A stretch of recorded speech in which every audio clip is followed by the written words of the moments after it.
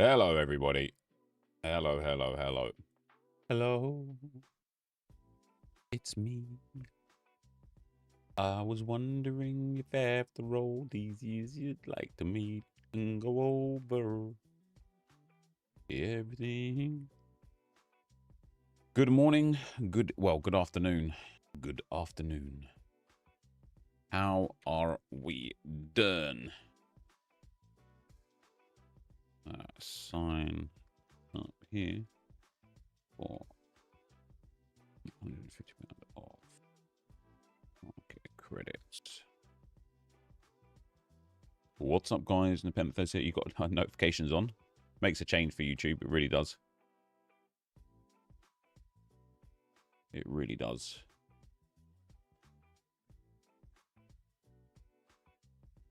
Welcome, welcome, welcome, guys. How are we? How are we? Done 3 of those 77x2s. Nepen got Bellingham in the last one. GG's, brother. I think they're terrible value, personally. I might do them just in the name of trying to get Arsenal players. But, yeah, I don't know, man. I don't know, man. I don't know. Welcome, welcome. We got some Serrare. Did you ever get the geolocation issue fixed? I did, a human alien. Man, it was a wreck. It was so hard to do something so simple because BT refused, just flat out refused to accept that there was any fault on their end. Yo, what's up, Monkey? How you doing this week, Monkey? I saw I DM'd you, actually. I don't know if you responded. Damn, that's savage if you didn't. That actually hurts my feelings. How's the Arena Essence grind going? 9,000 Essence this week. Love that. Is it mostly Arena that you're picking the Essence up from? Damn, look at that cheeky little first place as well. Did they know what caused it? No, they didn't know what caused it. No. But, so here's a fun fact for you guys. What's up, Viper Pal? Here's a fun fact for you guys that maybe use VPNs to like watch different Netflix shows or whatever. If you consistently use a different country, they lock you out of like everything because they know that what you're trying to do. So they like effectively like close down your geolocations. How mad is that? So because I live in the UK and my IP was UK based, but my geolocation was in America, when Lauren and I were watching Netflix look at that and say, oh, hold on, you're coming from a UK IP, but you're watching from America. You're using a VPN to try and like circumvent whatever. So we got blocked, right? But obviously, so now BT just assumed that we were using a VPN because of exactly that issue. And like, man, it took ages. It took bloody ages to figure out in the end. You DM'd me? I did, mate. I did. What'd I say?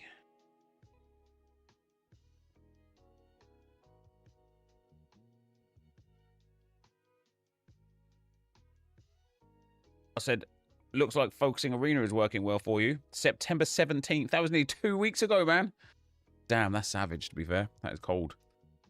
That is cold. Is that regarding your incident? Yeah, it's all fixed now, fortunately. What div you are with RTG account? Just in Division 5 at the moment, mate. I was in Division 4 last night, and I got relegated. Thoughts on the crafting promo later? Listen, I don't mind it, man. Like, it's only there for 4 hours, so if it's not for you, don't do it. And if it is for you, do it. As you can see, I don't have any... I haven't bought any cards, man. I don't know if I should buy some collection pieces or something, but I need to start accumulating the funds up, right? Nice Man United shirt. This is into Miami, brother, but thanks. Or if you're talking about that, that's England, a World Cup 66 winner shirt. Or if you're talking about that, that's the boot that Thierry Henry... Oh, you can't see that. Yeah, you're talking about this shirt that I'm wearing. You can't even see the other ones. Yeah, this is no, I was joking. You are going to have to explain the punchline to me then.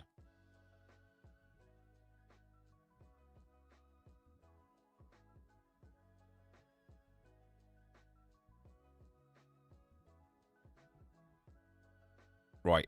So, I've avoided arena. Just seem to have bad luck with it. How's my arena doing this week? I think I'm going to win. Oh, I've just lost 600 essence, actually. I think I'm going to win my limited golden arena. Yeah, so I'm first place there. So I played 1, 2, 3, 4, 5, 6. What was that? 1, 2, 3, 4, 5, 6, 7, 8, 9 limited arenas. And from that, we're going to pick up, what, 2,150 essence and 200 XP. 2,000 XP, I beg your pardon. So that's pretty good. That's a nice little upgrade. Fabio Vieira getting that red card killed me in so many different lineups, man. And then at rare, I went 7 at rare, and we're getting 300 essence back and literally nothing else. And can you... Oh, yeah, Julen's game got cancelled. That's annoying. Hajdari DMP, that's annoying. Fabio Vieira getting sent off quite literally as captain cost me 150 essence at least there. And the same here. Oh, no, maybe not. I wouldn't have been anywhere different there. Garassi getting injured in a warm-up screwed me there. Just pain. It's just pain, isn't it? Darwin Nunez didn't even play for right there. Otherwise, that could easily have been a second or first place. It is what it is. I think over the rare stuff, we're going to be down 400 essence. And the limited stuff, we're going to be up over 1,000 essence. So it's all right. Apparently the hero pick is tomorrow 6 PM, by the way. It will be nice for RTG, maybe. I think the hero pick is going to be alone on the Bayern Bundesliga heroes. What's up, Russell? How you doing, man? Have I played any FPL this season? I started my team. Let's see. Let's see. Right, so I built a team match day 1, guys. And I have done literally nothing since. How many points do you think I'm on in 6 game weeks? This is going to be hilarious.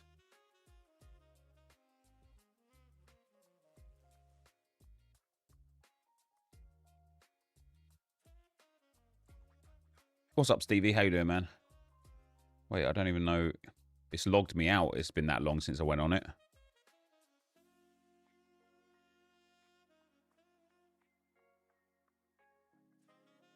$240. Oh, you're not far off. I have 298 points. Who have I got? Saka, Rice. Bruno Fernandes has cost me massively, to be fair. He could have... Oh, Moreno's left anyway. He doesn't even play in the Premier League anymore. Welbeck did all right, didn't he? Jokeres has been not ideal. We've got Salah. Dorgu's been terrible. Pickford's not been keeping the clean sheets. I mean, it's not a bad team. Given the fact that I built it and then left it, 298 points isn't terrible. That Bayern hero thing was apparently for season 2, so would it be that, or do you think they'll do the loan first and permanently in season 2? Yeah, I'm not sure, to be honest. I'm not sure.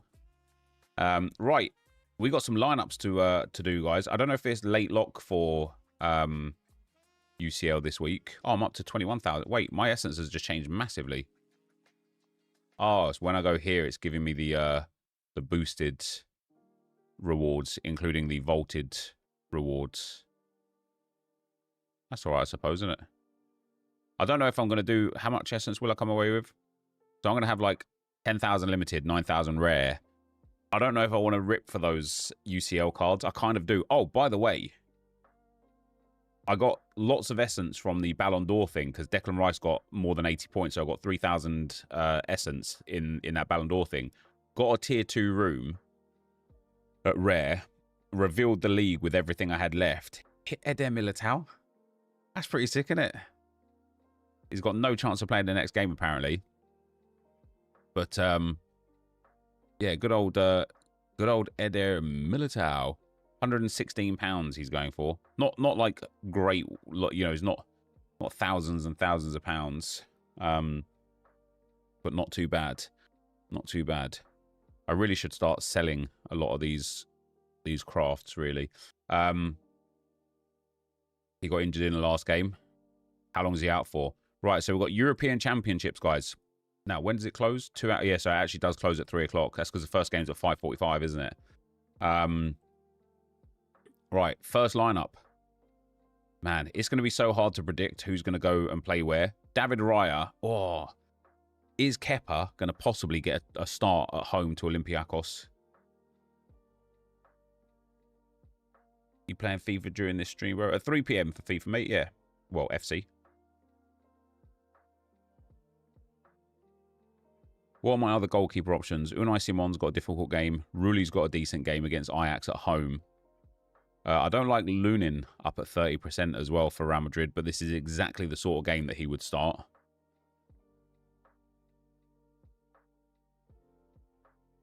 You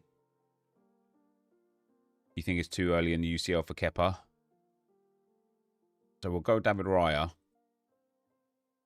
In defence. Now, Otamendi will be starting, but it's a tough game against Chelsea. Fran Garcia is definitely going to start because Real Madrid have no bloody defenders left. Carvajal's now out. Eder Militao's out. Trent's out. When's it worth playing arenas? Like whenever. Like whenever you can.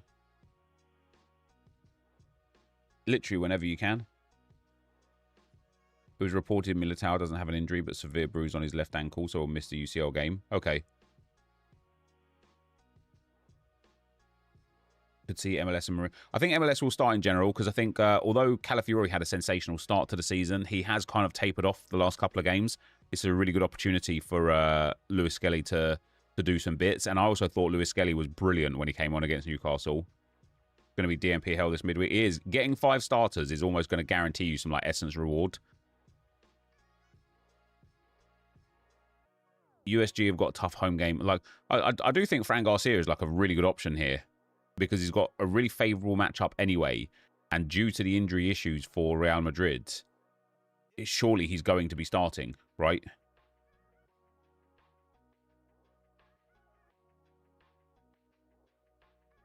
If you only had classic cards for mid-season, would you rather Arena or the classic comps? I'd probably prioritise the classic comps first because you can win in-season cards there.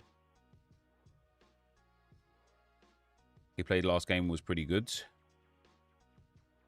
Then in the midfield, now Vitinha. Oh, where's my matey boy that gives the info? Yo, Pedro, thank you very much for the 16 months, man. Vendra, thanks for the 21 months, man. Aiden, thanks for the 16 months, brother. Hey, Nep, how's it going, mate? Been following for ages. Love the content. Keep it up. Thank you very much, man. I do appreciate that. Let me go and find So Rare Club FR. He thinks it's going to be Bradley Barcola, Hang-In Lee, Mayulu, Neves, Ruiz, and Vitinha. Mendes, Pacho, Zabarni, Hakimi, and Chevalier.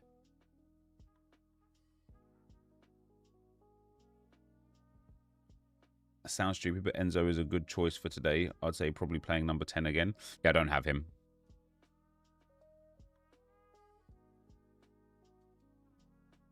In your opinion, do they keep the Tar goal or not reward it? Yeah, it will stay, which is dumb because apparently it's to do with the league, not Opta, which I think is ludicrous that a league can overrule an independent stats tracking company in spite as well of wildly damning evidence that they're wrong. What's Footbin? Oh, it's like a website for like your ultimate team needs for the bin. Declan Rice is down at 40% to start. Damn. I'm gonna have to put like an Arsenal lineup together as my final team. Never have 1,000 essence. Do you think it would be better to craft now while they have the promo on, or wait until I have enough essence to pay for clues? Well, the promo, you don't benefit from the promo if you only have 1,000 essence because it's 2,000 essence per craft.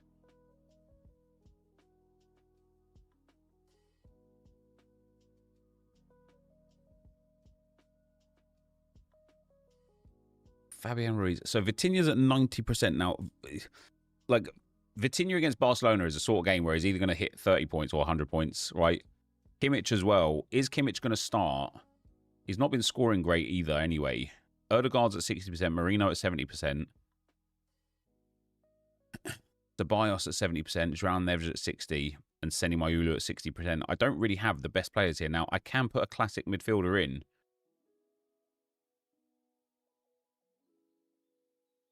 Lucas Torreira could be fun. Frankie de Jong, again, tough game. Phil Foden classic could be quite fun. Kevin De Bruyne could be interesting. 90% for Vitinho is like 60% for another player. I don't know, man. He doesn't miss games. He doesn't miss games. Even the last game, he got subbed off. He still didn't miss it. He played 35 minutes.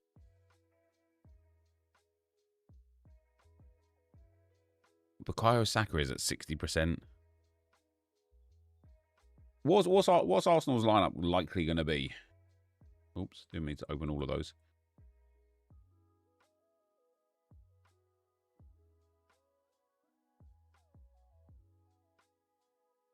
Saka, Gyökeres, Martinelli, Marino, Odegaard, Zubimendi, Lewis Skelly, Gabriel Saliba, White, and Raya. Do I agree with that? Saka will definitely start because Madueke's injured, right? Vitinho coming off 35th minute, not a concern. Well, the fact that this guy on Twitter that really knows his stuff has got Vitinho at 90%. Wouldn't Nwaneri get started? If he did, it would be here in where Odegaard is, not where Saka is.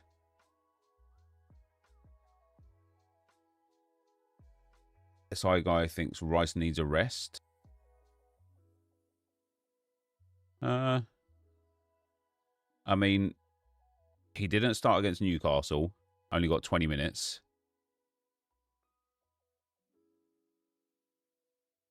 He did play 2 full international games before that. Does he need a rest? I mean, man, we're like 8 games into the season, all comps. I dare think that for the Champions League, these are the games where you've got to go strong because you've got to win these games. This is exactly the sort of game that like PSG were losing last year or City were dropping points in last year because they kind of took it half-assed. I do feel like it's a sort of game where Arsenal have got to go strong to get those 3 points. You know, for us in the Champions League, at home to Atletico Madrid will be a tough one. Away to Slavia Prague, that's where I expect rest. Then top line up there. Away to Club Brugge, I don't expect too much rotation there. And then away to Inter, no rotation, and then at home to Kairat, that's where I expect rotation. I don't think at home to Olympiacos, who's actually been a notoriously difficult team for Arsenal to beat. I don't think that's the where's the head-to-head here? Oh, there isn't one. I don't think that's the game we rotate for. But then again, I'm not Mikel Arteta, you know, so.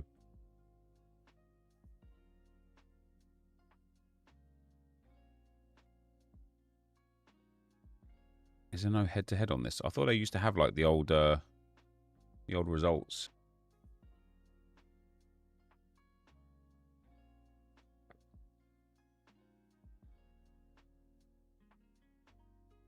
You've gone Raya, Gabriel, Marino, Gyökeres, Saka. Yeah, I do think Saka is going to play. I think Saka's going to start. I think he can't. Also, for Saka, he's been injured. Like, he doesn't need rest or rotation when it comes to Bukayo, right?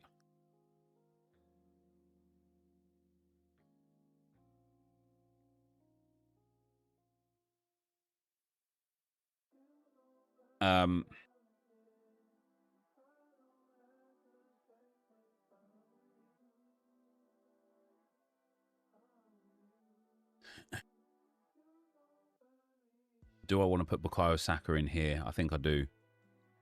See, Odegaard as well, similarly, I can't really see Odegaard being rested in this game because he's missed so much football already.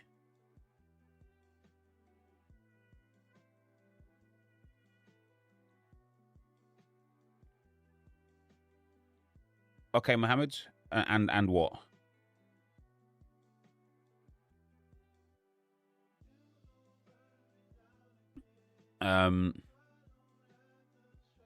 Yeah, I think I want to put Saka in here, actually.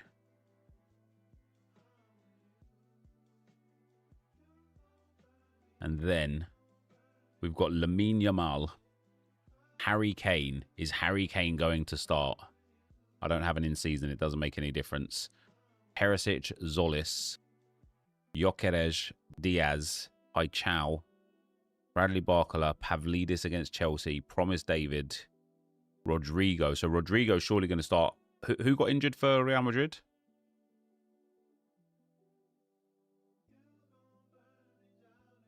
Any FC on the menu? Yeah, it's in the title. About 3 o'clock for FC.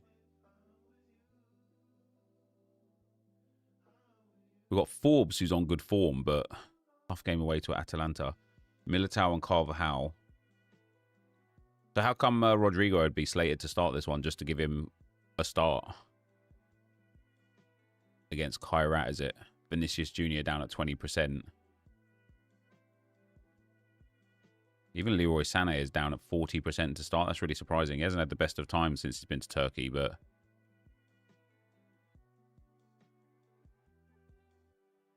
Did you say you expect Arsenal to go strong tomorrow? I think they will, yeah.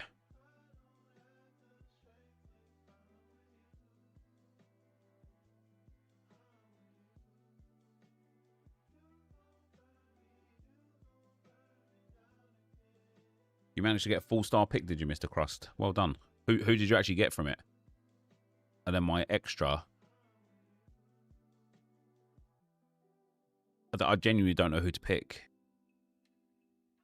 I've got 2 options. I could either go for a 41, which I don't think I'll have many 41s. Havertz. Oh, Miles Lewis-Skelly. Although then I'd lose the multi-club bonus. But if Miles Lewis-Skelly is actually going to start, and this is a Miles Lewis-Skelly sort of game, isn't it? The young PSV centre-back. Nice. Surely Kimmich starts.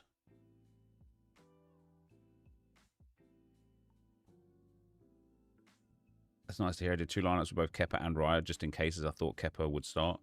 Yeah, I don't think Kepa's going to start. I think Kepa will start the cup games, maybe even the FA Cup games.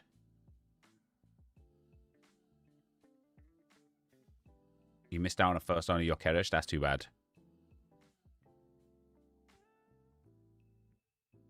Miles Lewis-Skelly is a really good player to put in here. Apart from us, again, what we'll lose is we'll lose the multi-club 3%, but we'll gain the cap 265%. If instead we go for like a Kimmich, we'll lose the cap 265%, but we'll keep the multi-club 3%. Now, I'm concerned about Kimmich starting because he didn't start the last 2 games in a row, and company spoke on how there's lots of games to play and he's going to be, he's being rested or whatever. Would they really put him on the bench for a 3rd consecutive game? You need a Chelsea player in there. I don't have any Chelsea players, mate. What are your thoughts on the Gabriel elbow and the handball from Ilanga's cross? Well, I don't think it was elbow, was it? He certainly put his arm and shoved him, but it wasn't a closed fist. It wasn't like a forearm smash. It was more like a shove on the shoulder where his arm just slipped up and went towards his head. Do I think that he is lucky to not get anything about it? Yes. If it was the other way around, would I be asking for something? Yes. But I think to call it an elbow is extremely disingenuous. As for the handball, it's just not handball as per the laws, right? The ball flicks up off of his shin, then hits his hand. It's in such close proximity and at such speed, can't do anything about it, right? My question to you, Johnny, would be, what about... Oh, you've obviously said you think it should be a Gyökeres pen, right? I agree. What about the Bruno Guimaraes handball? Wasn't even looked at, wasn't even VAR checked, wasn't even spoken about again on the box, like on the TV. The ball hits his hand, clear as day, on its way towards the goal. His hand's in an unnatural position, like out here, and it doesn't even, like nothing comes of it. I couldn't believe it wasn't even checked, right? Also, what about the hand over Gyökeres' face from, I think it was Dan Burn, just like shoving him to the ground? And then there was a time, it was the second half, right? Gyökeres was manhandled to the floor in the box, right? Manhandled to the floor in the box. The commentators didn't even speak on it. It was not mentioned once after the game. It was not looked at by VAR. And I'm sitting there like, it was a definite penalty again. And yet, what happened?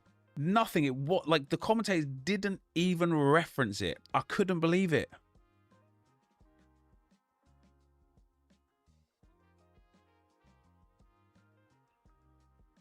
It was looked at. They look at all that stuff, just deemed not a handball. Not sure why. It's just crazy, isn't it? I Just Trick, thank you very much for the 8 months, man. Very much appreciate it, brother. Oh, the 18 months, actually. I appreciate that, man. I disagree. The handball on Elanga, because even if it did hit the shin, the law states that it doesn't matter if the hand is not in a natural position. That's incorrect. That is literally just incorrect.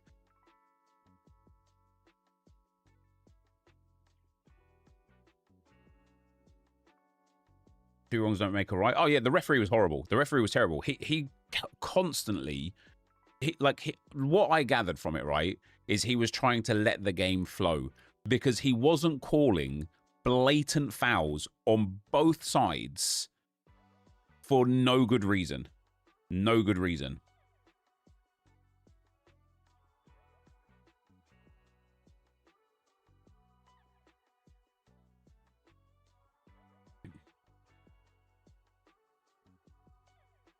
Right. Anyway.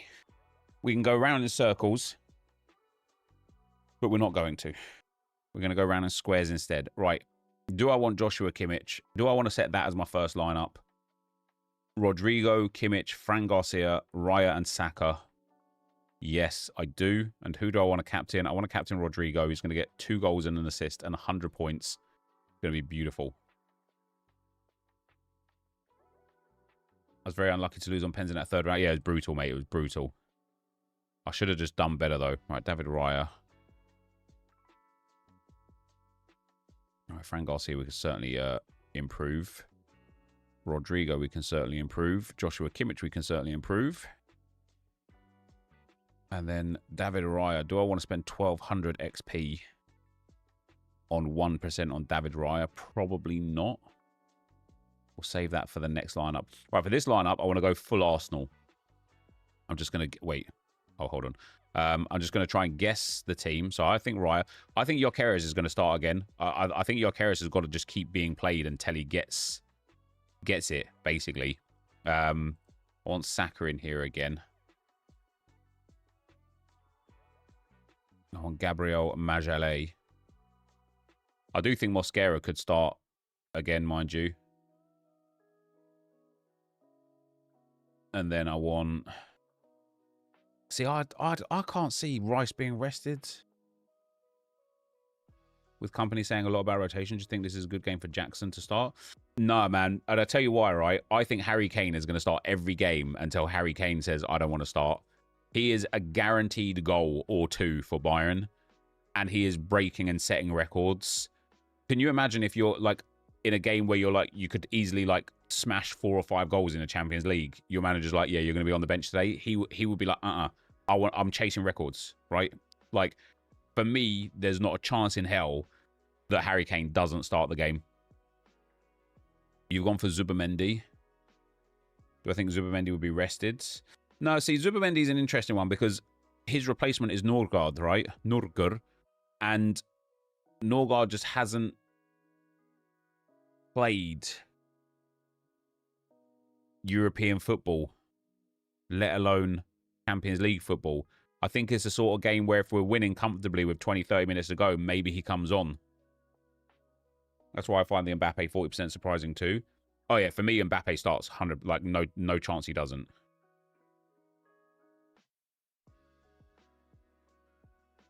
As a Spurs fan, I've seen Kane starting many games, even to the team's detriment, where perhaps he shouldn't have. He's playing. Yeah. If he's walking, he's playing, that's for sure. If he's able to get himself dressed in the morning, he's on that field. You can guarantee it. For my Arsenal team, I've got to decide, do I want Rice? Do I want... see, I think Ødegaard's 100% going to start. So, first of all, what an impact he had off the bench against Newcastle. He actually looked like his old self in those moments. But also, like, he got limited time against Liverpool because of the injury. 20 minutes. He got limited time against Forest because of the injury. 18 minutes. didn't play back-to-back games, and then only got 8 minutes against Newcastle. He's not wanting for a rest, right?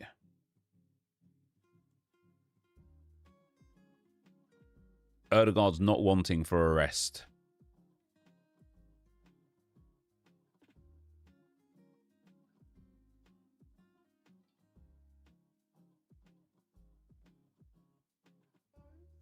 Yeah, I suppose. No, what did you say? No, super, thanks. Well, if that's what's there. Yeah, I have that, thanks.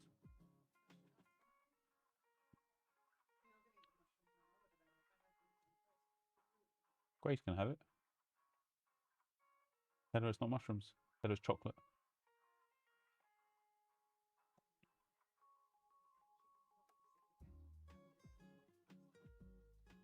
Okay.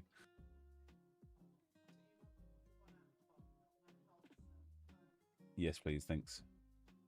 I did like it, babe. I just don't want it again today. Yeah.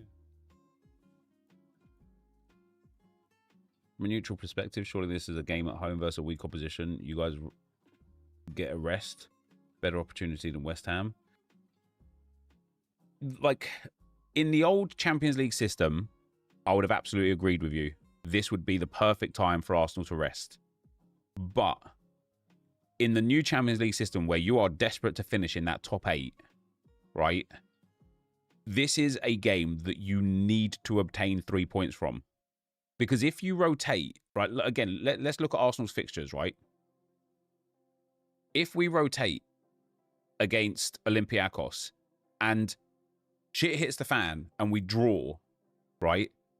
We've now dropped 2 points, and our next Champions League game is at home to Atletico Madrid. That's a tough game. Now we draw against Atletico Madrid. Now we've only got 5 points from our first 3 games, right? So then you look at Slavia Prague. Now all of a sudden against Slavia Prague, we're going to have to go full strength because we've dropped points in other games. Or alternatively, we get the points that we think we deserve, and then against Slavia Prague we rotate, we drop points there, then we lose to Bayern, then we go and drop points to Club Brugge, and then the penultimate game against Inter we draw as well. We've got 4 really tough games. We got 4 reasonably easy games as well, but 4 really tough games. I personally think that this is a game that Arteta's looking at and thinking, we have to go out and get 3 points, right? We have to go and get 3 points. Because you want to be picking up a guaranteed 12 points against, okay, we've already got the 3 against Athletic Bilbao. You want to get 3 against Olympiacos. That takes you obviously to 6. You want to get 3 against Kairat and 3 against Slavia Prague. That's 12 points, right? What was the cutoff last year? I don't know. Let's have a look.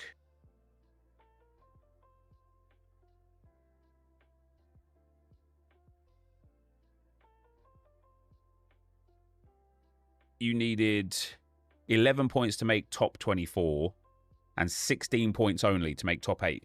So if we're getting 12 points against the easy teams, we only then need to pick up an extra, 5 points from those 4 games that are the hard teams to guarantee that top 8. And that again, that's not going to be easy. But that's why I personally think that Arteta will be looking at these easier Champions League fixtures and thinking, we've got to go and get 3 points. We have to go and get 3 points. We can't leave it up to the games against Bayern Munich, Atletico Madrid, and Inter Milan to need a result to get in that top 8. And you don't want to go and finish in this group here and have extra games again after the winter break, right? Like, I just think it's vital. I just think it's vital that we win the game. That's not to say that we'll have no rotation. I think we could absolutely see Lewis Skelly, Ben White, Mosquera or Saliba in that back line. I think we could see Marino potentially up front over Gyökeres. I'd like to hope not. I think we could see Nwaneri over Ødegaard in that midfield. And I think we could see Marino over Rice in that midfield. But I don't think it's going to be wholesale changes. I don't think Norgard starts, Joe. He's never played European football before. Like, for me, like, he's not even played much for Arsenal before, right? What's he got, like 12 minutes for us? Against Athletic Bilbao, well, 1 minute. That's it. He's played 1 minute of football for Arsenal, and then the cup game as well, right? Where he wasn't bad, but he wasn't great. And that was against, what was it, Preston North End.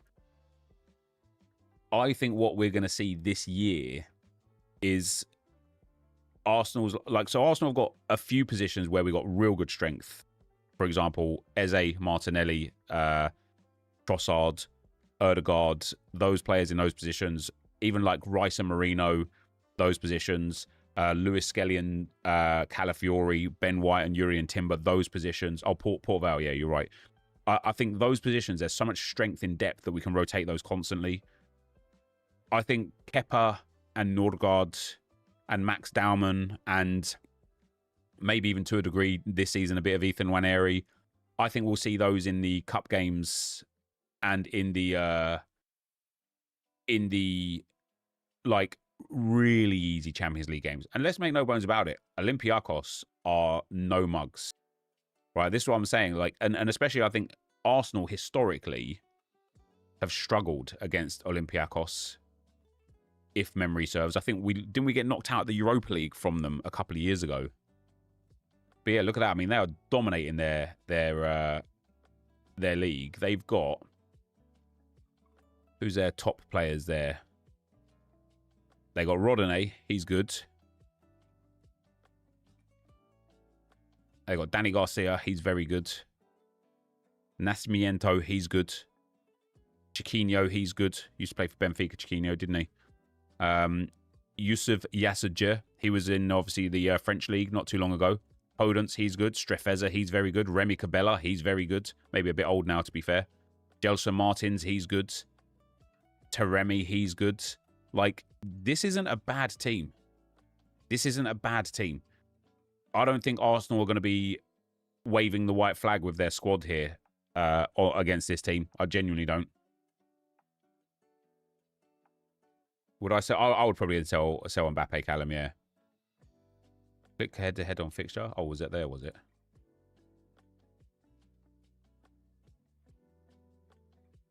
Oh, there you go.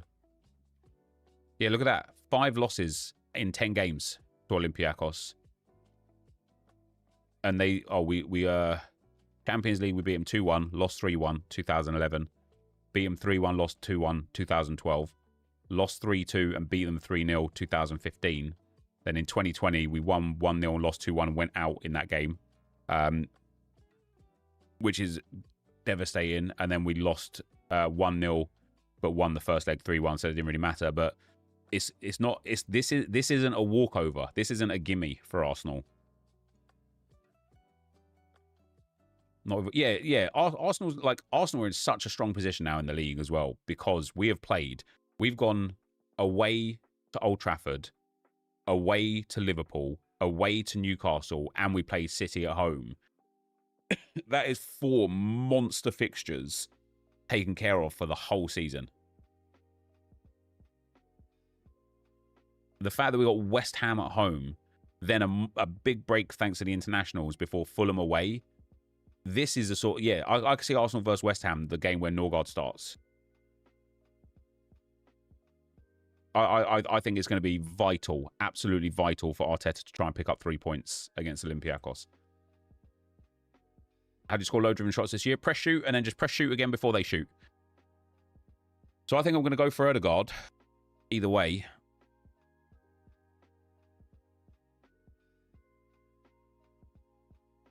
Who's got the biggest percentage? This one. And I think I'm going to captain. I think I'm going to captain Ødegaard, actually. No, I'm going to captain Saka. Saka's gonna score a pen. And then let's see if we can level up these boys as well. Oh wait, I already did that one. Damn, this has already got really good level. 789 for Gabriel. Yeah, let's do that. Get Gabriel up another percentile. Right, next team. I think I'm going to ignore Courtois. I cannot trust in Courtois. 70% is just not good enough. We've got Donnarumma, Sjerpen, at home to Newcastle, tough game. Unai Simon. Now, Unai Simon, obviously a quality keeper, but away to Bayvar Bay, not going to be easy. I think Donnarumma away to Monaco might be the play. He's got those Champions League hands, Donnarumma as well, hasn't he?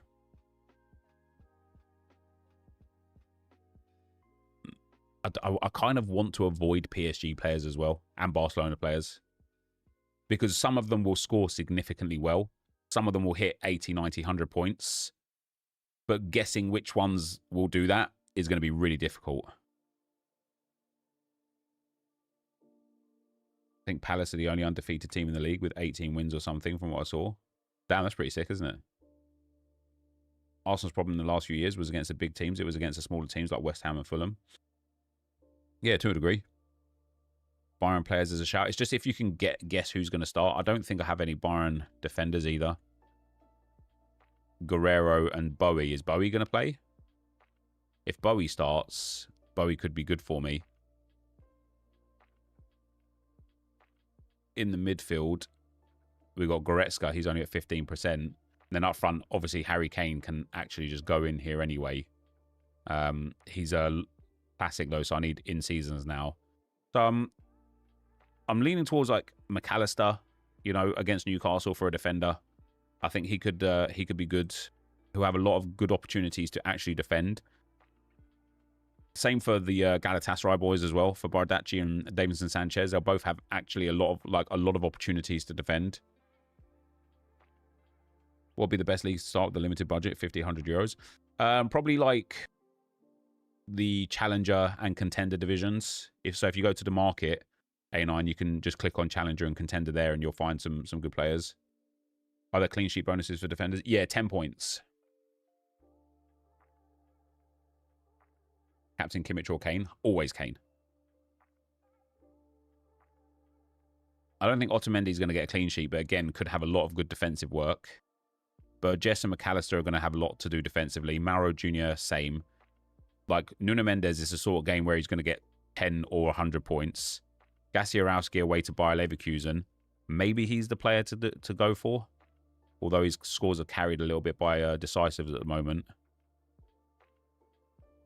Sutalo on 100 points there before. Yeah, see, Bowie's interesting. Bowie could be fun, but if he doesn't start, I'm screwed. JPL Pro is crazy low prices. Michele is £35. What, for limited?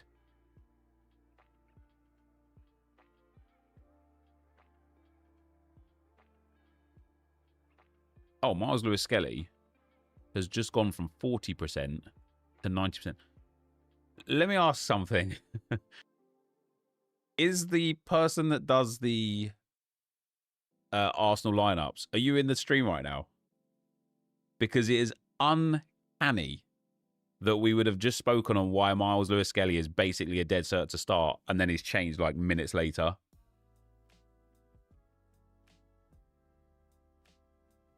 Jack, thank you very much for the 5 months, brother. Much appreciated, bro.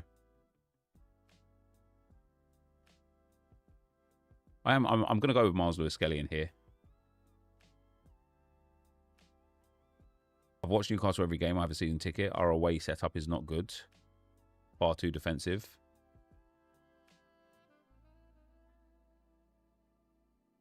Yeah, who do I want to go? Olshness is decent if he can score well. Fabian Ruiz could be quite good. Lucas Torreira. I'm going to put Vitinha in here. I'm going to put Vitinha in there for sure. Now we just got quality in here, which I quite like. Bowie should start. Bayern are struggling with fullbacks and Lima has to play left back. Okay. So what about Rafael Guerrero? He got minutes last game.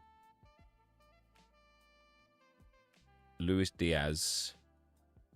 Who have Bayern got next in the league? Obviously, Bayern are in a position now in the league, aren't they? Where it's like...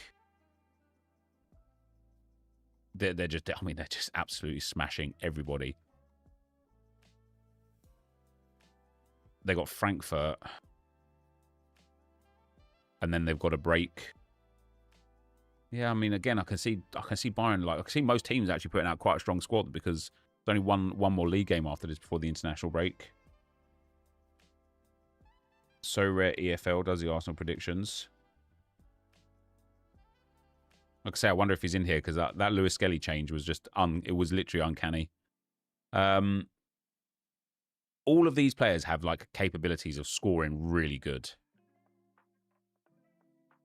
It's about picking the player that is going to score really good. Do we think Schlotterbeck is going to start? Who have Dortmund got next?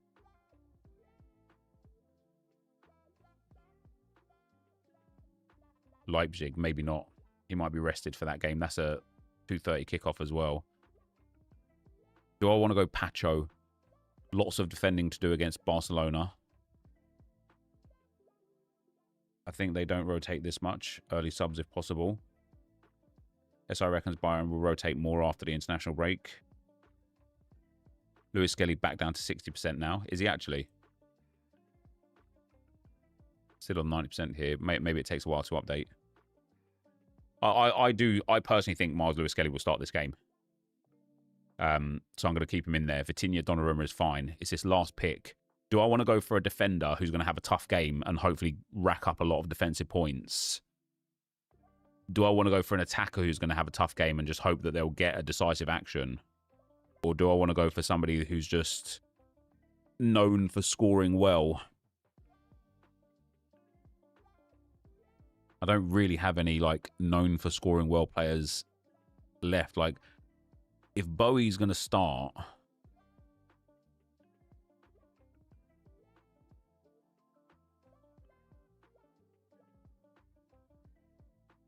That's a nice team. I'm going to captain Kane. It's a risk. It's a risk for Lewis Skelly and for Bowie. It's a risk. It's a risk. But we're going to take it either way. As Lewis Skelly can get upgraded. And so can Bowie as well. And then for the final rare team, let's go for somebody who's going to face a lot of shots. Let's go for an Unai Simon. I think he's going to have a lot of work to do.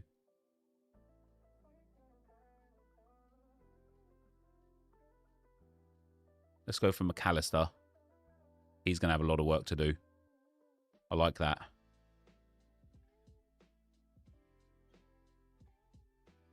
I kind of want to put Declan Rice into a team. I kind of want to put Martin Odegaard into a team as well.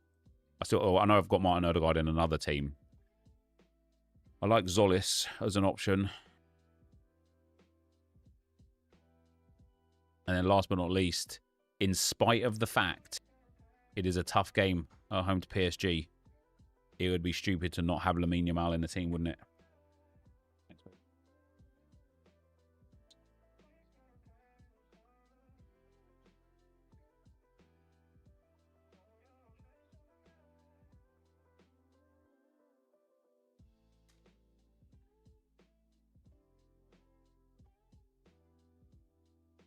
It was good.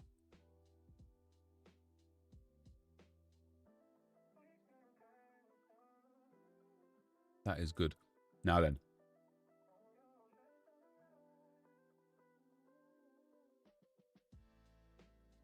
European Champions Classic.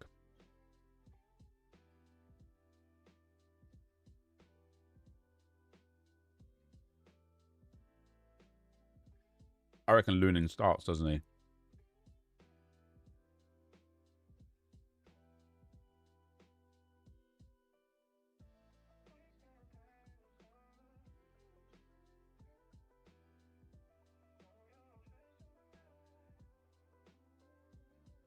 I'm going to have to use Courtois and Lunin in Arena.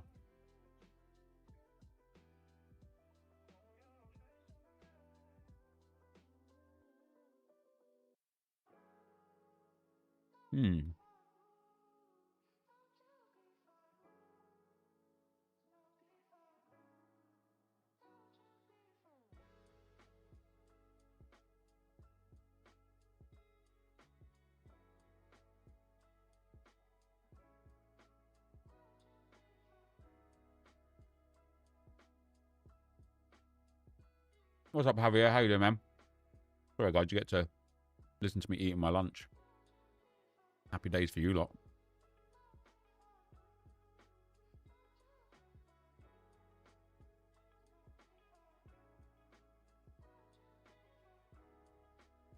Why was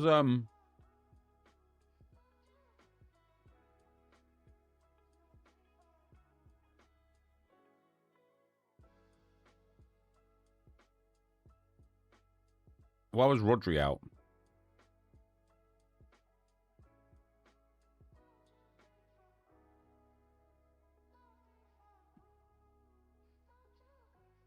Knee pain.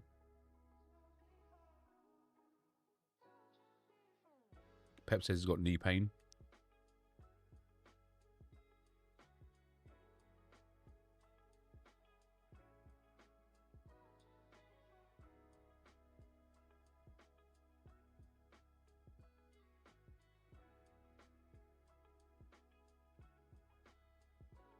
He's back in training. Okay.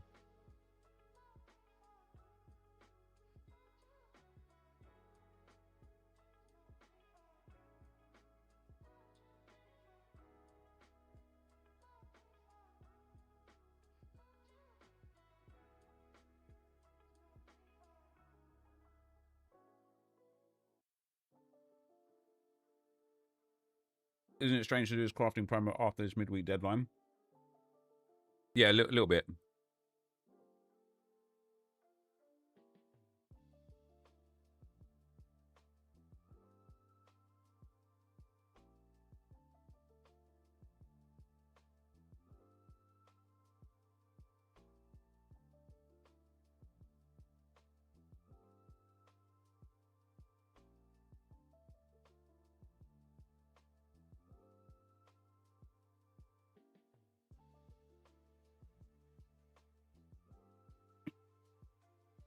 It's mad how the percentages influence my decision so much.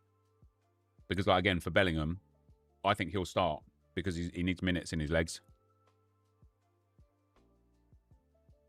But because that says 60%, I'm like, oh, what if he doesn't?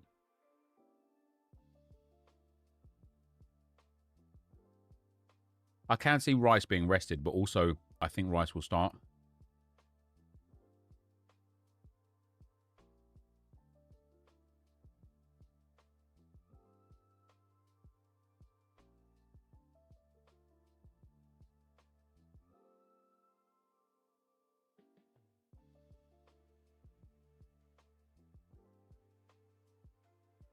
Where's Mbappe?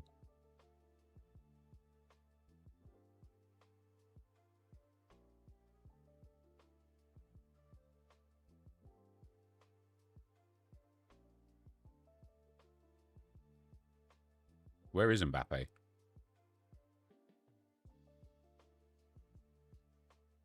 %40 chance to start. No chance. I'll have 2,600 essence tonight. Should I rip a craft or wait until the promo's over? I won't have any clues available. So, obviously the downside if you rip a craft and get like a good room is you won't have any clues. But you're guaranteeing a Champions League player.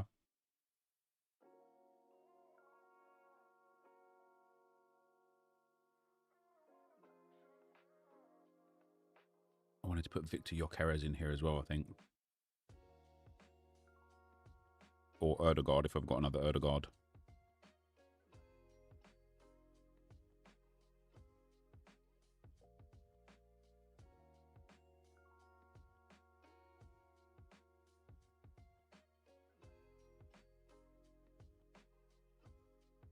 That CL player could be Ben Davies, so yeah, it could be.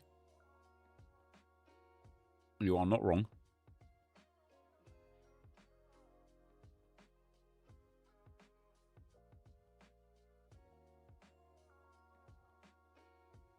Yeah, that's right, Christian. That's right.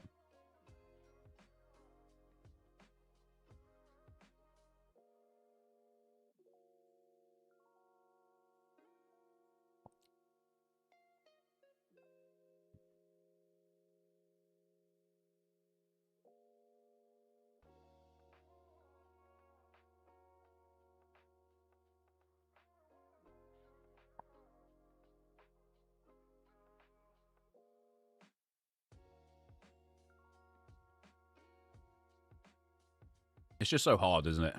Because it is just guesswork, right? Like, I could pick Grimaldo, and he could drop 100.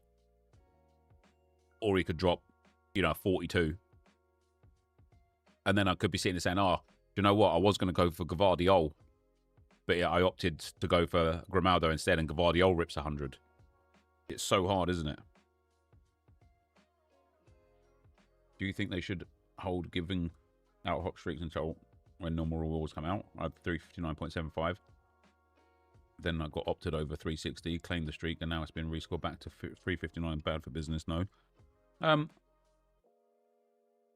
think based on this weekend and the Bayern debacle, I think we are going to see streaks come with rewards.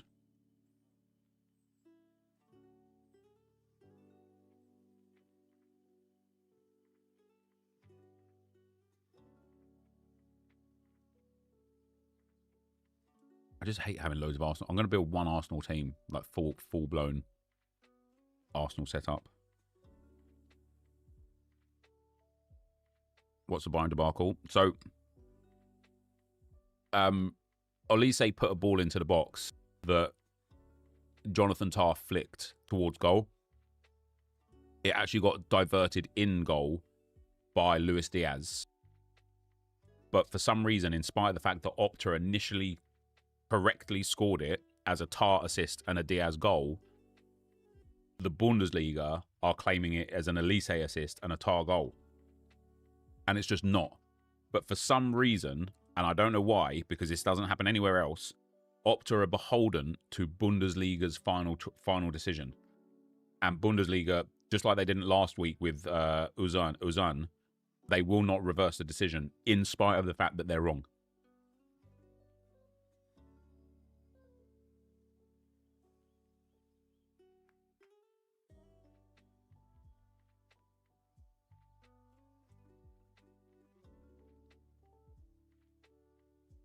What the hell? It's mad.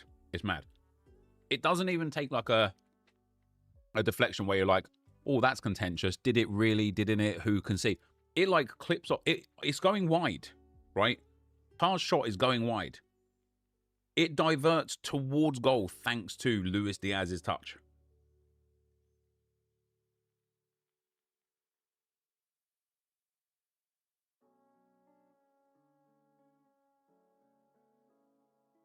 Why is Opta bound to Bundes decisions? I have no idea.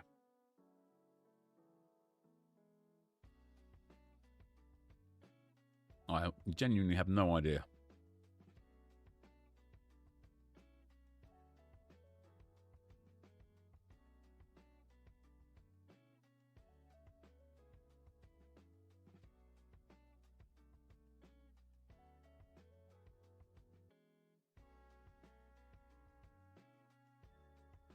Craft video tonight? Yeah, there will be one. There will be one.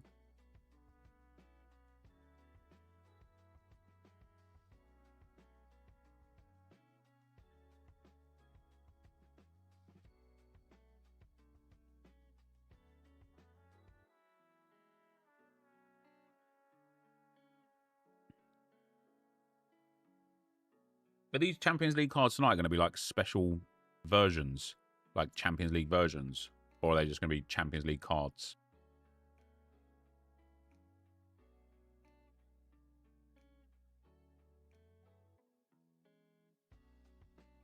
Just Champions League players.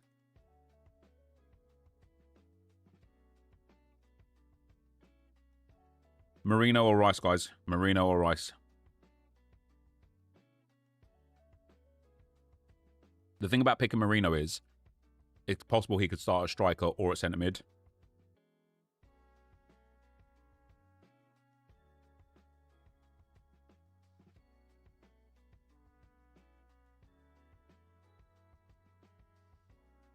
Marino, they'll rest Rice.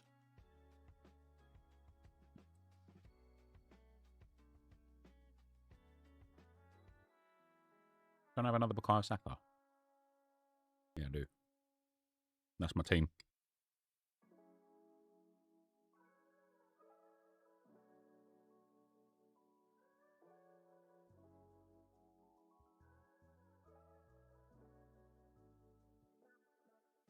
Corner taker versus header scorer. Yeah, it's true. A pack tradable Haaland, and as good as he's been, I think I need to sell him to complete SBCs and Evos with a team of the week unlikely. Do you agree it's time to sell? Sure. Yeah. 1 over the 3. Oh, was that only 1 over the 370 cap, was it? Oh, damn, it was. Maybe I put in Miles Lewis-Skelly over Saliba. I've got another MLS card. Maybe I put in Ben White, actually. Oh, no, Ben White's got 51. Damn.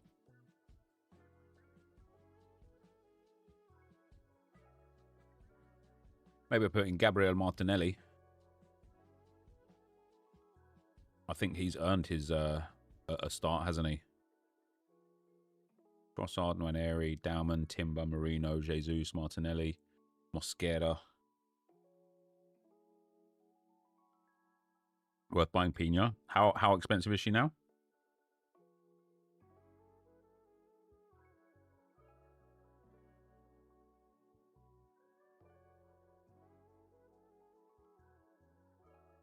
How does my referral work? Well, if you use it to sign up, you'll get £150 worth of market credits. So your first £300 worth of purchases will be half price. So effectively, if you deposit £150, you can spend £300 on the market, and then I get like an affiliate fee for it. What's up, Julie? You don't think Saliba will start? I think the fact that he came on at halftime yesterday, after Mosquera's error, I think he will. He's another one that's had so much like time off. He doesn't need resting.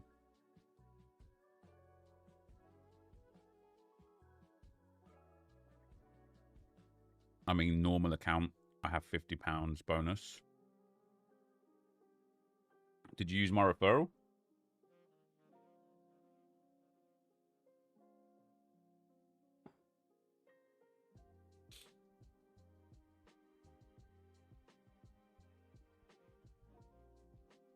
Right. Do we want to try Martinelli over Saka? Not really.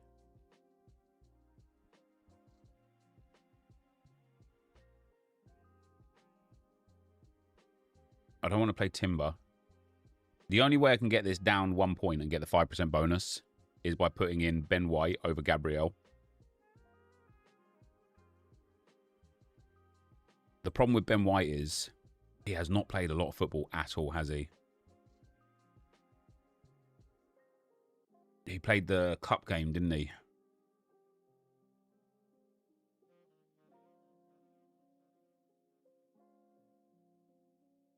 And even then, only got 71 minutes.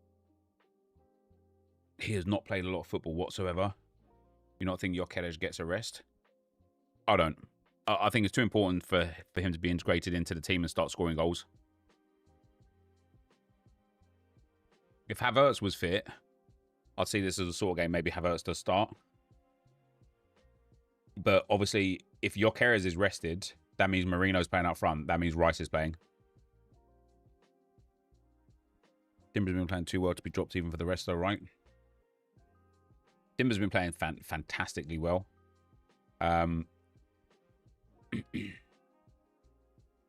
He just gets a lot of minutes. Didn't play at the international break, mind you. So he's actually only played since this month. He's only played 4 games outside of those internationals where he got 28 minutes. Off the back of that, the fact that he didn't play against Port Vale, I could absolutely see him playing.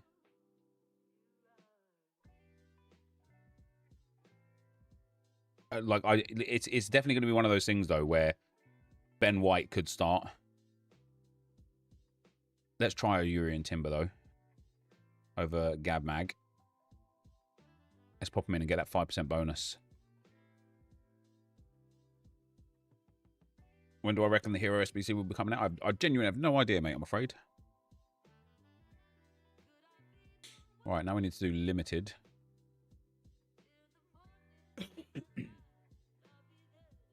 EA just addressed kickoff goals, did they?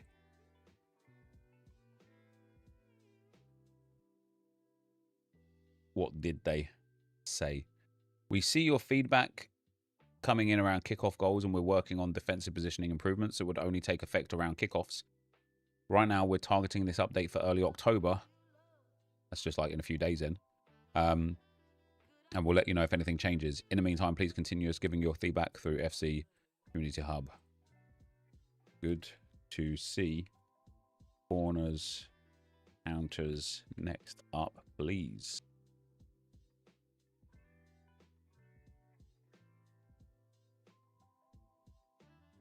Good. Nice. I don't get that Challenger rewards this week are 3 times better than Foot Champs. Lol, have you seen them? Are they? For 5 wins in Challengers, you get 6 player picks that are untradeable on a 75 by 5. All right. Limited.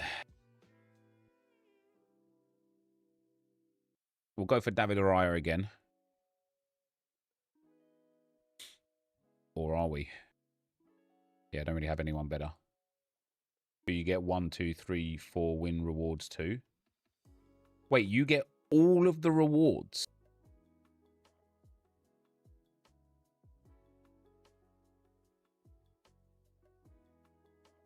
Jesus Christ. That's surely got to be a mistake. What is that all together then? It's like 20 player picks and 4 75 by 5s. I will probably do it on a second account as well. People are going to be self-relegating like hell. But the thing is, if they do, it's just going to make it competitive, and then people aren't going to get 5 wins. And then it's going to be terrible. 5 75 by 5s and 17 player picks. That's crazy. You can't relegate into it. You can't relegate out of Division 6. Oh, okay, good. So I think I've still got an account anyway that's in Division 7. The crappers were... Do you know what? The crappers could benefit massively. All right. Anyway, let's get through this so that we can do it. So we're going to go Fran Garcia again in here. Because it just makes sense, doesn't it? It just makes sense. We've got Joshua Kimmich. Since we braved him the other way around, we'll do it here. And then last but not least... Damn, Elise is 80% to start. I don't want to do another Bayern player, mind you. Do I want to do Mbappe? Even though he's 40%. Otamendi, Zolis, Hakimi. Hakimi could be a good one to have in there. He'll get lots of opportunities either way. Upamecano's 80% to start. Do I go for like another Saka? I think Saka's going to start either way. Pedri, he gets 30 AA for turning up. Pedri's a good option to have in there for sure.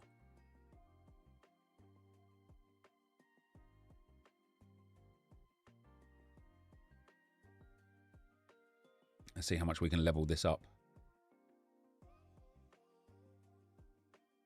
Fran Garcia, up you go. Everybody else is maxed out. That's good to know. Good to see.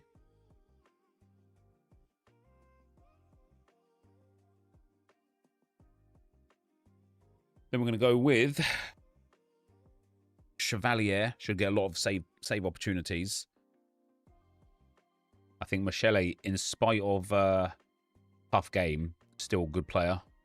We'll pop Pedri. Do you know what? I'll do Pedri, Kane, and Vitinha. And just try and, like, blend the best players in. I don't want to captain Kane in 2 lineups in the Champions League comps, though. So let's captain Vitinha. 1 game away from Div 6. Should I stay in Div 7 and try the new Challenger Champs? Why not for a week, right? Why not? And then our 3rd lineup is going to be an Arsenal lineup. Did I not save that? Oh, balls.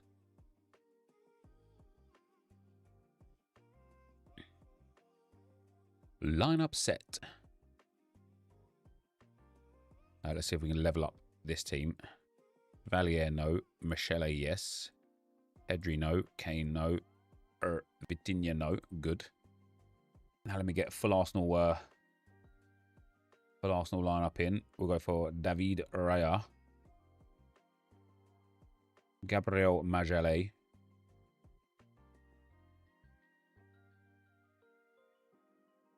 Martin Odegaard, Bukayo Saka, and Victor Gyökeres.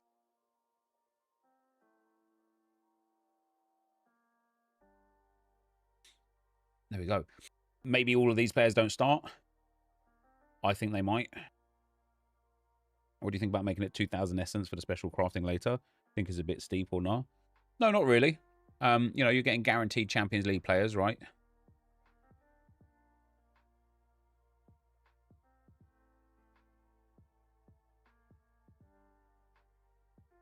There we go. That's a lot of XP spent there. Good. And then last but not least, I'm just going to pick the best 5 players in spite of matchups for this one. So we're going to start with Thibaut Courtois. No, he's only at 7%. I can't do that. We're going to start with Rulli then. We're going to pop Hakimi in.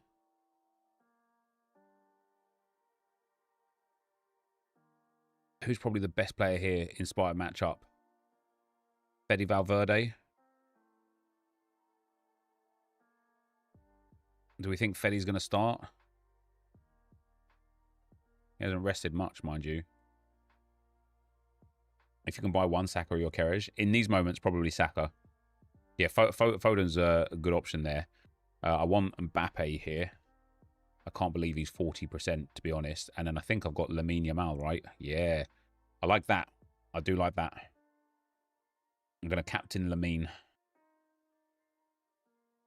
Just 5 absolute smasher players. Elise. I just don't know if Elise is going to play. He will go into a lineup, but just into the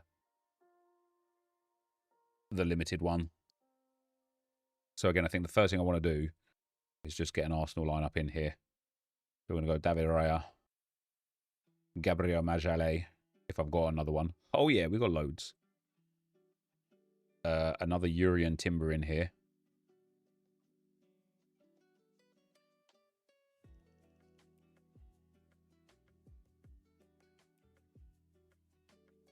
Oh no, we'll start Miles Lewis-Skelly in there. And then we've got another Odegaard. Eze. Do we think Eze is going to start? I could see Eze starting against Olympiacos. Did Eze start against Newcastle? Yeah, he did. I thought he was actually brilliant against Newcastle as well. Got a big chance missed there, but yeah, I thought he was very good. Or is it this the sort of game where Martinelli is going to start and just get that game time? I'm going to go for Mikel Merino either way for the first one. And then we'll go for a Bukayo Saka. Do we have Gyökeres? Or did we already use him? Already used him. Okay. If we can get someone 61 or lower, that would be great.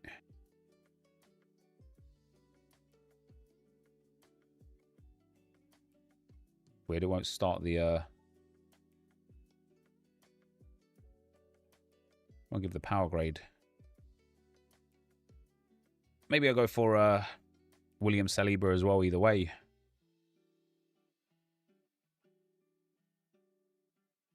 Maybe I'll go for a Zooby-Dooby-Doo. I'm going to go for a Zooby-Dooby-Doo. We're going to captain Odegaard on this one.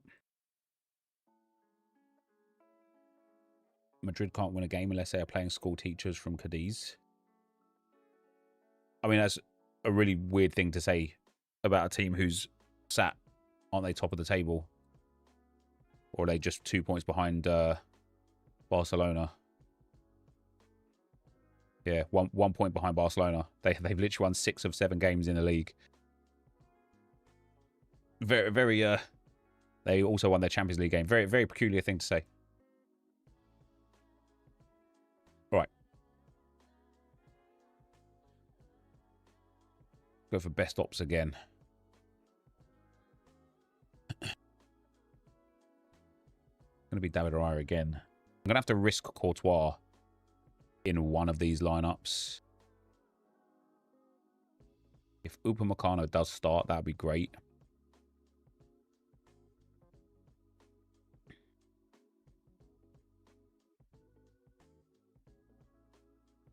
Go for a bit of Veerman in there. Who did I see that I wanted before? Rodrigo and Mbappe.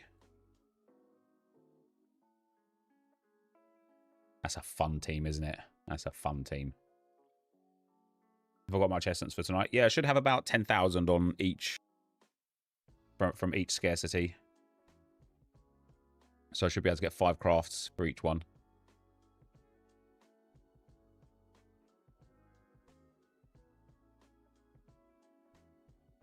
We'll go for Kobel. He's having a good time.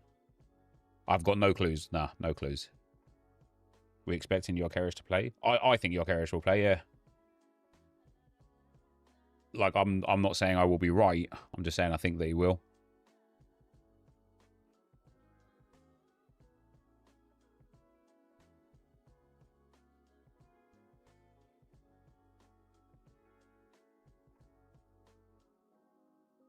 Let me use the in-season Jude here to get a bit of SP on him.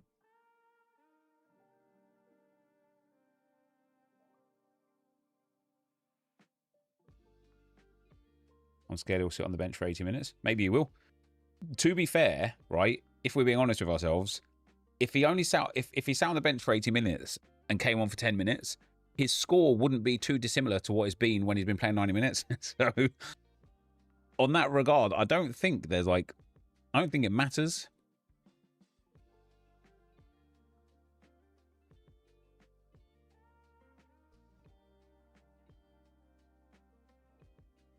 Let's do a bit of Richarlison. Let's do a bit of Rasmus Højlund as well, you know. He can go in the next lineup, mind you. Martinelli or Trossard. I think Martinelli probably deserves the start.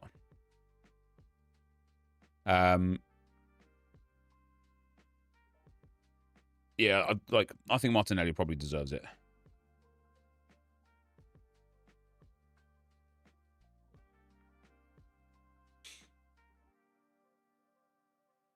Buy 10 randoms at 250 each, bro. Get them clues. You could just vault them.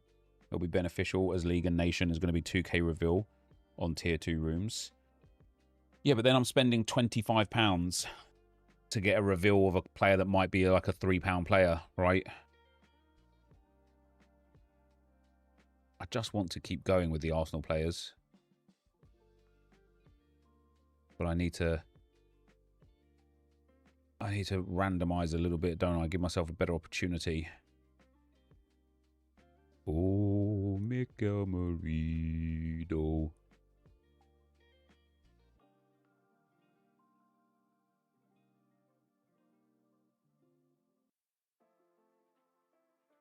There we go. I just clicked for clicking's sake on that one.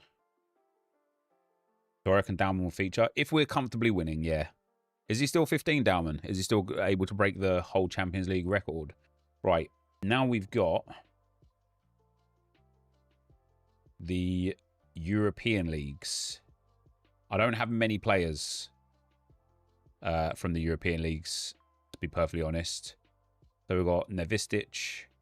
Wow, Deuce. Maybe going to get rotated out. That's quite surprising. Christensen against Rangers. Nubel against Basel. I think we'll go for Nubel. Jakub Kivior is down at 70%. That's a bit weird, isn't it? He's been a beast for Porto so far. Chabot at 70%. Is this implying that Stuttgart aren't taking this seriously? Zinchenko's at 70%. Jacquet at 90%.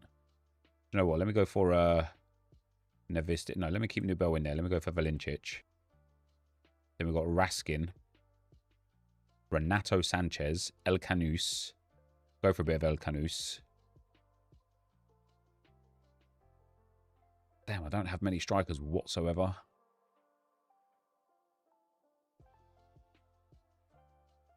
Yeah, I'm struggling a little bit here for forwards. Fair play. Leveling, Dorgelet. After such a great performance for Dorgelet, surely he starts again.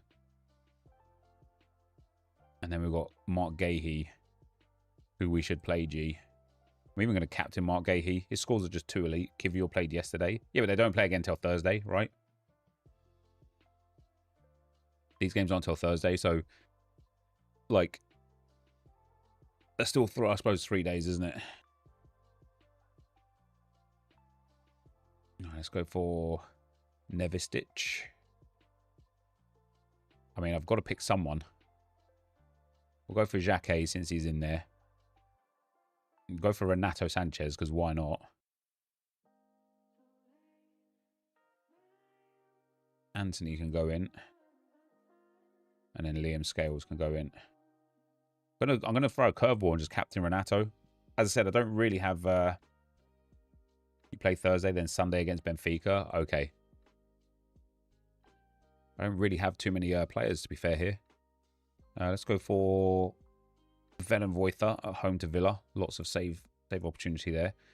I'm going to go for Zinchenko because I think he will play. Let's go for Raskin. What's wrong with Kjærsgaard at the moment as well, guys? Like, he seems to be starting from the bench every single game.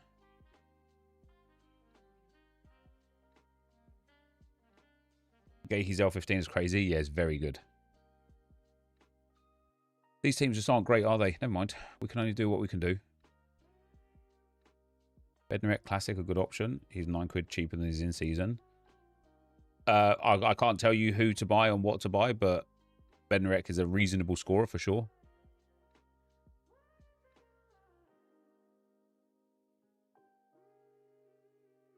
Assignon going to be back.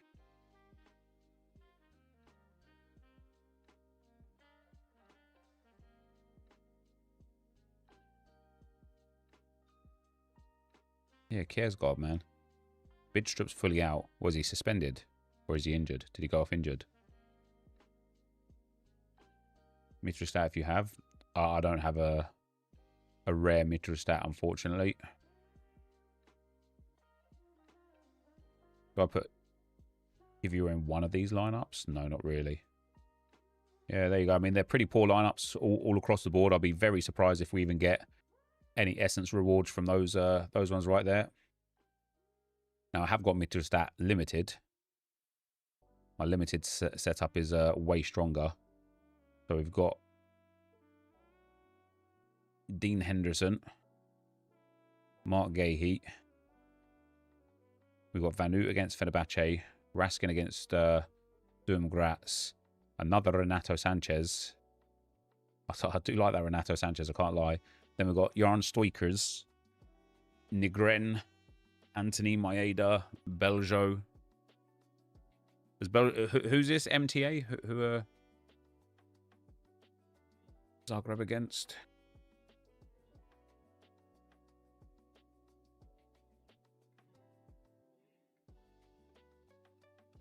They've got... Oh, Tel Aviv. Tel Aviv on a terrible team. Let me just be right back, guys. One sec.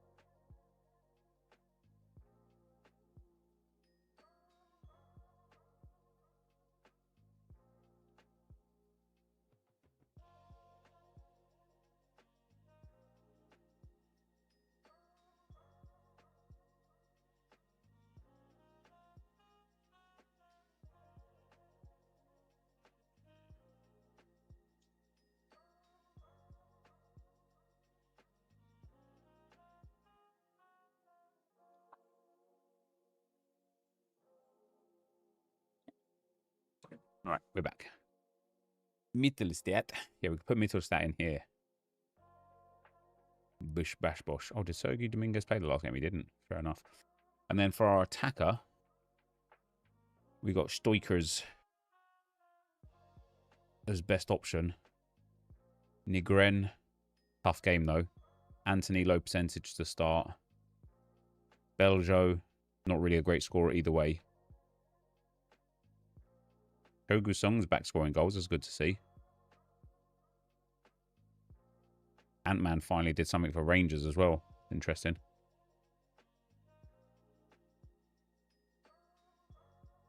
What do I think about Tottenham this game week versus Bodo Glimt? Yeah, it's going to be a tough game. It is going to be a tough game for them for sure.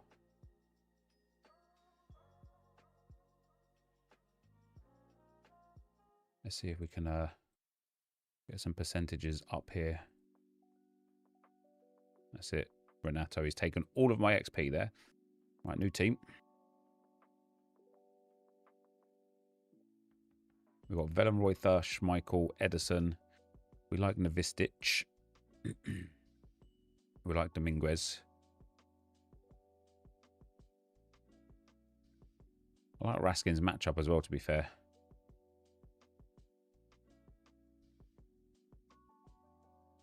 I don't have too many attackers just flat out here, do I? Pretty mad. Let's go for Mittelstadt. Just had a chat with someone who played in Div 8. He said he's a Div 7. Isn't supposed to work like that. Well, it depends. If you're like high up in Div 8 and he's low down in Div 7, it's probably within the realms of matchmaking right there.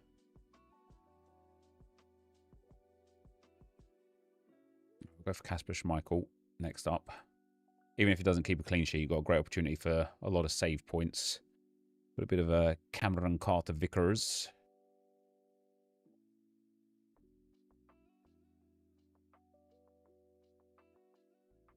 Don't have many midfielders either, to be fair, do I? I'm a bit light. Pop Kima Andres in.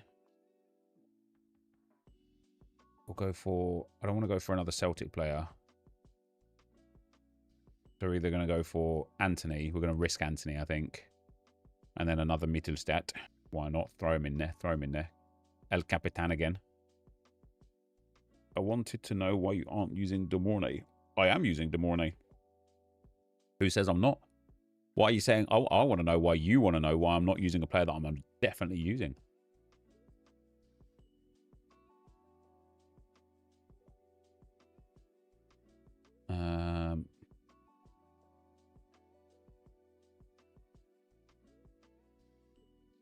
Go Velenroyther. Yeah, Scales is okay. We'll go Vanut. We'll go Nigren again. And we'll go for a bit of the Shackmeister.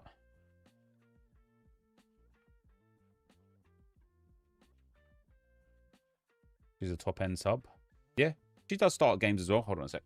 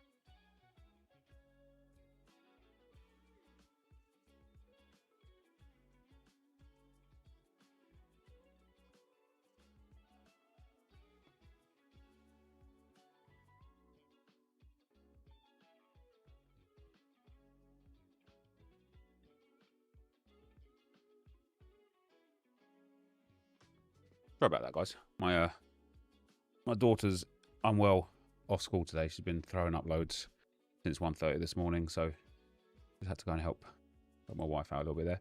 Right. European Leagues Classic. I don't know if I have enough quality to build teams here. I'm literally just going to have to use whoever I've got as top options. Got a lot of Stuttgart players, I suppose. Do I want to play Jakob Kivior? Kind of do.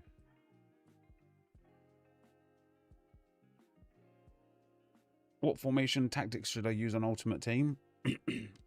Mate. Like, I know this isn't the answer you want, so I appreciate you want to be told what to use. You've got to find a tactic that you like, that works for you, not that you're told to use. It's always just going to be the better way.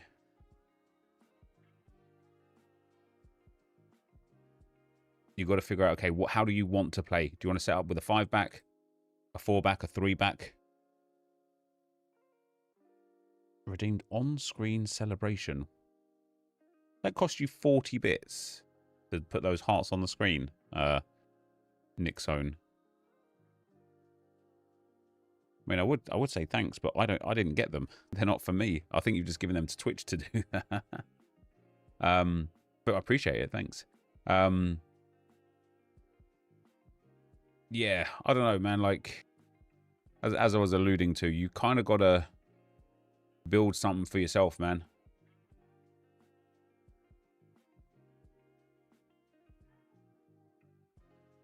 You've really got to figure out how you want to play, the players that you want to play with, the style that you want to play.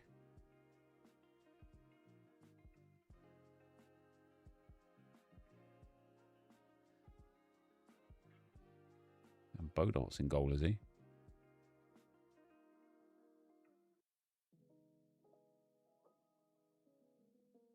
Seeing those tactics on X that have double holding CDM with double defensive fullbacks and shadow striker. Counter high attacking style. Just looks so dull and boring.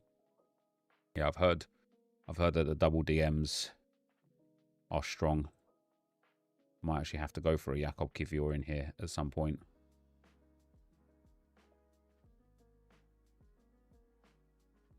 These teams are just poor, aren't they?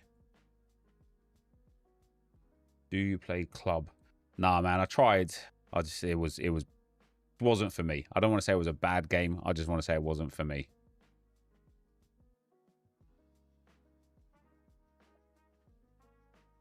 That's a bit of Edison.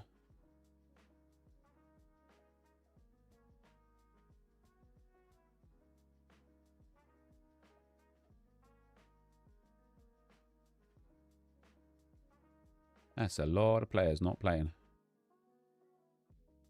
Is Jakob Kivior your favourite player of all time? No. No. Why would you ask such a question?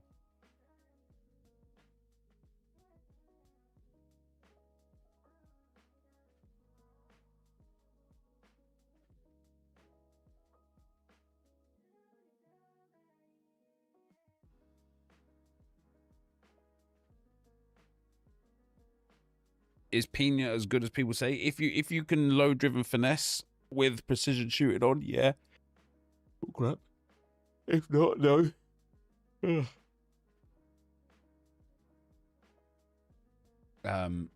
Right, then we've got to do any U23 that we can. Atobulu, Jasirowski, Gonçalo Ignacio, Pacho, Kiergaard.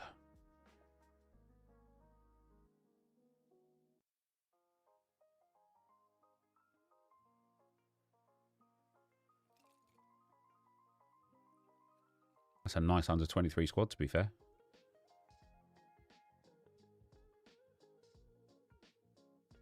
How did I do in a gauntlet? I went 2-1 on 2 different accounts.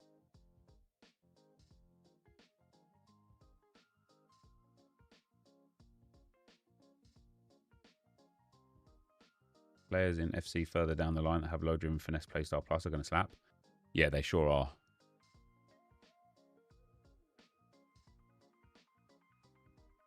Pacho and Zabarnyi. Wait, why is Marquinhos not going to play?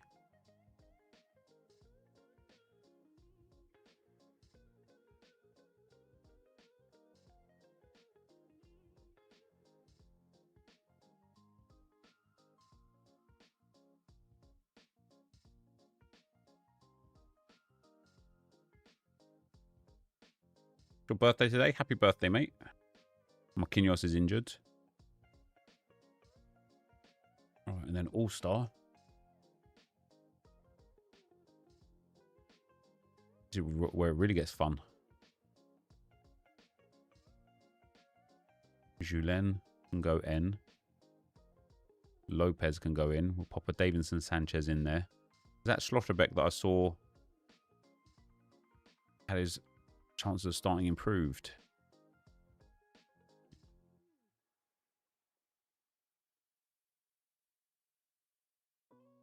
Damn, Miami are playing.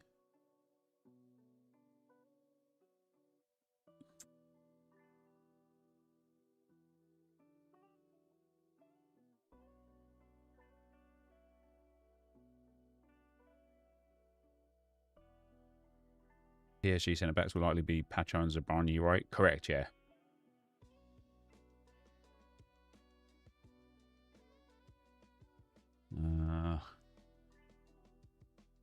I genuinely don't know who to use. Yeah, Schlotterbeck's been moved up to 90%. That's interesting.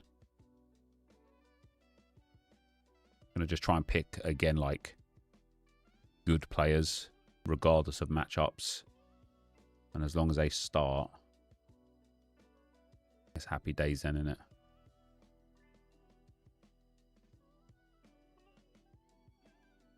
Have you used heaps this year? I haven't, no.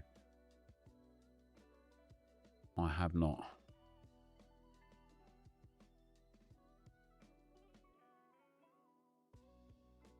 I'm going to risk Kivior in one of these. Popping a bit of Bardacci and Fabien Rouge. Bye. How long is Dembele still out for?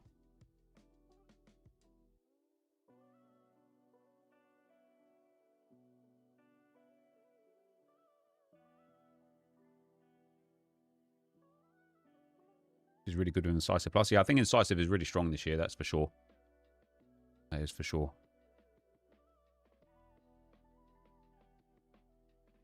Do a bit of a Kielce up in.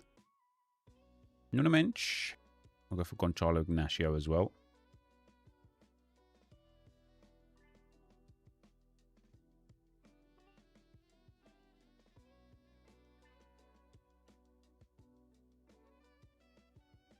Is Grassi actually going to be playing this game?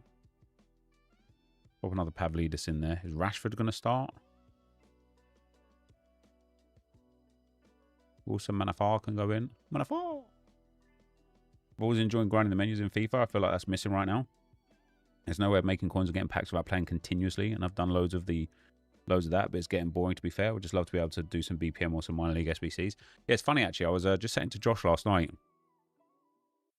I think this game, I don't know if it was because I've played it for too many years, but I feel like I feel like I'm like bored. That's the best way I can put it. I feel like I'm just bored of the game.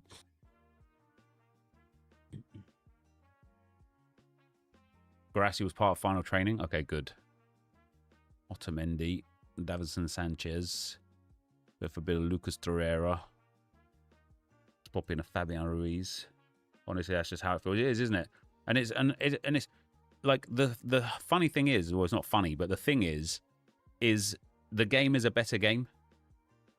It's a much better game than FC25 was. I just think, like, even though I like the gauntlet, I like the tournaments, I like the rivals bounties and things like that, at the end of the day, it's still a football game. It's still like the same core game that we've had for so long. to the point where even the new things aren't new anymore. They're like tournaments. They used to be in FIFA many years ago, right? And that's where it gets like interesting, like for me, because I'm like, once you've kind of like got accustomed to the new things, you're kind of like, well, that's it now. Like, I'd like, you know, at the end of the day, EA can't reinvent the wheel. It's a football game, isn't it? Like, all they can do is create a football game.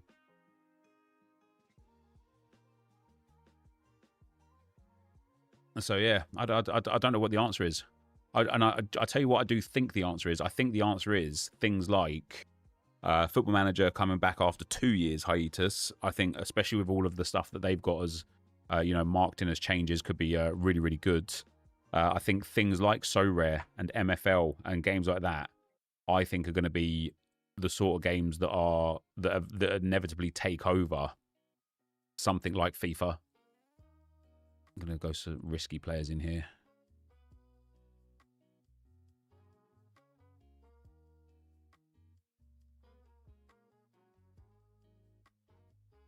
Get some FM26 on the live on it. Yeah, 100%.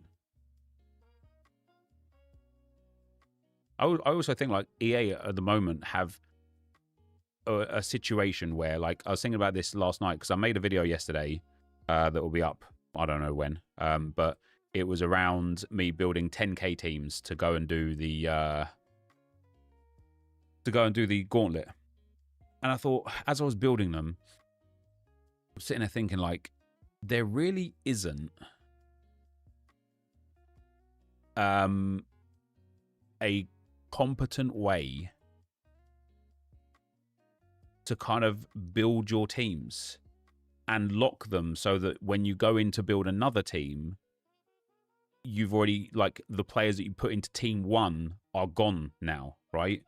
Because, like, what I'd love to do is I'd love to go and build, like, my 10 best teams, my best 83 rated team, my best 84 rated team. I'd love to build, like, my best England team, my best Prem team, my best Arsenal team, my best Brazilian team, my best Spanish team. But it's like, to actually go and do that, it's so long-winded, isn't it? It's just so long-winded. Well, that is it, I think, guys. That is it. Ching Dao, Ching Bao.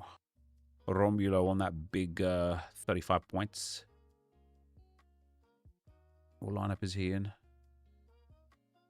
I can finish. I could get a star here if he bags 100 points.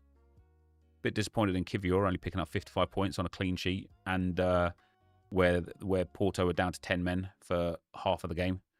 I was hopeful that he'd be able to rack up some good points off the back of that, but never mind.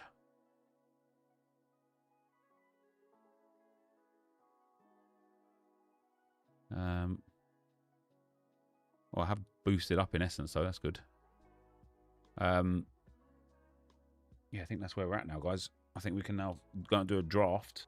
Man, I'm struggling in draft, guys. I don't know what it is about draft, man. I can't win. I can't. It's not even that I can't win. I can't get out of the first rounds.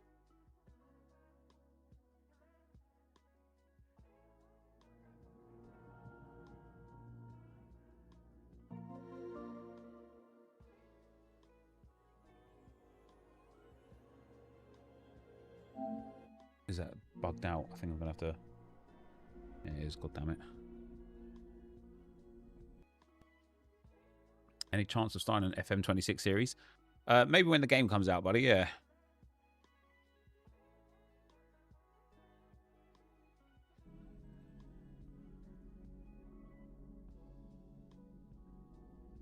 Obviously, until the game comes out, it's a bit difficult.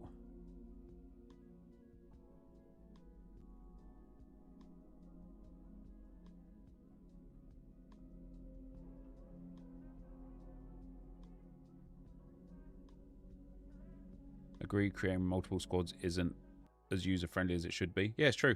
It's true. Nep, long-time viewer here. I just watched the latest RTG Epi, and I know it's been told, and you've said it yourself 1,000 times, but you really need to focus on not switching your centre-back spam tackles. Correct. What can you do, though? Like, when it's ingrained into your brain, what can you do? Like that's a genuine question. Like, how do you learn to be better? in the game.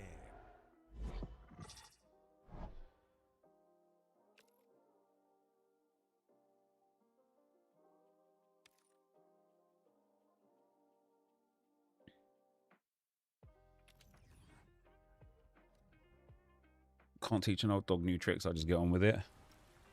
I think it can be learned, but I do like. It's not about learning something new that's the problem. It's about unlearning something old that's the problem. That for me is where it gets extremely difficult. Is trying to be like, right, how do I unlearn holding RB?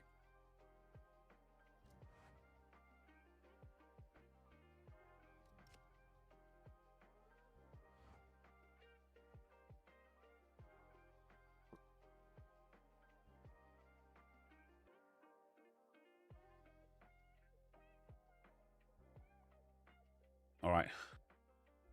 Have I got enough coins for it? I have. There we go. Into a draft. All right.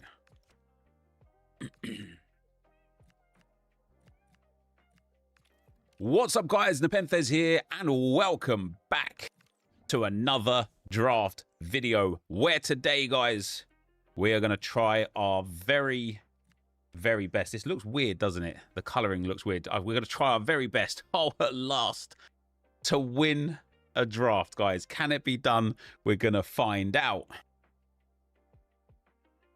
The coloring here is really strange, isn't it?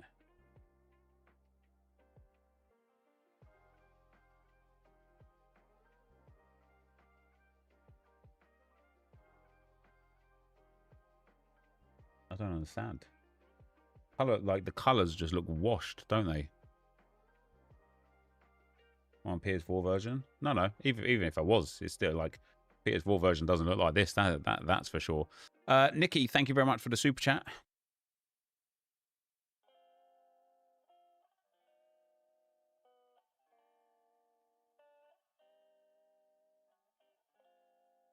Looks cloudy. Yeah, it's weird. Looks all right there. It's better there, but now my Elgato won't start.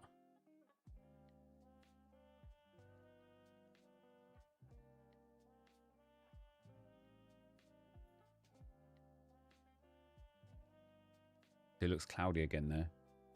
Looks washed.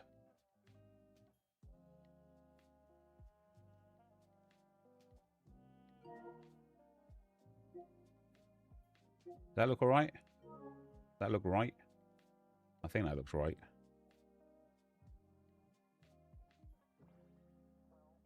And for the first time, guys, we've got the brand new Zlatan Ibrahimovic. It still looks washed.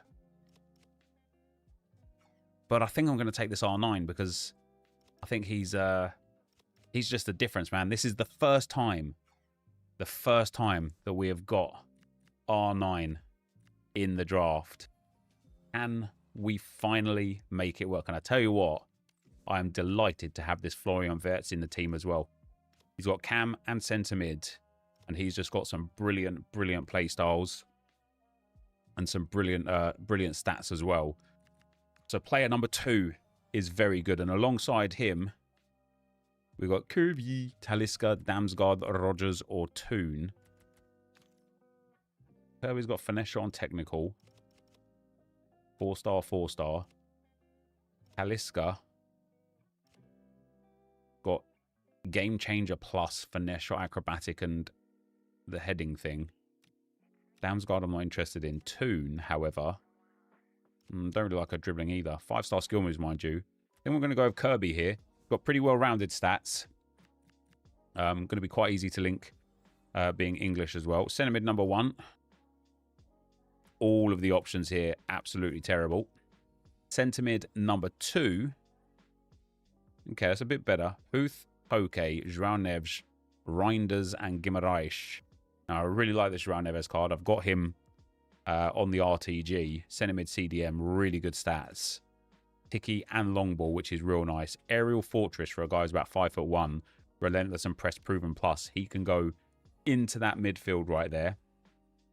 And then we've got, man, I mean, it makes sense now, doesn't it, to take Fabian Ruiz. Not the best card, to be fair, but he does have Tiki, long ball, first touch. and finesse shot and those PSG links be quite strong. So we are going to need at least one new midfielder, maybe two. The front line needs maybe one bonus player as well. Damn. Livramento on a shadow. It's gonna be one of those drafts again, isn't it? Where I've got like one or two key players and then the rest are just gob. I'm gonna go with 42 pace, Dan Burn. Guys, defending this year on the game is hard. It is hard. It is even harder when you've got these basic common golds. Let me go with the... Man, that back line is terrible. And Cobalt. That back line is nothing short of diabolical. Nothing short of diabolical. Yeah, I mean, getting out of the first round of this one might be a genuine struggle, even if I was one of the best players on the game. Come on, EA, hook us up with some defenders now. What have we got? Matson, Rocio Chalvez, Posh, Arnau Martinez, and Dongala. I guess we're going to take... I would say I guess we're going to take Matson, but Alphonso Davies is good for left back. And Dongala doesn't really help either. Arnau Martinez at centre back. I mean, he's got terrible stats. Oops. And doesn't offer... Ooh, did it fully kick me out there? That's pretty weird, wasn't it? Doesn't offer anything by way of chemistry either.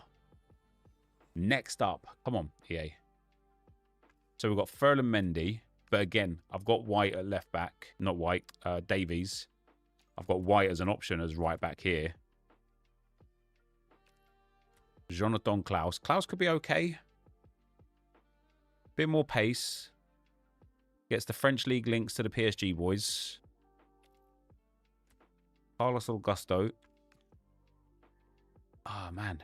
He'll get the Brazilian link with Ronaldo. He's probably better than Burn, to be fair, but... Or we take Joao Cancelo, who gets the Portuguese link. I think it's going to have to be Joao Cancelo. These centre-backs. Oh, this chemistry. Oh, this draft. Guys, I'm trying, man. I'm trying. I promise you, I'm trying to get better at this game. What do we get? We get Gravenberch. We shall most certainly take him. He'll be a big help in the team right there. And then we get... Come on. I need some beasts here. I need some monsters. We get Van de Donk. Not ideal. All right, this drop... Nah, man. This is bad. This is like... You remember last year where we didn't get icons and heroes in the draft for like the first 2 weeks? I know we've got R9 up front and now we've finally got another good player here or there. But that's what this feels like. Now, this is really tricky here because do I go for Reinders and put him at cam? I think I do. Do I go for Paulo Futre, but he can't play at striker? Or do I go for Haji and put him at cam? He'll be great for the chemistry. He does look quite good, to be fair. He's 4-star, 4-star. Got chip shot, dead ball plus, power shot, incisive, inventive, and tech. And playmaker plus plus at cam. Okay, we're going to take Haji. He gives me 8 chemistry there. The midfield and attack is now decent. It's still not what I would want it to be.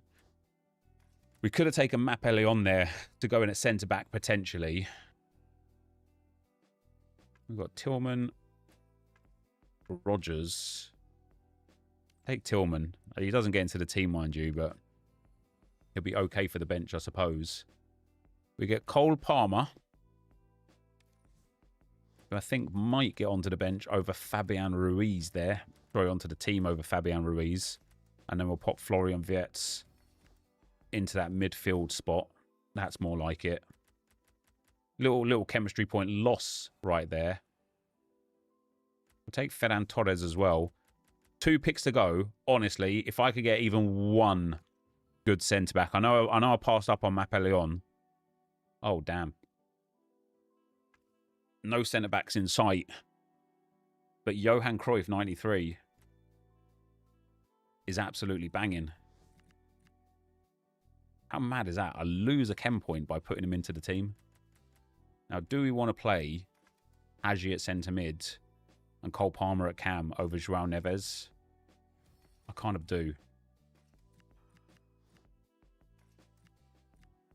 I kind of do.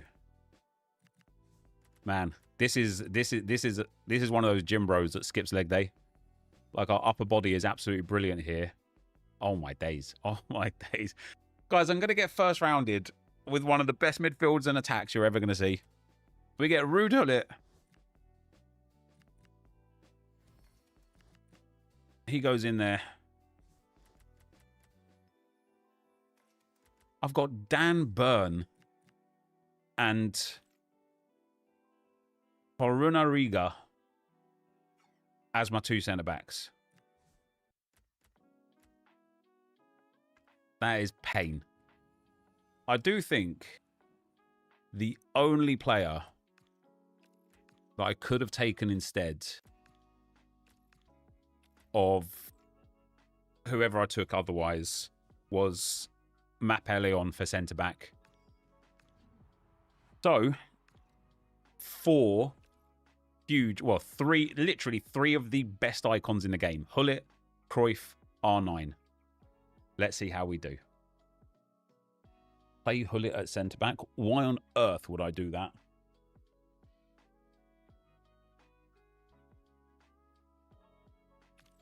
Guys, you know he still loses like the roles and stuff. He'll have terrible roles. People asking for Gullit at centre-back don't understand how roles work and how impactful they are.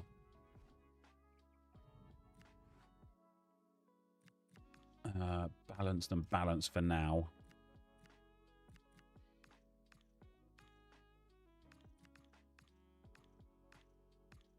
He doesn't have anything, does he?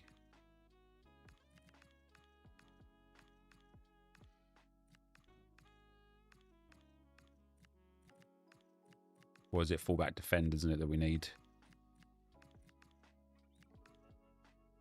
All right. Not the greatest roles in the midfield, but what can we do? What can we do?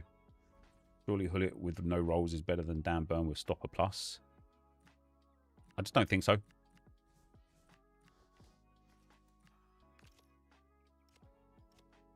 Again, I think people massively underestimate how valuable roles are.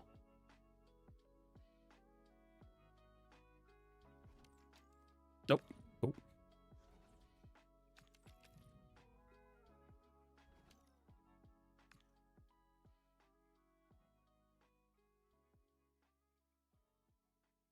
Hey, Martinez. Does he work over Burn, does he? I mean, he's not bad. He's not bad compared to Burn. He's definitely got more pace.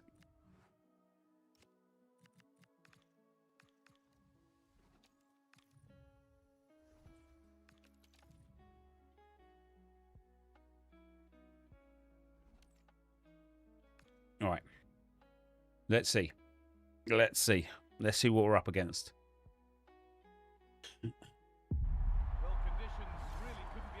Let's see what we're up against.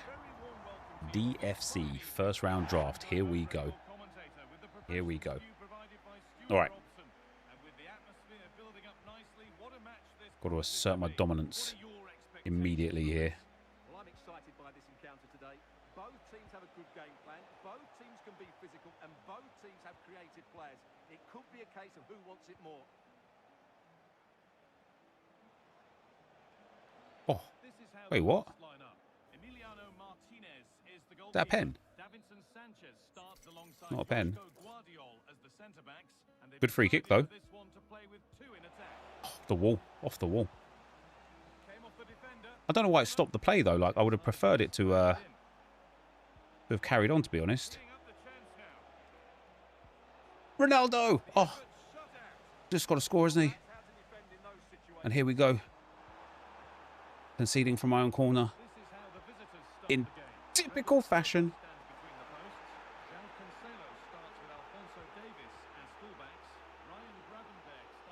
There's R9. Wait, who is this guy defending with? There's R9. He's moved his keeper. Dear EA Sports, you are ruining everybody's fun on the game by having keeper movement as an action.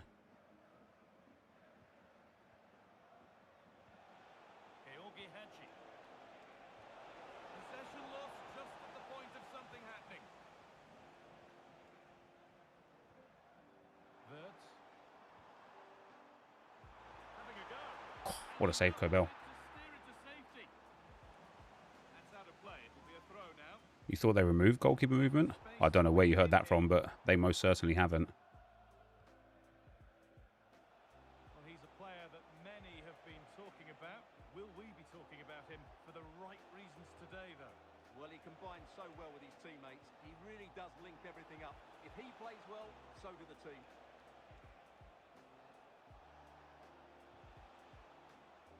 It's just so dead. It's just so... I just really don't think I enjoy playing this game. Possession changes hands. In its current state. This could be threatening. This guy just has so many men back. Closed it down well. And he's just defending. Good ball. That's just not where I've aimed that pass at all. Never mind. And on to Gravenberg. And they might be in. Hadji. There we go. There it is. That's the breakthrough. And fully deserved, you have to say.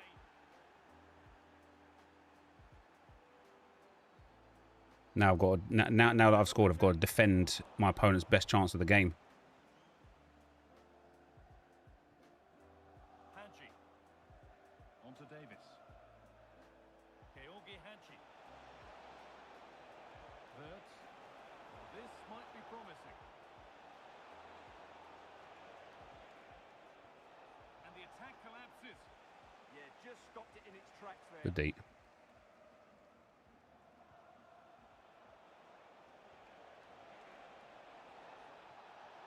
Oh, what a wonderful challenge. They're on. And the attack is over. Really good defending.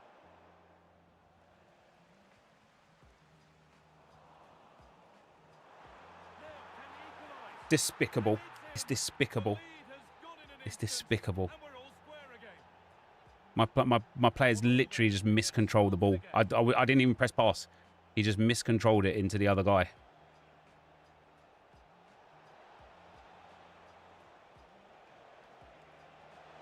What a chance. Go on, Ronaldo. Let's go. Thought I was going to get a free kick there, actually. Change that was made has made a change. Could be something developing here.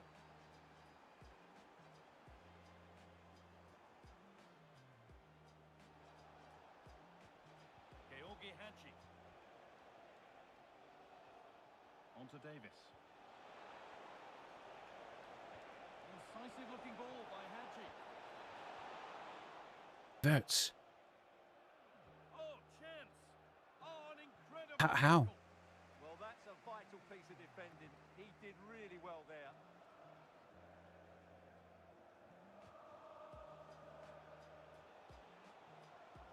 Davis. And on to Gravenberg.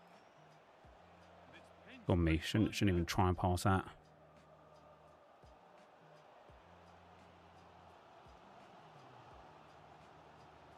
Georgi Hadji. Lovely ball. This could lead to something.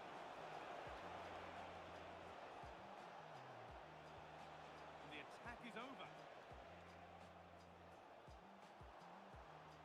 Harry Kuehl.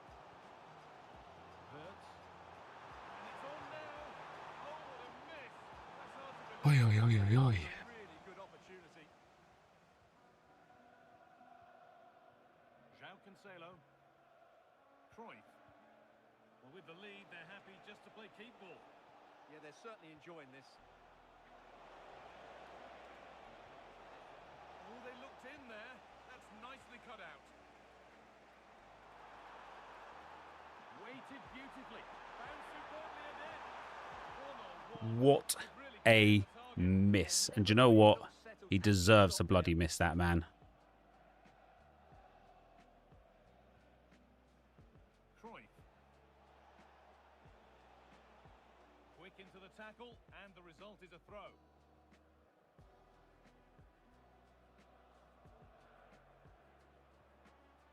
Ryan Gravenberg. Ruud Gullit. Oh, come on now. He's offside, the flag is up.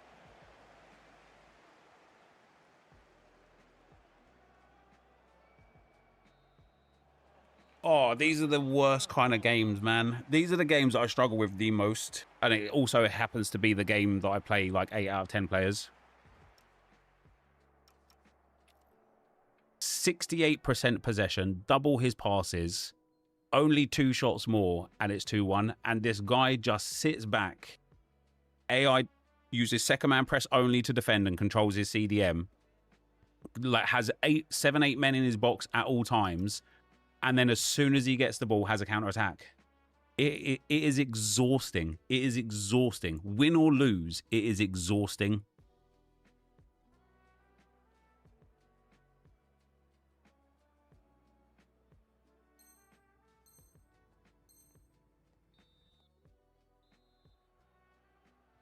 Off we go again. The second half begins.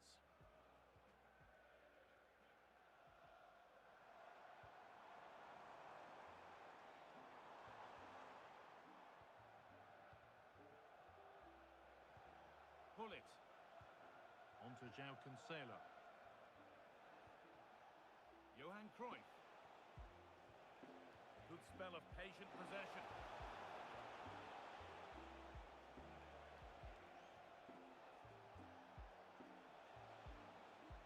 Pass was read and the ball has changed hands. I just want to hull it. I just want to hull it. It's too late. It's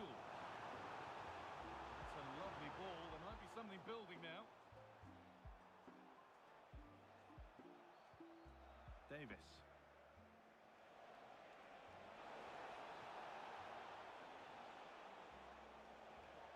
Wirtz. Back in for R9 game. Harry Kewell. Oh, brilliant anticipation. Ryan Gravenberg.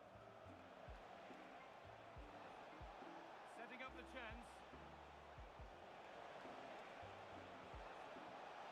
Oh, hull it. That is, I mean, he doesn't have whip pass or anything of the sorts, but that is an awful cross. I had like 2 men in the space there that could have done a little bit better.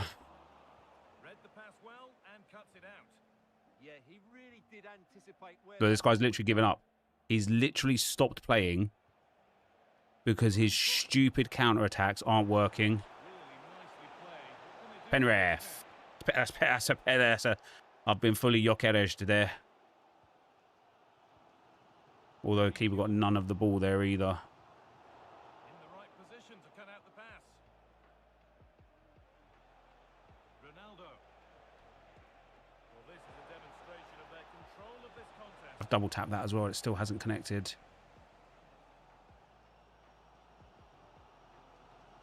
Harry Kewell. Wirtz. He's in here. What a save that is. Yeah, he looked so imposing there, didn't he? Great save. Mate, the camera angle looks like bent there, doesn't it? The screen's like on a curve.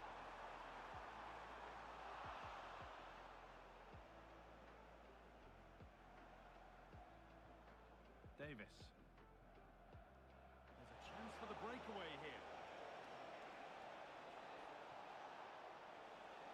Can someone attack this? And that's Hull it, man. You've got to go up for that. And they might be in. And that's For R9. It's for R9. It's for R9. They're much harder to break down in those areas, aren't they?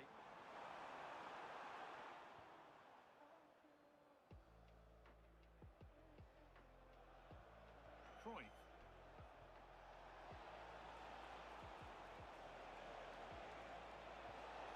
And that's good goalkeeping in a difficult situation. Harry Kewell.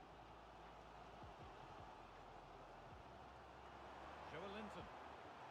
Could turn out to be a really good ball. Oh, that was risky, but they've got away with it. Oh, press pass. Jesus Christ.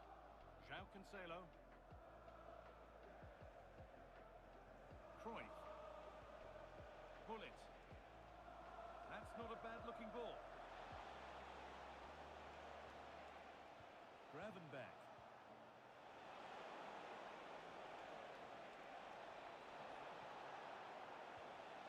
Oh, could be a chance here.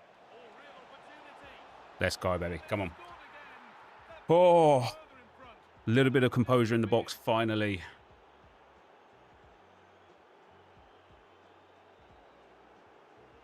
Wow. They need a new face scan on Ronaldo, don't they? Jesus Christ.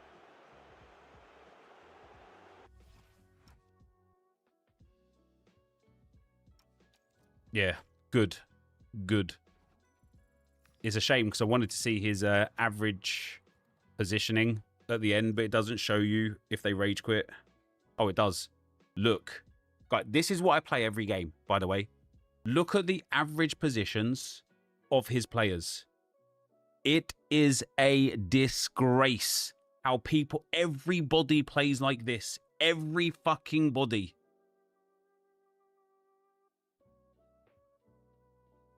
What chance have you got of enjoying a game when people behave like this all the time?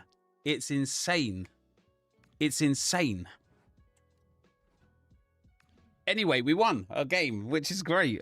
Be happy. Be happy. Stop complaining. Complain when you win. Complain when you lose. It's pathetic. Grow up.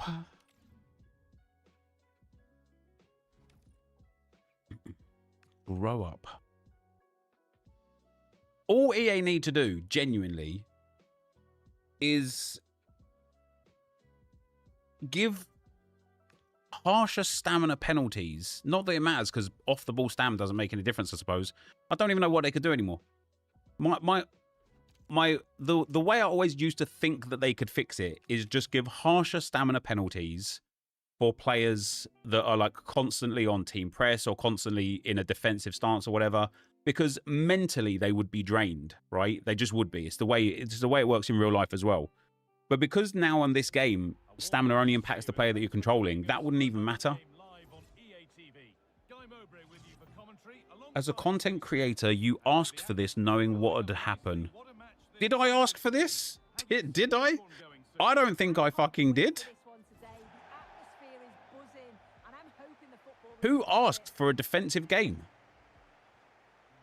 Who asked for a game where the best way to play is to have 10 men in your box and spam it to a 95 pace striker up front? Plays alongside Tony Kroos in central midfield, and in attack, it's Zlatan Ibrahimovic.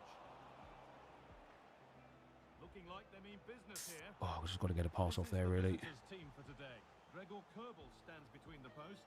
João Cancelo starts with Alphonso Davies as fullbacks. Florian Wirtz plays alongside Ryan Gravenberg in central midfield. That's going to be a goal now. They go with just one in attack. Good deep. Yeah, good position in there, wasn't it? They've won the ball. Can now get something going, maybe. He's in here. Good save. Oh, that's top goalkeeping. Stay big and make. So they give themselves a good chance. Mate, it's just not a game people will enjoy. Oh my days, Cobell, what are you doing? I know the game's new, right? And like, there's a lot of positives about this game this year. Mate, corners are just so strong. You just can't get close to them. I know, like, Gavardiol bagging that, by the way. I know the game's new, right? I know it. I get it. And people want to just be positive about it for the sake of positivity. And there are things that are better in this game compared to last year, for sure. Kickoff's OP, baby. But this game will die incredibly fast in its current state. You know, EA spoke a lot on the white knuckle gaming in the stuff that they were doing to try and like, oh, brilliant. Yeah, the stuff that they were doing when it came to like talking about the game and how they're trying to improve it and the competitive stuff. And they spoke on the fact that the white knuckle gaming was something they didn't want, right? This game is the most white knuckle I think we've ever had for a game. Ronaldo. Good vision from Hadji. That's pen. Oh, just go down, online. Just go down. Is this guy going to quit? Wow.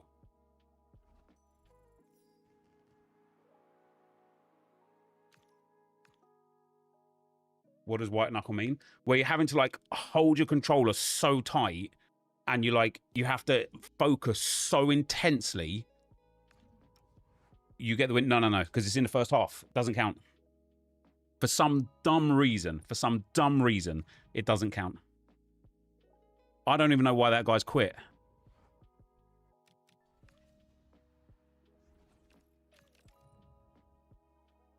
He gets the loss, yeah. He goes and takes his round 2 rewards.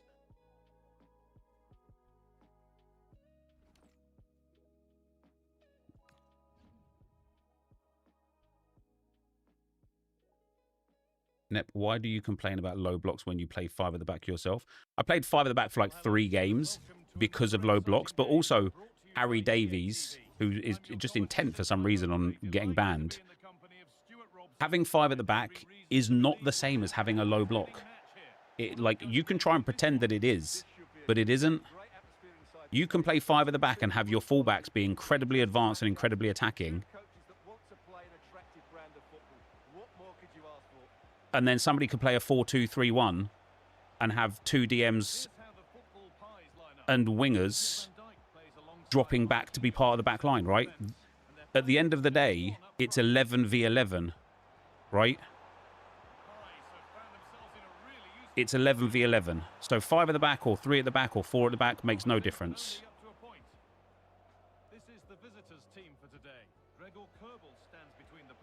Oh, really thought he was going to bite. Davies, please.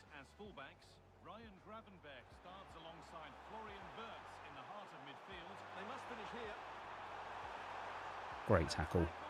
Just about, mind you, but great tackle.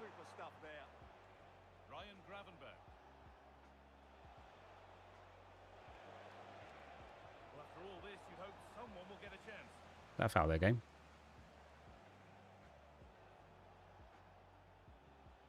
Davis. Verts. And a change in possession.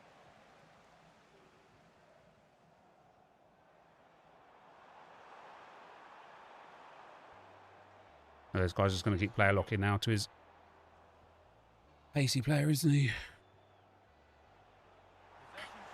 Ronaldo, you've got to get through that gap there for me, pal.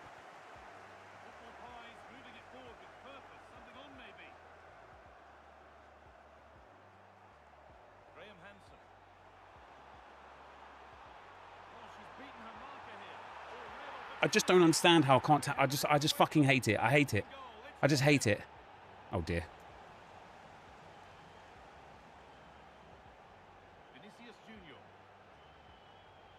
Look, can I have the DM? Jesus Christ.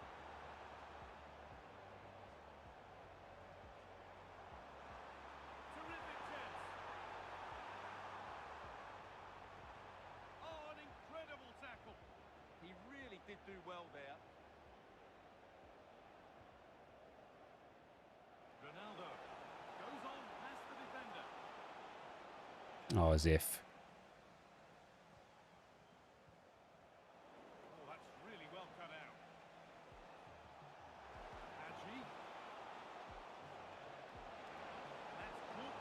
Oh, that's why I didn't shoot.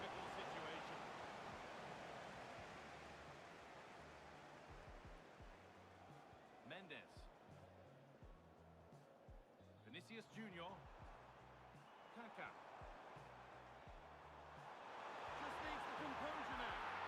My midfield is nowhere to be seen, man. Nowhere to be seen. It doesn't help that we've got these terrible, terrible centre-backs, I suppose. Ronaldo. Good possession with a gear change coming. Is to start something.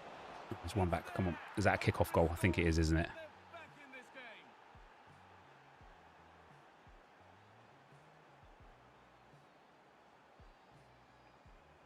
Well read to gain possession.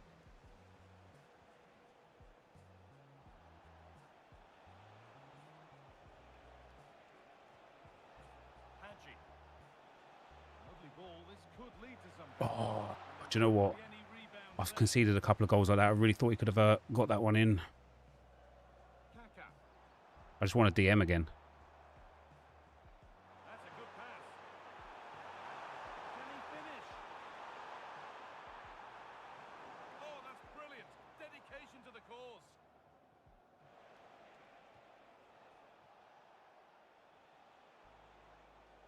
This could be dangerous. Come on, Cruyff, let's go. And they complete Oi, oi, oi. I've scored a kickoff and a counter. Can you believe it? the level. Can you believe it?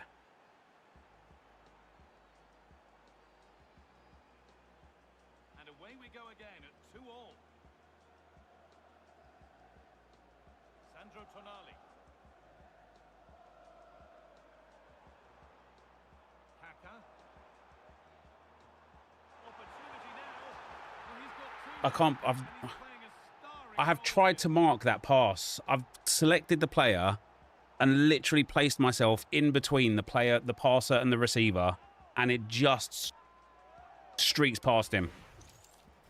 Well, it's a very simple finish in the end, but his movement was really good. He just found himself a bit of space in the box when it mattered most. A move of real promise now. And stopped in their tracks with a change in possession. I can feel myself playing tilted now because I keep bringing my defenders out. This could be threatening. And that has stopped any potential. I'm more, and do you know what's crazy? I'm more playing tilted because of the guy in the previous game quitting at 1-1. Absolutely right there. Wirtz.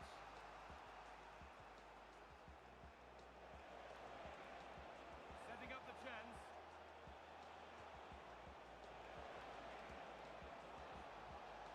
Cruyff. Not so much given away as cleverly won. It's just not where I'm aiming the passes, man. It's just not where I'm aiming the passes. Vinicius Junior. And more than one option on here for the Pies. Genuine chance here. Looking to double up for the day, maybe later. Yeah, she's the main player today. Really making some good runs out there. And the hard work pays off. They won the ball.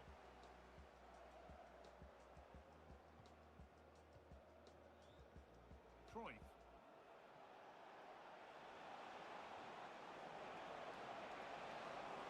And the ball's loose. Oh, chance. Gotta score that. Gotta score that. That is poor.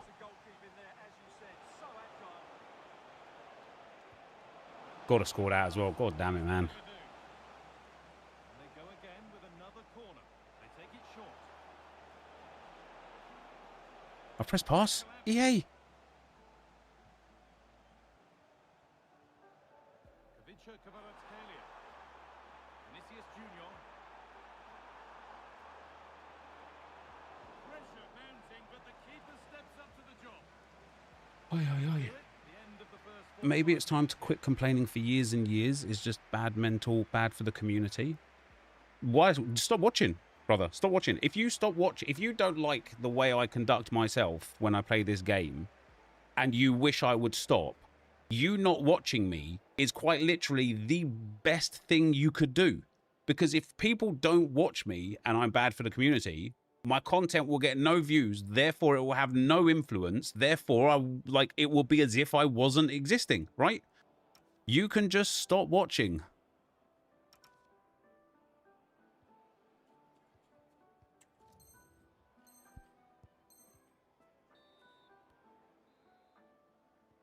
You're going to be the exact same person when something doesn't go your way as well, that goes, oh, you content creators never speak up about insert this thing. Come on, Cruyff. decent looking attack this. Kaka. Have I got it? Have I got it? I have. Looked as though the chance was on, but they've lost it.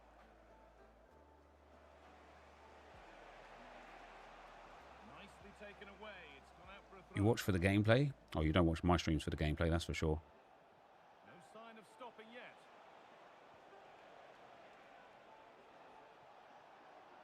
Gravenberg. Oh, could be here. I've pressed pass. They got so I did far, ball roll but pass no game. I result. did a ball roll pass game. Come on. Hadji. Getting closer.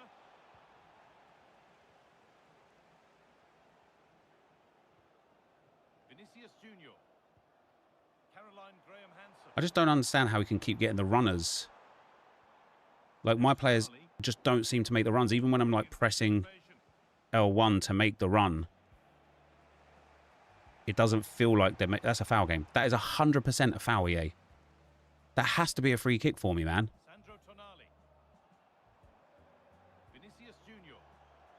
See, like here, like, look at his, like, both his players down this left-hand side are just sprinting through the gaps.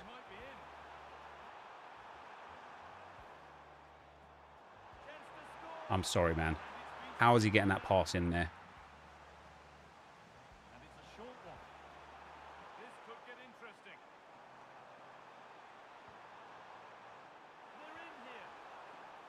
Mate, this incessant turning around on the edge of the box is so hard to deal with, isn't it? Who does the game think I'm aiming the ball to there?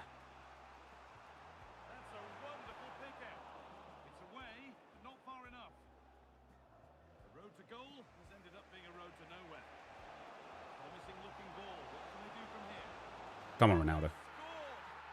Oi, oi, oi. Just don't concede from kickoff this time, please.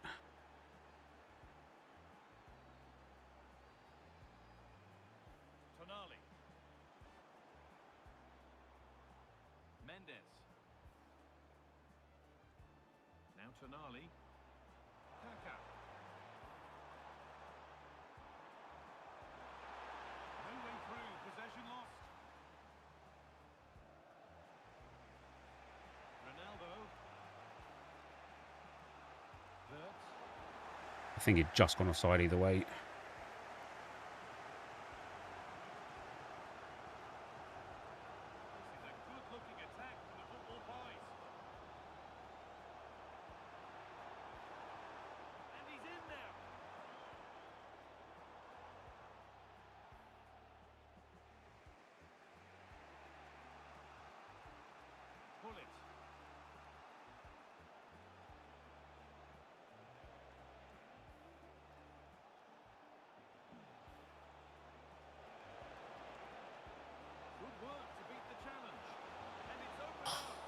So close. So close.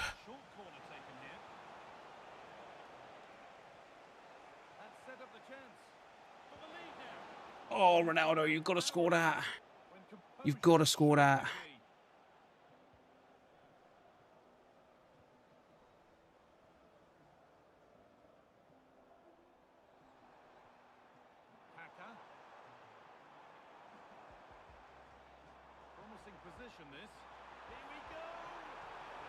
There's... Guys, I don't know how he's got the shot off there.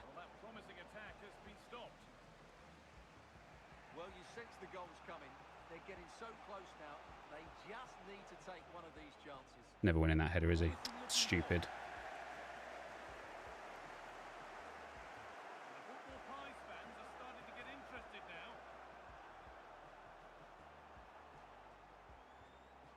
Good offside trap, that.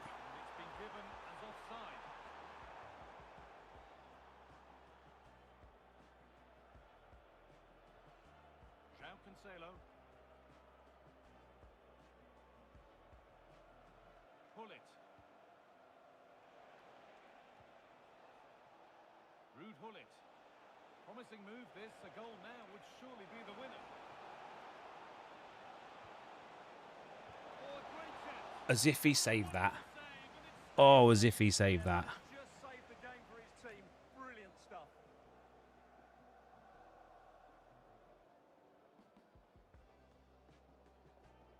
And it's a short corner.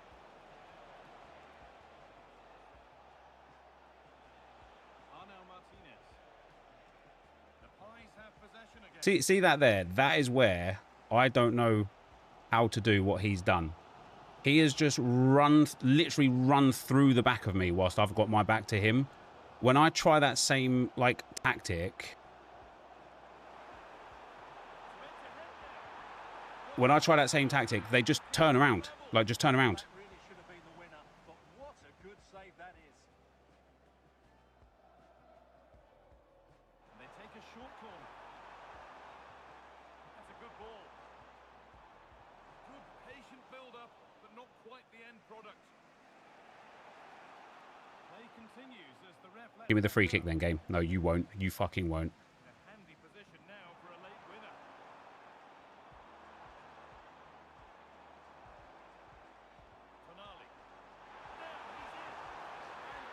Finale. Lost it like right there. That's so savage.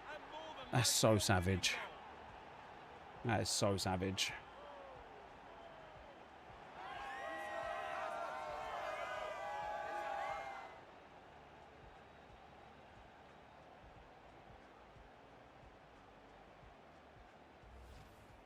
Well, I have to.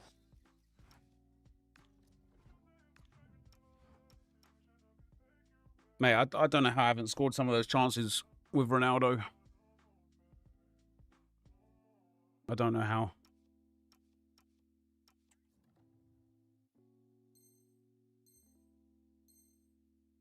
This is a really good goal. Just look how well balanced he is. He knows he's going to be under pressure, but he shows great composure to hit the target. Now a sense that a late equaliser could be on the cards. Good strength on I've pressed pass there, game. I've pressed pass with R9 there. Nuno Mendes.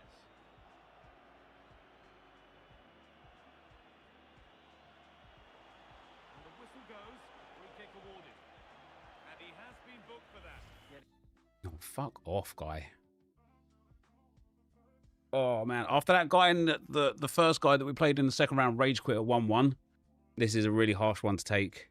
This guy's a good player for what it's worth. Like, I don't know how to defend that consistent spinning around on the edge of the box. I don't know how to defend it. It's a poor challenge, you have to say.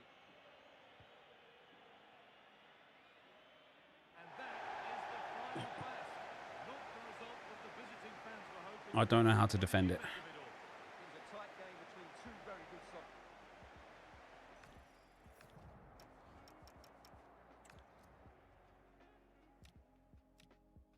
This goal here, look, he's literally like, what do you do? Now he's in.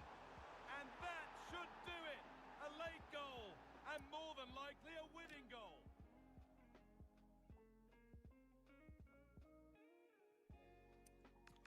It just turned like it just. Wow, where the hell is my player? Where's the ball gone? Mate, we worked really hard to get back into that game as well because it goes 1-0 up here, and again just turning around, turning around, turning around. I literally don't know how to get the ball, and then the same here for Vinicius Jr. I think this was just a through ball. Yeah, that is just easy. Like, that's me pulling the defender out of that one. That's fair enough, right? Apparently my 2-1 goal doesn't show up. We equalise with Cruyff for 2-2. He then scores with Vinicius Jr. again. This is the one where I think I defended this well. Look, and here's my problem, right? I'm controlling the centre-back, but I feel like the ball goes through even if I'm not controlling the centre-back. But I feel like in this one, doesn't matter either way now, but I feel like I've positioned him for an intercept there. And he does it. I mean, the ball goes like straight past him. But even if I'm not controlling the centre-back there, look at what... This is where I take control of him. So even if I'm not controlling him, Vinicius Jr. is just getting that ball and is in all sorts of space. Then we get it back to 3-3. This save from Kobel here. Oh, that's me for Kobel. Good goal from Ronaldo, this. Good player lock. Aimed at that near post, goes through. This save here from Perry. Oh, a great chance. That's how... I mean, that just should be in the back of the net, shouldn't it? That has just saved the game for his team. Brilliant That's stuff. outrageous. That is outrageous. And look how it, like, deflects weirdly off him as well. Oh, a great chance. Oh, wonderful. And then conceding this one again. And look, just the dribbling around. Now he's in. And like, genuinely, half the problem is here is look at where my midfield is. If I'm like my opponents in these situations, the midfield is standing on the 18-yard line. I've left a huge gap in there, but he doesn't even find the gap. He literally just turns around again. It's crazy. It's crazy. It wasn't even the goals that he scored only as well. It was like the consistent consistent, just standing on the edge of the box and turning. This guy's obviously a very good player as well. Like, I'm not like this sort of player losing to this player. There's no shame in that. He's very, very good. Either way, let's see what we can get for our rewards. See if we can get something good, something of value here. Wow.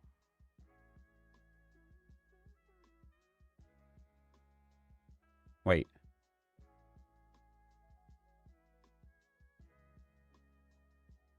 That's good. 280 plus by twos and a jumbo gold pack. Those CBs cost you. Yeah, the CBs weren't ideal. I feel like that's decent. That is the first time I've ever seen that. I'll hold on to the basic. That will sell eventually. I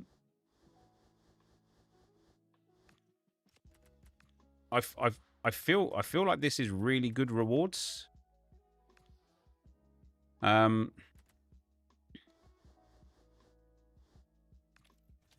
they changed the rewards? Has anyone lost in the first round recently? We get a left wing, England, Gordon. Premier League is going to be Gordon. Oh, it might be Eze. It's Gordon. Is Gordon worth a bit because he's got huge pace? Nope. Cool. That's fun. Damn. I mean, that's all right rewards. I don't think we're going to actually make coins. We get Bussy and Timber. But we're only going to lose about like 5k max there. That was all right, to be fair. That was all right. And that is also going to be the end of the video for today, guys. So as always, thank you for watching. Hopefully you enjoyed it. And I will see you next time. I'm out. Peace.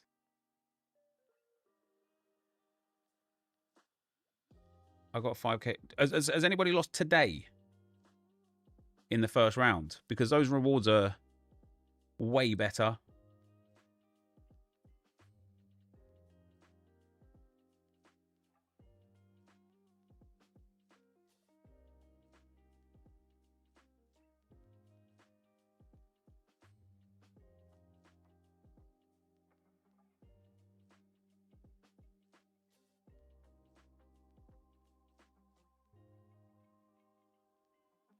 What is a challengers game? Yes, for if you're in Division 7 or lower, you get into the challengers.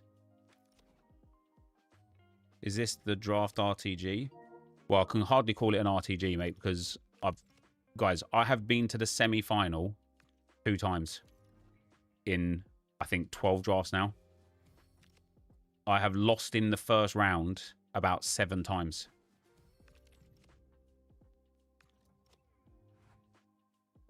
It is fair to say my draft record is horrific. It's horrific. 12 and 12 after 12 entries. Why? I don't know, mate. I don't know. I just can't get it to click in the draft.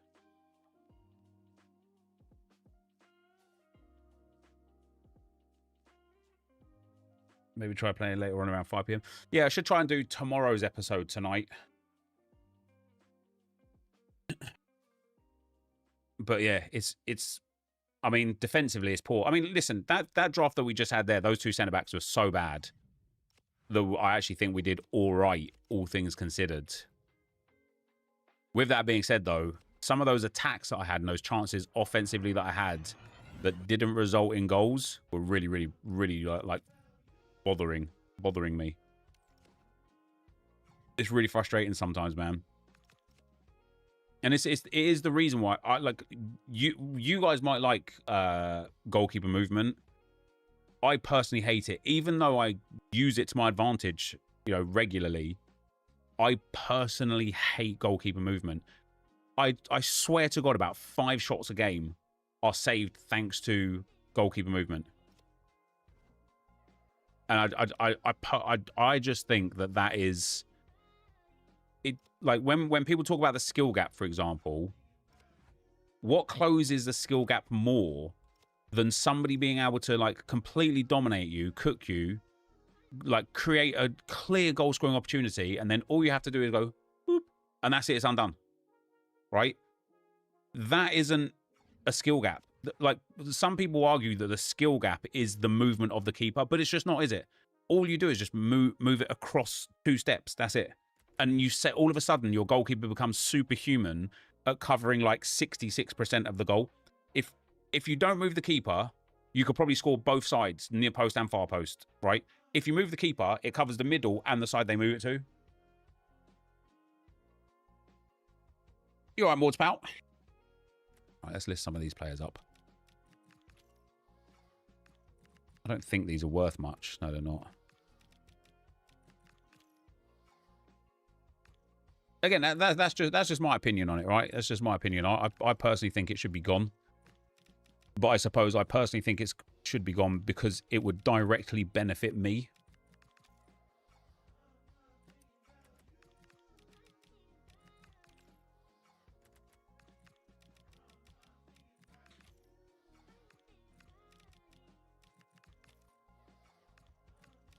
Need to start selling some of this stuff. I need to build my coins back up again. I've got some Evos I need to do.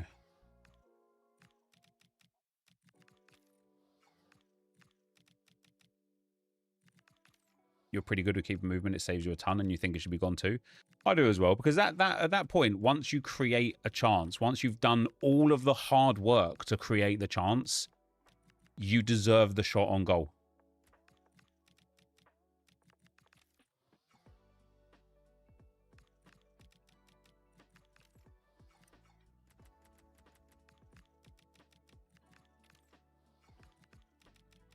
It is cheating. Don't think it's cheating, mate, because it's just in the game, isn't it? But it is just frustrating. That's what I said, like, you know, look at those draft games. Even the game that we won, and that guy rage quit in there, I think, but even the game that we won, I just feel like I'm fighting a war to just play the game.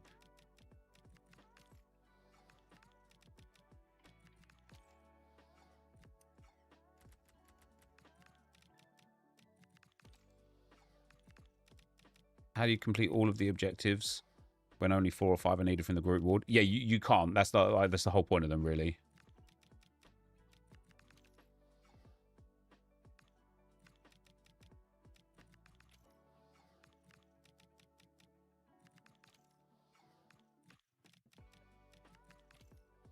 You think 2-strike formations can help a lot this year?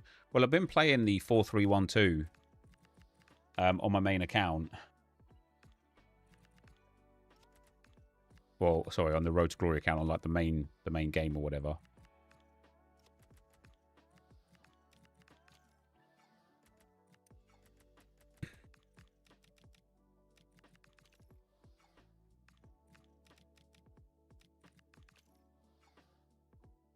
I say the same thing to myself after every competitive game about wanting goalkeeper movement gone, but then I think maybe it's just a reflection of my lack of skill in it. It's not a lack of skill, though. That's what I'm saying, right?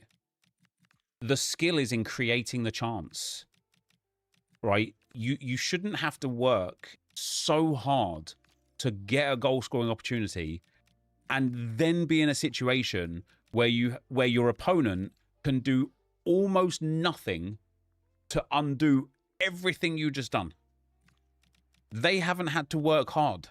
They have literally just moved their keeper to the side. That's it.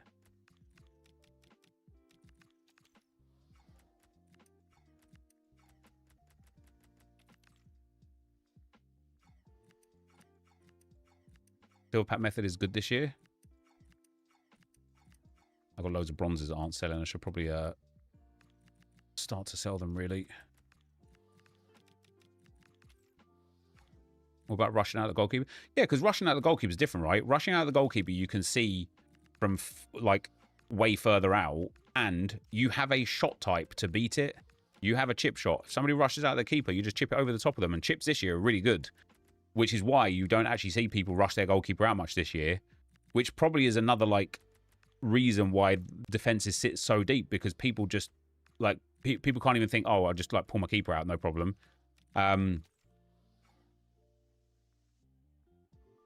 So I don't think rushing the keeper out is a big issue. You know, if somebody rushes their keeper out, you can pass it, you can chip them, you can dribble around them.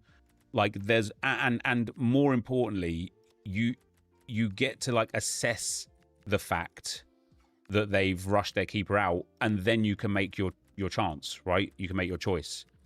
Whereas when somebody moves the keeper, they can literally move the keeper whilst you're powering up your shot. It like for me personally, it just doesn't. It just isn't. It just isn't enjoyable or engaging whatsoever.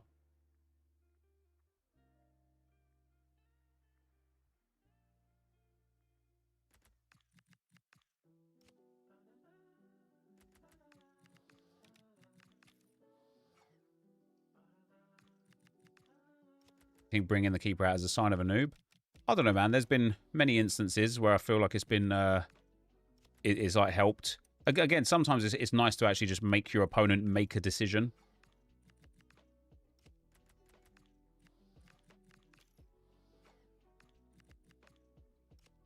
Then fake shot helps. Yeah, but I mean, but you're finding excuses for it though, aren't you? You want someone to like fake shot in a box packed full of 8 players. You will be swarmed on instantly. You won't have time to fake shot. And even if you did have time to fake shot so that you could like perceive the keeper movement, guess what then? The shot's been closed down. The shot opportunity is gone at that point.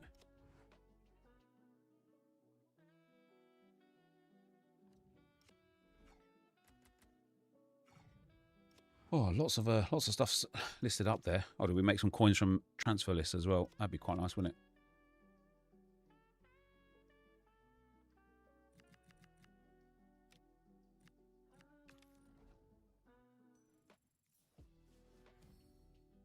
Field attackers had a huge advantage in one-on-ones. Manual goalkeeper movements lets defenders anticipate shots and cover near post angles, creating a more balanced matchup. Listen to what you said though. Skilled attackers had a huge advantage in one-on-ones, and so goalkeeper movement balanced the matchup. How is that a skill gap?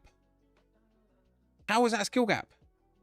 You've literally just said that when somebody is skilled, they were it was too much of an advantage, so EA gave a mechanic to close the skill gap.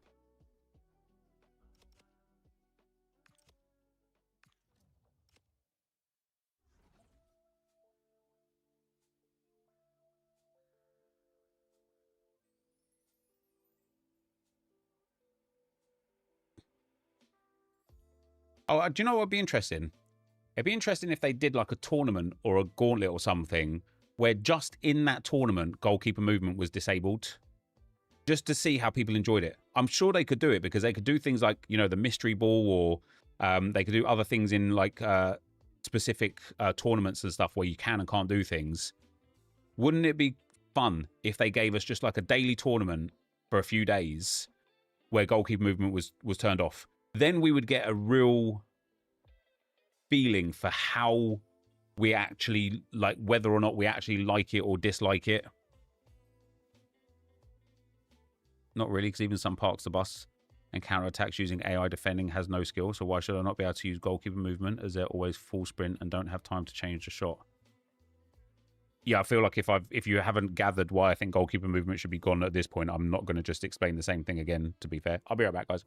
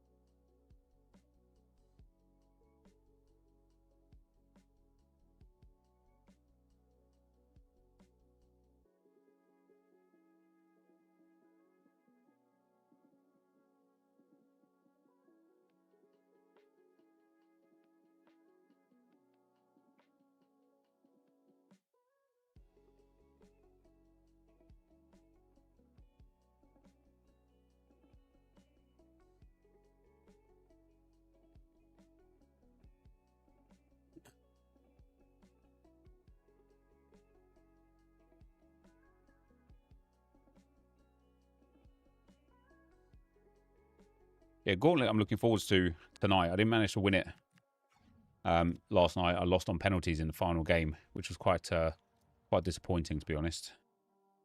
I'm really like stuck on Evos because I actually really like the way the Evos are with the +1 stats, or you know, like the like the relentless playstyle and things like that. I really like it. But because it's such a small upgrade, I get even more paranoid on who to put it on. And so I've ended up kind of doing none of them on anyone. Like, who do I want to put long ball pass on? Do I want to put it on my centre-back / right-back? Not really. Do I want to put it on Smith? Not really. Do I want to put it on Miles Lewis-Skelly? Potentially. You know, he's playing left-back and centre-mid for me. Giving him a passing play style would be quite nice. But what would be better? Would tiki-taka be better? Would incisive be better? Like, I don't quite know who I want to put it on and why. And so I've ended up kind of doing none of it, which is classic me, to be fair.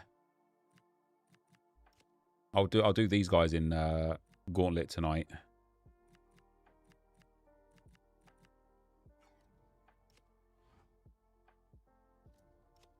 Also, the fact that I haven't packed some of the Arsenal players is a pain in the butt, because there's a few of them that I'd like to do. Like, cover star athlete will be for... Oh, it might actually have to be for Smith, that. I think there's a couple of other players that fits for.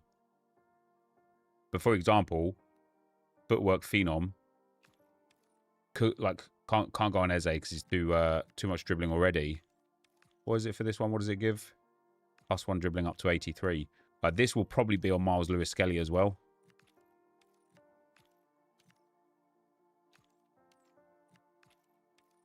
Just because he's solo rated. So we can get his dribbling up again. Like, if we're able to just keep boosting those stats and boosting those stats and boosting those stats, like, he'll be so legit. Let's pop that on him anyway.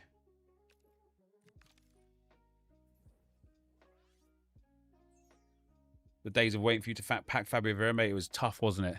I have actually got quite a lot of Arsenal players, but I've got the, like, good ones, not the low-rated ones. So this ends in 4 days. Oh, do you know what? I actually wanted to put cover athlete on maybe one of the bronzes. We've got 10 and 11 days there. Then for rewards, we've got pinged pass. We've got the club rewards, member reward, which this is like a nothing one. Like, I might as well put this on Kai Havertz, for example. But I need to evo him first anyway. We've got whip pass plus, which is real fun. I reckon Eze. Eze's not really fast enough for the wing. Maybe Trossard. Trossard with whip pass plus could be absolutely delightful.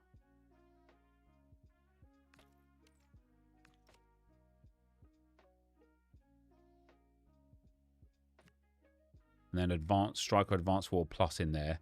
And then cosmetics. We've got a team of the week embellishment. Can't use yet, can I? No, 3 days. The rare gold embellishment. Like, what a pointless Evo.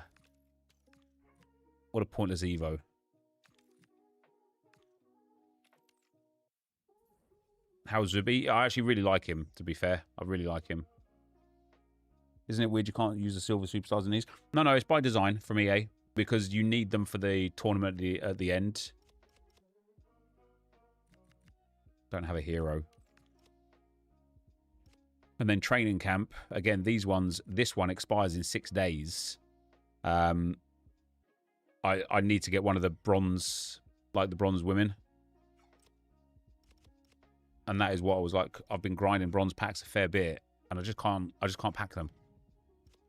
I'm in the same dilemma. My brother plays for Mansfield and is solo rated. I've been stuck on what to give him, not to potentially lock him out of future ones where he could take him from a 62 to a usable gold. That's pretty cool.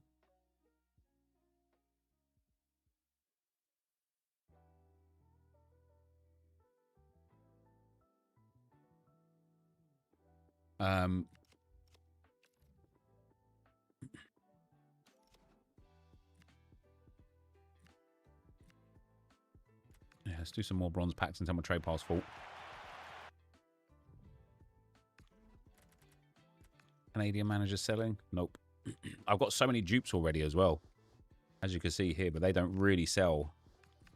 But I'm like, my clubs, I've done something this year that I didn't do last year. That in the short term is painful because it's absorbed a lot of my coins, but in the long term is going to be so fruitful. And I've absolutely stacked my club to the nines full of bronze players, even though they're worthless, and managers as well. I've got so many bronze managers, even though they're worthless right now. Once that first icon SBC comes, those rare bronzes are 500 coins instantly. Once that first marquee, not marquee matchups, once those first league SBCs come, once the you know, the first like sort of thing that causes bronzes to spike comes, it is going to be a great time.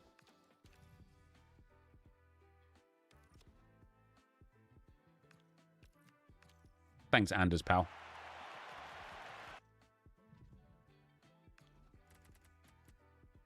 Does the stadium sell? Nope.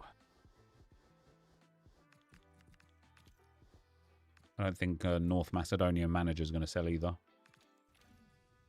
Sold an Arsenal women's bronze for 5k yesterday. What was her name? Because there's one Arsenal women bronze player that's like never on the market, and I assumed that she changed clubs. Do I reckon League SBCs will return this year? Yeah, they will. They will. In a very similar capacity to last year, right? Where it's like a bit dead, but, you know, probably still worth it. That's more like it. Barnsley.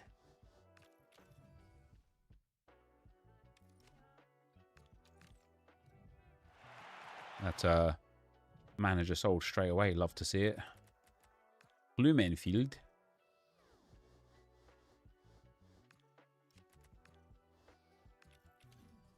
Nep, I think my FC is glitched. I get 2k each time I back out of the champs menu up to 100k now.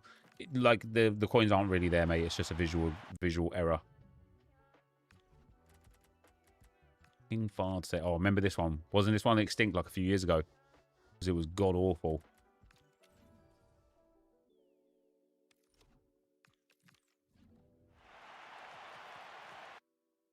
Will we end up with a Halloween promo? Yeah, we will this year, for sure.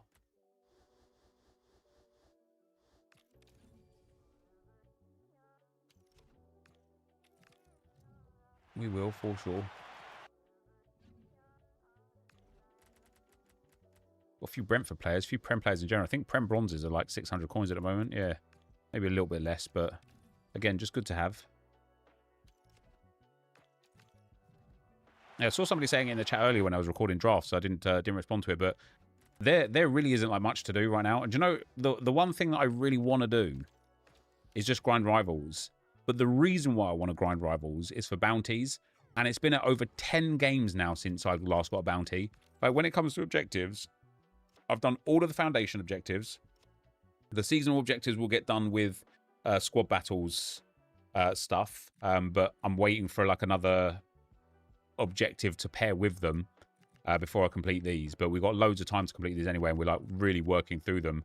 We're 75 out of 100 for Charlton, 54 out of 100 for Eusebio, 9 out of 15 for Grincha, 5 out of 10 for Yashin, and 15 out of 50 for Moore. So like we're well on our way to getting all of these done. In live events, hopefully today I'll win the gauntlet and we'll be basically done with all of that then. Oh, what's this? Oh, this is a Challengers. Oh, this is why people said about the Challengers rewards thingy. I see. I see. This is new. Obviously, I can't do the Challenger stuff because I'm in too high of a division. Play 3 matches in Division 7 or lower to get like logged in for Challengers. Wait. Can you go and do Challengers now? Because it doesn't have it unlocked.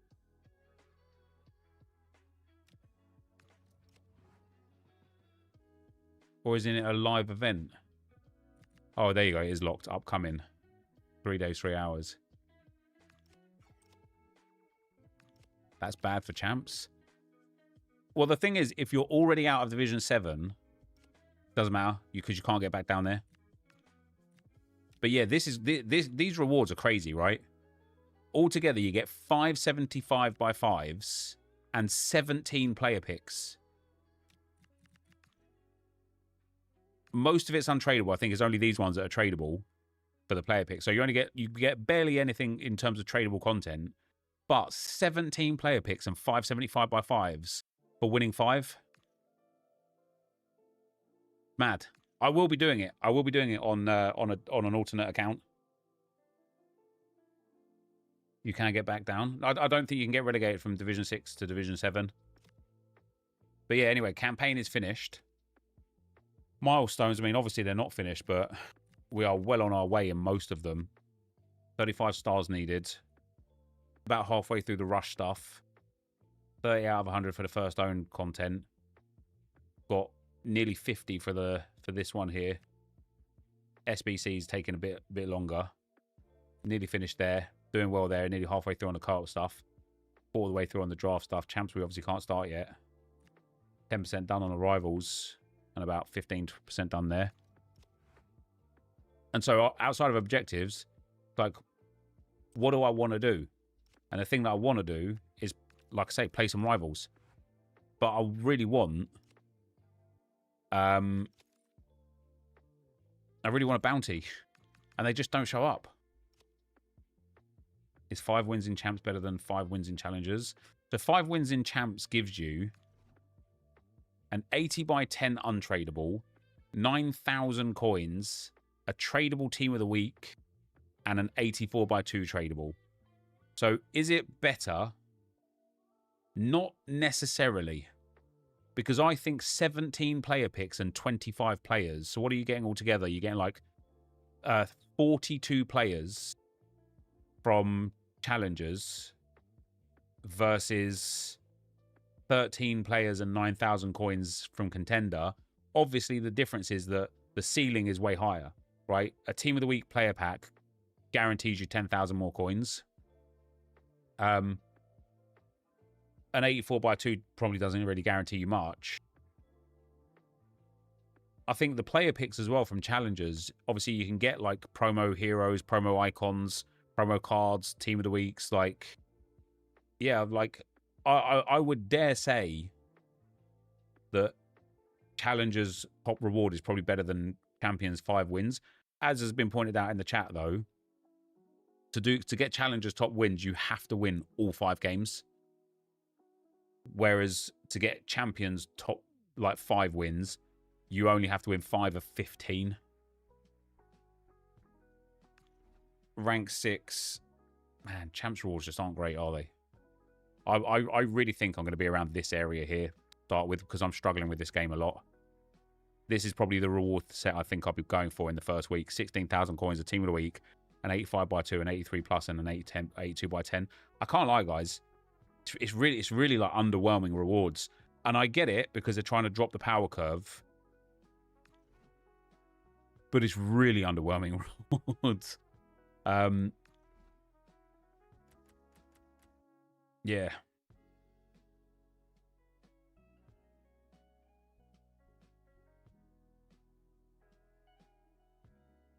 I'm stopping at 9 or 10, not worth playing for more. Stopping at 9 or 10? Mate, I'll be lucky to get to 9 or 10.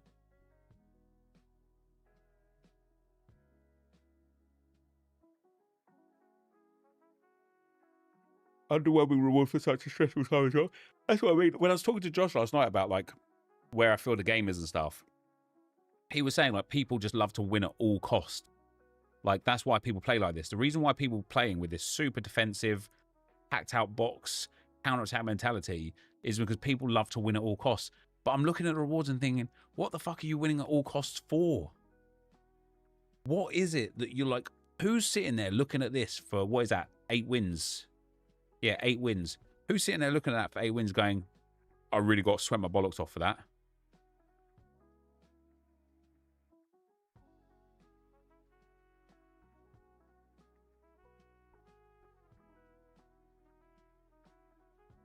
But like back in the day with the USP with champs was having red picks like a long time ago, but nowadays I don't know what the USP is for a time with champs. So what's the enjoyment value? Yeah, genuinely. 12 is where it gets good. What have we got for 12? Oh, that's 13. An 83 by 10, an 82 by 10, an 86 by 3, 2 Team of the Weeks, a Cornerstones pack, and 40,000 coins. Yeah, that's pretty legit. What about for 11? An 83 by 10, 82 by 10, 85 by 3, Team of the Week, a max 87 Cornerstones. Yeah, see, once you get... if you can get to this rank here, which is rank 4, but... Oh, Elite 4, sorry. Yeah, so if you can get to Elite 4, you get that unlocked Cornerstones pack. That's pretty good. And then what is Elite 1? 84 by 10, 83 by 10, 84 by 10 tradable, 88 by 3, 83 by 3 Team of the Week player pick pack, 2 Cornerstones and 85k coins. That is really good. That is really good. 11 wins not in this lifetime, Nep. What do you mean? Look at 10 wins. 83 by 10, 85 by 3, 2 Team of the Weeks, a max Cornerstone and 25k coins. See, for me personally, that is like, meh. You mean you ain't ever getting to 11 wins? You never know, mate. You never know.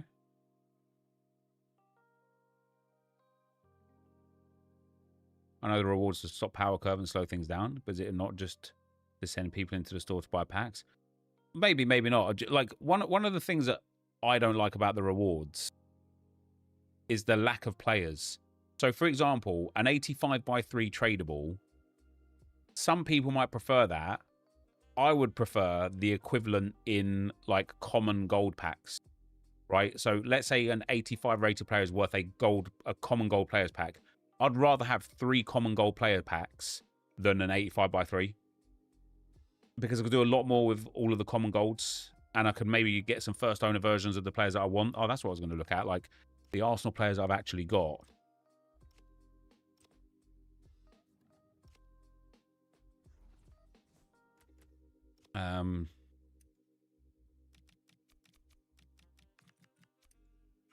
So I don't have Gabriel. I do have Saka. I don't have Gyökeres, Rice, or Raya. Don't have Odegaard or Saliba. I have obviously got Zubamendi, and I will eventually get Nwaneri. And then I've got White. Don't have Hincapié. Got Trossard. Got Zubamendi. Got Marino. Got Eze. Got Havertz. Got Timber. Don't have Martinelli, Jesus, or Nurgur yet. Nurgur. Don't have Madueke. Don't have Kepa. Won't be able to get Fabio Vieira. Don't have Calafiori. I have got Lewis Skelly. Kivior won't exist. Neither will Zinchenko or Lokonga. I don't have Nwaneri, and I don't have Mosquera. Oh, I do have Mosquera, beg your pardon. I don't have Nwaneri, but I don't really care. And then Reece Nelson won't exist. So I'm only missing from the men Nwaneri, but we'll get his promo card, so that's not a big deal. Calafiori, Kepa, Madueke, Norgard, Jesus, Martinelli, and then the big boys and Hincapié. The women is where it's a bit more tricky because I don't have any of these at all. Not one whatsoever of these top women players. Don't have Fox or Van Domselaar. I have got Blackstenius. I have got Smith. And that's it. And then look at that for the women. There's like 2, 4, 6 bronzes. And the striker bronzes, these two here, Gale. I think Gale is the one that's extinct. I don't think I think she's got a card, different club. I don't think she's still at Arsenal anymore. But Leah, I really want to put into some of the Evos that are there.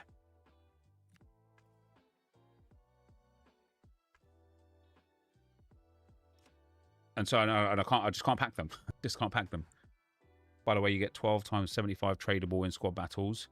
While just chilling, and you'll sweat for 83 untradable, 83 by 10 untradable. 1 walkout will get in your team or not, just fodder. Yeah, it's true. It's true.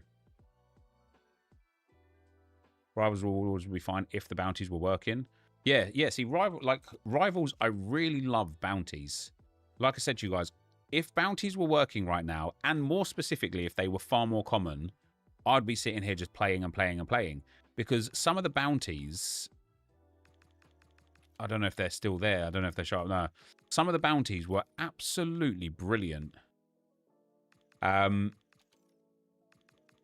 know, 5,000 coins for scoring the first goal, or an 81 by 3 pack, or like SP and things like that. Like, there's so much quality. You got an 83 by 3 from one bounty. That's what I mean. If bounties were there, so much more regularly, I would absolutely love to just play the living crap out of rivals constantly, and it would make me it would help me become a better player as well. Because obviously we'd just be playing against quality opponents. I missed out on a 1 of 3 82 plus player pick and an 82 plus pack today alone, despite completing it all. Yeah, and how savage is that? Well, conditions really couldn't be any better here tonight. Back of the net. Warm welcome to you on this fine evening. My name's Guy Mowbray. Will there be bounties in champs? No. Commentary position. And what an important 90 minutes this could prove to be. What are your expectations from this? I'm really looking forward to this one. You've got to fancy the chances. It's going to be a difficult game. Aurelian Chouameni. I'm sure they'll start fast, look to take the game to them. I had him through there, just didn't put the pass in time. All one, well read. This is how the visitors start the game. Ibrahima Konate plays alongside Jurien Timber in the centre of defence. Aurelian Chouameni starts alongside Vitinha in midfield. Looks like there could be an opening here. Pepe! Colasso, baby. Jesse Gale was impact for Arsenal. Leah Hulbert has transferred, is no longer impact. Ah, okay, fair enough. Wait, are you sure it's that way around? But yeah, fair enough. I knew one of the strikers had been removed from packs.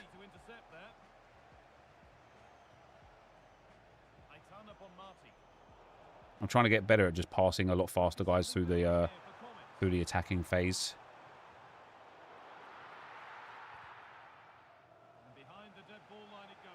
Do they sometimes give you them? Are they all just bugged? Yeah, you'll get them a lot. I think it's mostly the but there's two issues with them.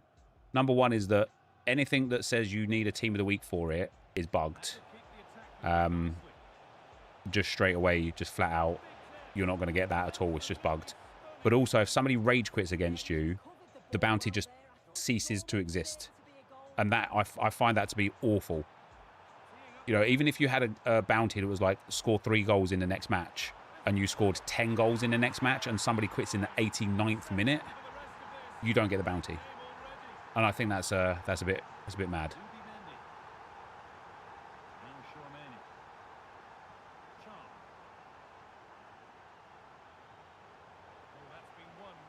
Well, that tiki-taka would be nice there.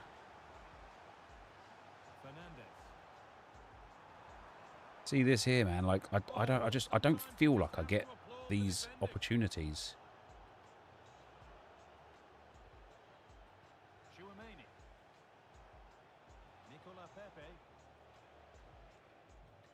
See this second man pressure from this guy as well, man. It's like,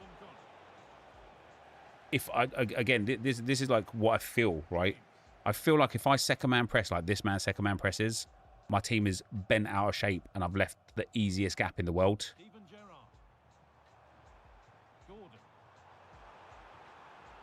See what I mean? And he just is able to like effectively like walk through.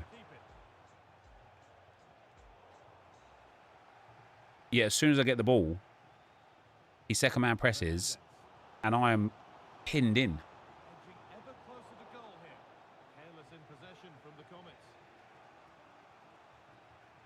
She stopped her run. That's fantastic.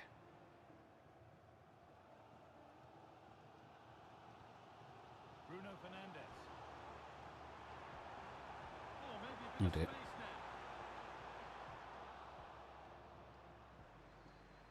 Well, they wouldn't let him get away that easily. That wasn't an easy one to keep in play.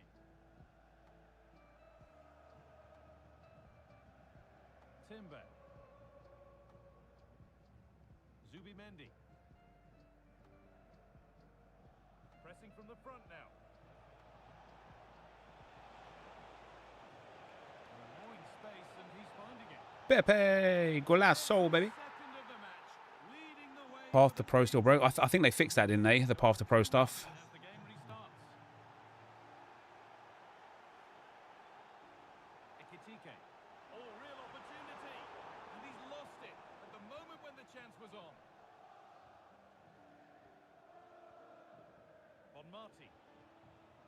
Now Chouameni. Pass after pass. Happy just to stay in possession for now. Vitinha. Aitana Bonmati. Moving it forward with purpose. Something on maybe. But it will now be. How do I get that through?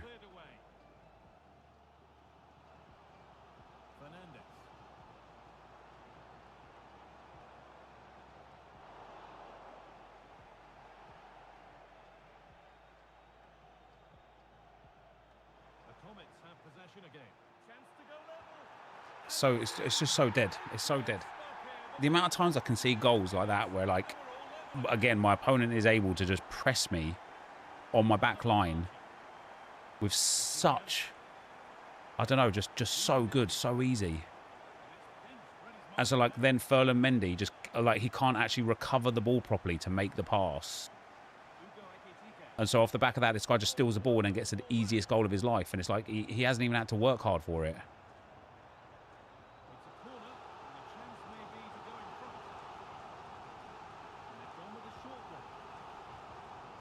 This game is just, I said it in a draft video the other day, this game is like so unforgiving. And I think that for me is like one of the biggest problems is like, oh, I ball rolled there and it just hasn't registered it. Like, you make one mistake or the game makes a mistake on your behalf and you can see the goal. And it's like, fair enough, there's loads of goals in this game. It's not like, you know, it's not the end of the world really.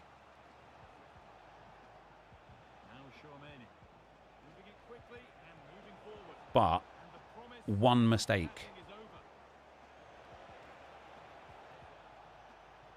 No, I don't want the ball. I don't, thank you. Do you enjoy it generally? Oh, I don't. I find this game like really, really challenging to play.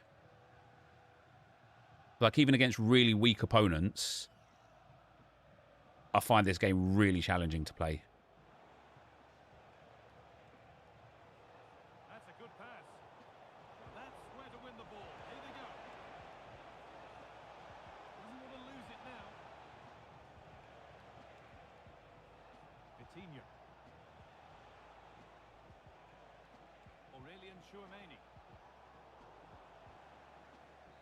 And it's situations like that where I'm like, how has he got away with that? Skill issue, okay. How has he got away with that? Like how have I not scored there? I'm conceding a goal there if I lose the ball in that position.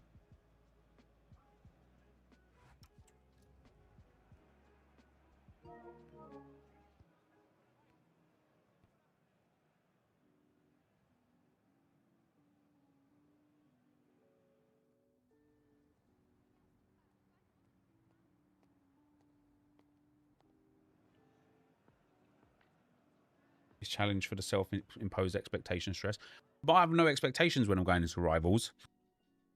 All right, obviously, I've already got my points. I don't really care about anything else now. It's more about wanting the game to play like a game, you know.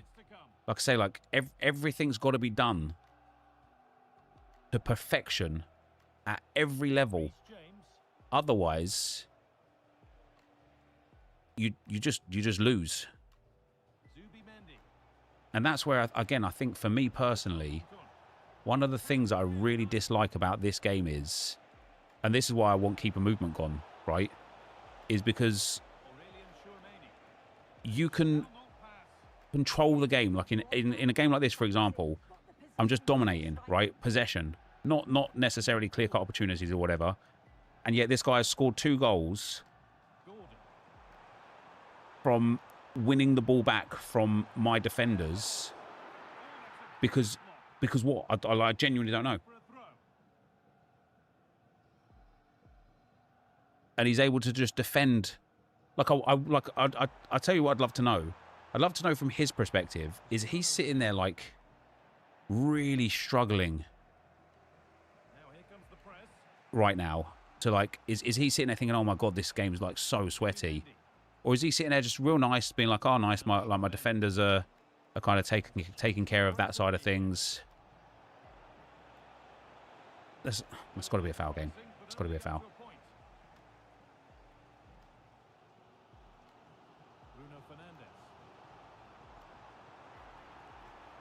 Look at Mendy. Look at Mendy. Look at Mendy. Where are you running? Where is Mendy running? Where is Mendy running?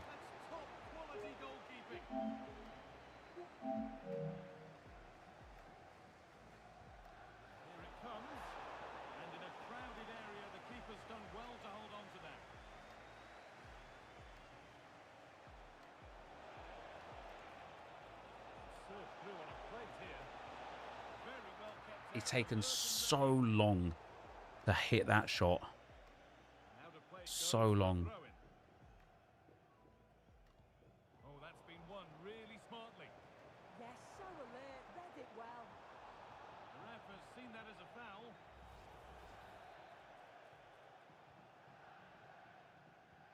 So we move past the hour mark.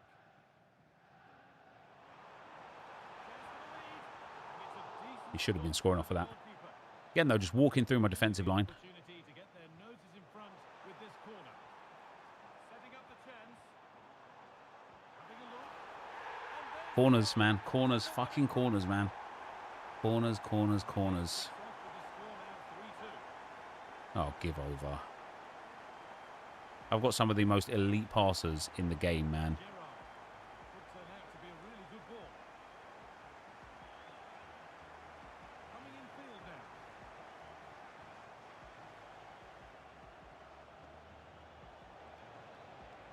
Ball lost and gratefully received.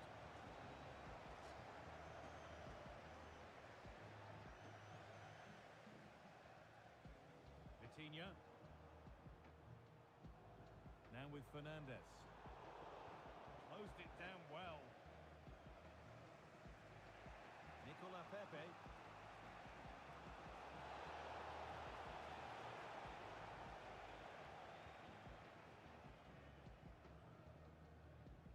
Ronaldo. Gerrard. Comets moving the ball forward with purpose. And the ball has been nicely cut out. Yeah, read the game superb. Good awareness there. Vitinha. Behind, but no great panic here about firing themselves level. Again, the length of time on the shot is crazy. Drives me insane. Drives me insane. See how he's able to just keep the ball as well. Like in that midfield, there's zero pressure on him. Yet I feel like when I have the ball in that exact same situation, I'm like bombarded, you know.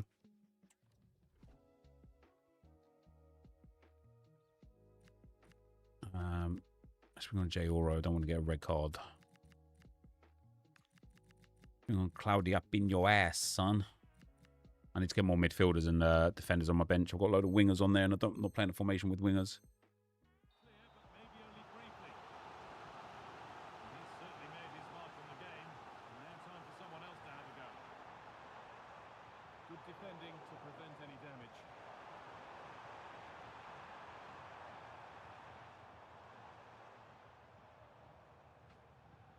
Stack. Vitinha. Terrific bit of blocking. Tackle clears it out. Corner coming up. I was having that same feeling. You have to put pressure on, like constant pressure, like team press. Plays it into the area now. Well, not quite fully away here. There's a chance for them to go now. I'll give over.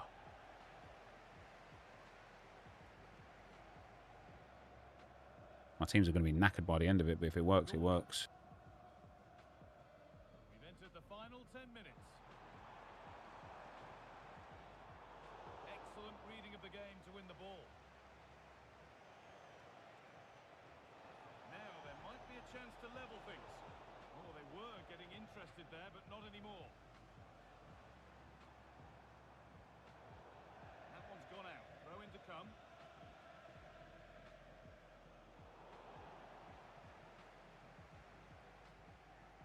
Vitinha. And on to Fernandez. Has the space to whip it in here. Ronaldo! Back off the post. I think he was about to get a penalty there if he didn't take the shot. This could be the moment for a counter. Well, listen to that. They're furious. They feel it was a clear-cut penalty. Bad pass choice, I guess.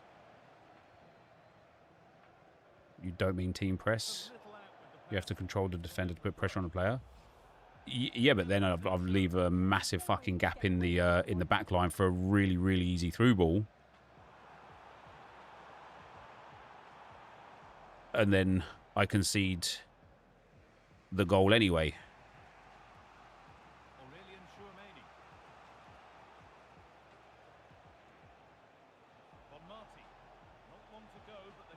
something happening for them now. Vitinha. Go, Vitinha. Suck it with your time wasting, you little bitch. I've been exactly where you are, like I say, in the same things. Well, we can see it again, and he does well. He shows great strength and balance to fend the defender off, and then he slots it home. It's a really good goal, that. Vital goal to bring things. I want to show this. I just want you guys for a second, right? This is how long is this clip? 30 seconds. Yeah, right here, when I lose possession, I just want you guys to watch Ferland Mendy. I'm not controlling him. I'm not using second man press on him. Watch. What? What the fuck? He doesn't even make an attempt to get back. Look, he's just casually strolling back. And he just keeps running in a fucking straight line. When Barcola comes inside, he just keeps running in a straight fucking line. What are you doing? This is what I hate about like the game where it feels like right now as well. Watch Chouameni in the middle as well. Okay, sprints back a little bit there. And then when, look, he just stops. He just stops.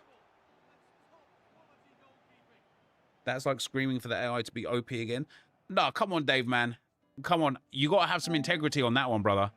There's a difference between the AI being OP and the AI being absolutely dumb as fucking shit. That is schoolboy shit. He's just, he's not even, like, a manager would have him subbed off for that. You'd be like, you didn't even make an attempt to get back. He should be sprinting back. He should. I can't control all 11 players. He should be sprinting back. And when Barcola turns inside, he should be coming inside as well. Take control of him. I'm never going to catch up with this guy if I take Mendy.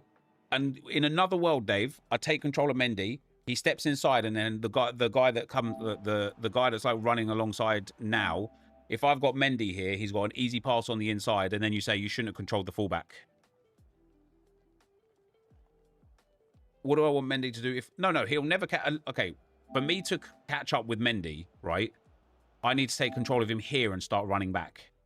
But then I leave a huge gap in my back line. When the ball gets played, right, okay, if I switch here now and start running back with Mendy, he just keeps running forwards with Bruno Fernandes, and then we've got the same issue just further down the field. Even if I switch into Mendy here, he just ball rolls inside at that point, and then he's got two players in the box for an easy pass. He actually chooses the wrong option when he gets here as well. He should have passed the ball, but again, there's certain skill issues in this game, right? But that doesn't mean that there isn't issues with the game. That both can be true. I can be a bad defender, and I can look at that Mendy run and be like, what the fuck is that? Right?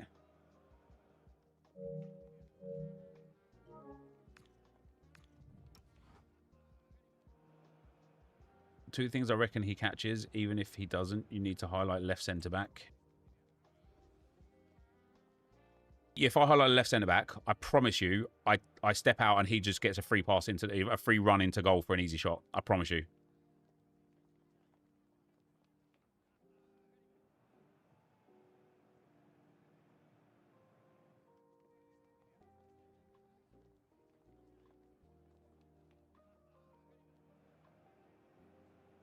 You've linked a proper Discord link there, Josh.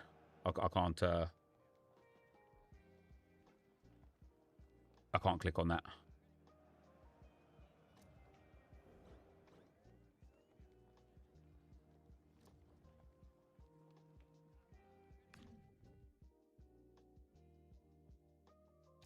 Oi.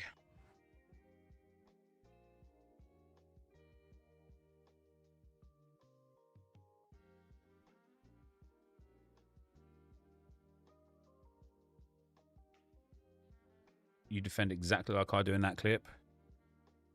Yeah, but it's like I feel like there's like contrasting like opinions, not opinions anyway, but like you're being told to put pressure on, but also to drop off. you're being told to put pressure on, but if you step up and then you get done in behind, you shouldn't have put pressure on. Like, how can you do it all but none of it at the same time?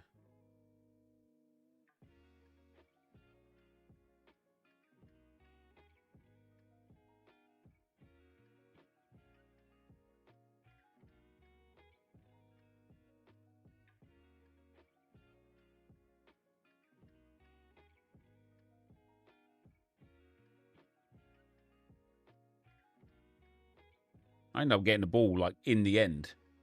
But, like, I don't know how I'm supposed to get close to him.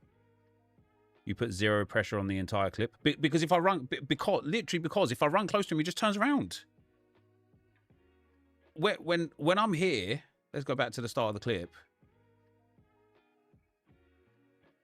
What am I supposed to do? Like, genuinely, what am I supposed to do? Just jockey towards... As soon as I initiate jockey, he just passes it past me or runs past me. Jockey makes you so slow. Right, then he gets the ball here. Look, see, now I put pressure on. Look, who have I got here? I've got Cruyff. I put pressure on him. He literally just turns around. And that's it. The pressure's gone.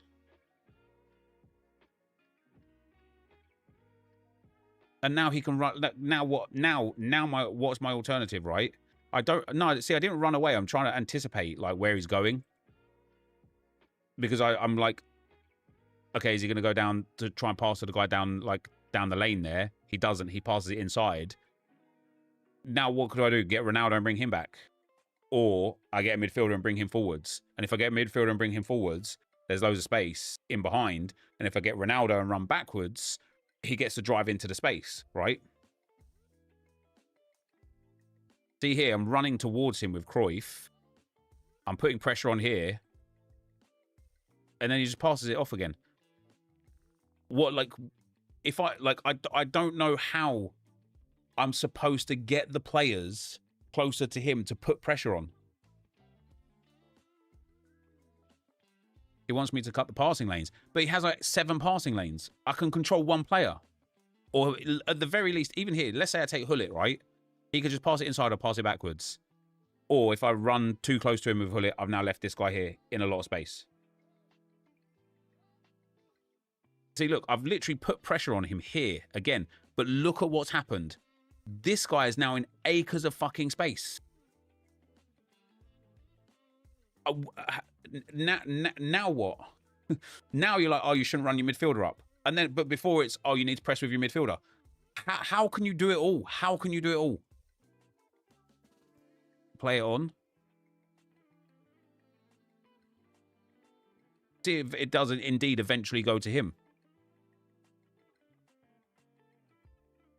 I take 2 people. Look, I've got the second man. That's not even me second man pressing. I don't even know who that is just running up there.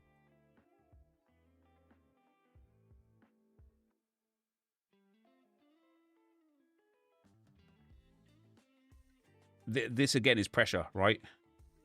Why am I running away with Cruyff? Because I'm anticipating a pass. I promise you, man, if I run toward him there with Cruyff, he just walks around me. And that's what I'm saying. This whole game was him just turning around in circles, right? If I run towards him there with Cruyff, he just turns around and then he passes the ball in here again. So I'm trying to, like, preempt that. If he can just walk around you, that is just skill. I'm agreeing, but I'm saying, how do I improve it? How do I get better? How can I have it so that he doesn't just walk around me? What, like, literally, I'm asking you, what can I do?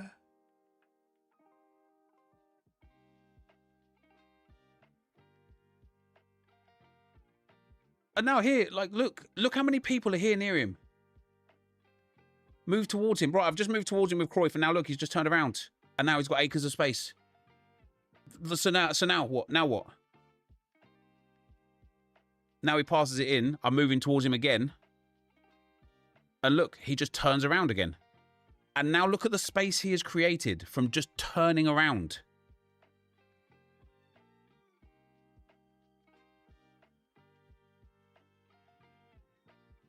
And I've tried jockeying in this game, in this very game, I've tried jockeying. And when I jockey, they just walk past. If I try second man pressing, it leaves a big gap. If I try pressing, it leaves a big gap. Like,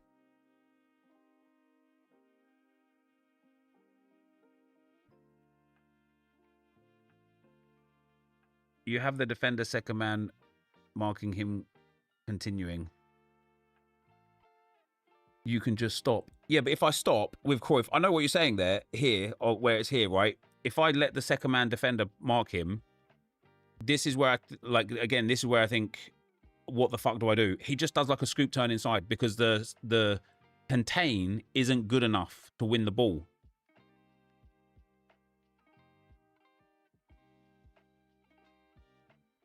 So even if I'm just like leaving Cruyff in and around and I'm containing with him, he's now got a one-on-one. But he didn't do a scoop inside because he turned around. That's because I wasn't pressing. I was containing here.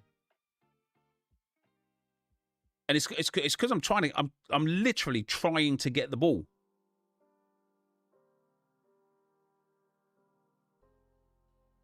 I've got the second man press and Cruyff trying to get the ball.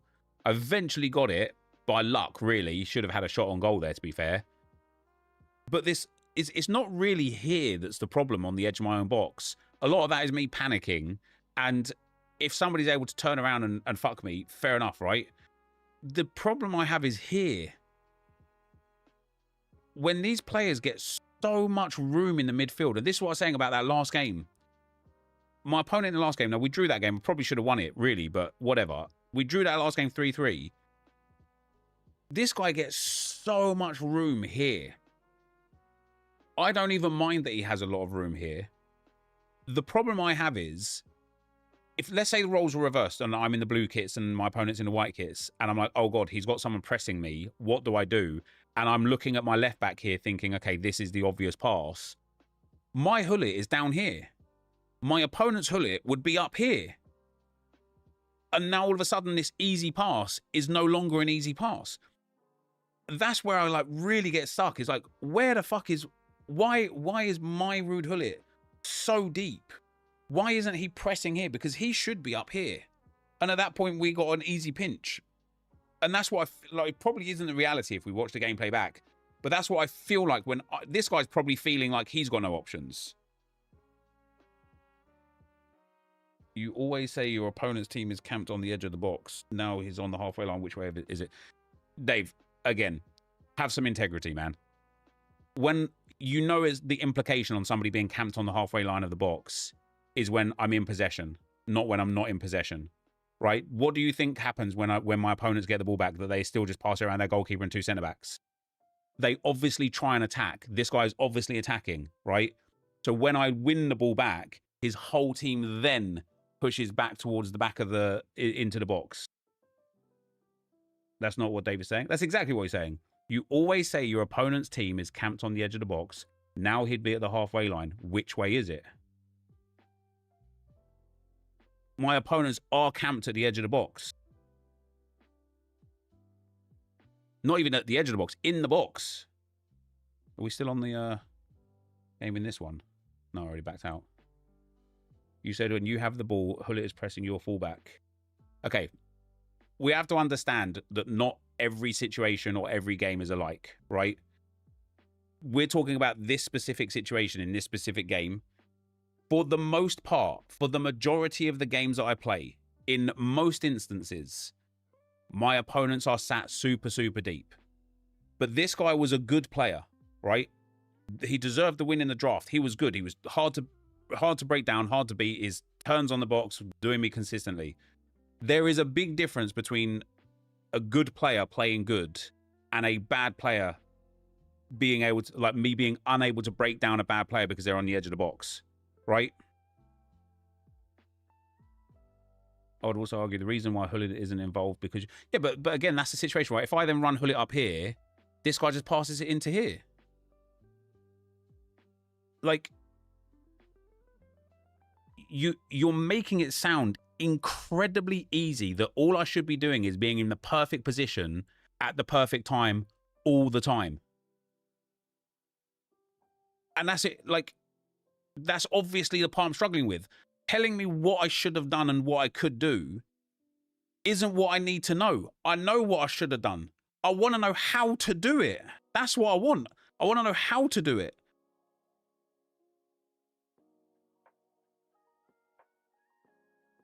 You can't press and you can't stand off. Defending is so busted. People keep saying it's a skill issue because they're desperate for the game to be good. Josh is telling you how. No, he's not. He's telling me what to do. He's telling me what to. But like, so here, like what I was saying before, right, is, oh, I feel like, and again, it's maybe not the reality, but I feel like if I thought here this was me, and I'm like, right, I've got no forward passes, I'm gonna have to pass it backwards. This guy's hullet would already be on my butt, right? So then Josh and Dave say, well, why isn't your hullet on his butt then? I have to manually take him up there. In another world, let's say I've got hullet up on this left back to try and cut that passing lane. And then I'm saying, guys, my hullet is up on this left back. Why isn't he down here cutting his passing lane? Right? It's really, really easy after the fact to say, oh, you should have done the other thing that you didn't do. It's not easy in the moment to know exactly what to do, right?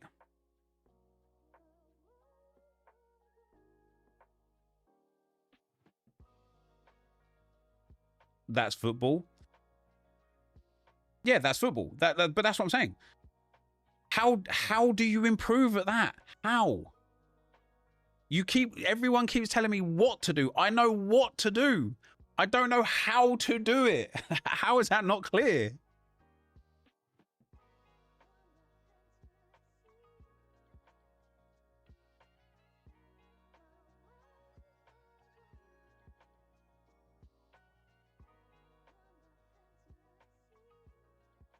It's luck-based. No, it's definitely not luck-based. There is no just press this button. No, there's no just press this button. And it also, like, it's, you know, this is what I'm saying, though. This is why the frustrations for me from this game come from the way my opponents play. I don't even know if he'll be here anymore. Let me go back and get this...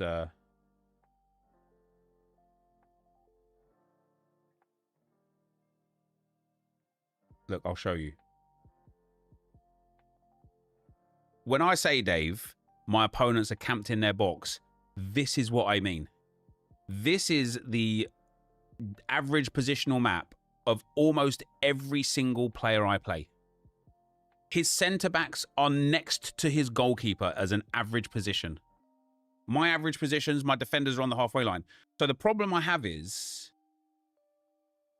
when I lose the ball, his 14, 11, and 8 are in an immediate counter-attack against my defenders. Do you think that's more to do with how long you keep the ball for an attack? Yeah, like definitely part of it. I don't think I had huge possession this game. Might have been like 55, 58% or whatever. I can't really understand what happened in the game based off of a graph. I mean, you can clearly see his 3 midfielders are on the edge of his box. His defenders are on his goalkeeper. Like, look at my 4 defenders. They're more advanced than his 3 midfielders. Right? Look at my midfielders. They're more advanced than his attackers. You can tell quite easily that he's been deep and I've been like forwards. And so the question becomes, like Josh says, oh, is that because you're just taking too long on the attacks? Maybe it is, but I can't progress up the field quick enough because of whatever reason. I don't know, like play style. I don't know, like the way I want to play the game, like constantly losing the ball, and that's fine. But then that again comes down to, how do I improve either attacking quicker, because when I try that, I just end up losing the ball quicker, which means I get countered quicker, which means I concede more goals. Or secondarily, how do I turn this level of possession on the edge of the box into more goals? Because if I can do that, it doesn't matter if I get countered.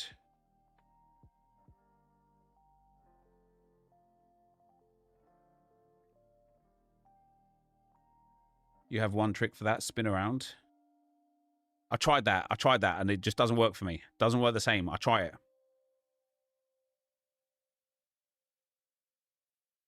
And again, it's obviously a skill issue of just learning how better to do it.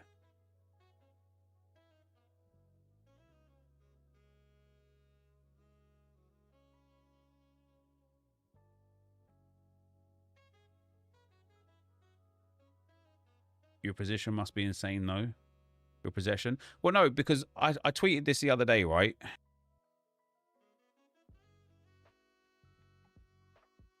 This here, I only had 52% possession against this guy.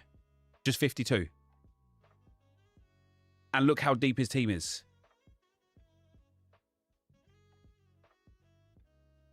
In this game here, do I show the possession? I probably do. This might be like high. I don't know. Oh, hold on. This guy quit at 1-1. One absolute pussy. Oh, I think the Elgato's bugged out. It's not gonna. Yeah, it's bugged. Unlucky. I can't go back on that one now. But it really is like it doesn't actually matter if I hold humongous portions of possession, or if it's around 50-50. My opponent's heat maps are more often than not super deep compared to mine.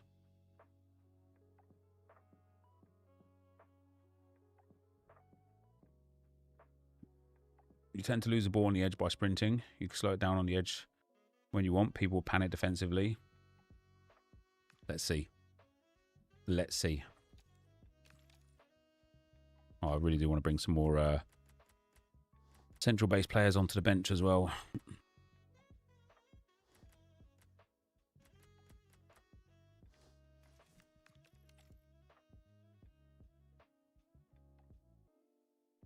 That's 4-2-1-3 counter with 2 holding CDMs. Everyone plays it.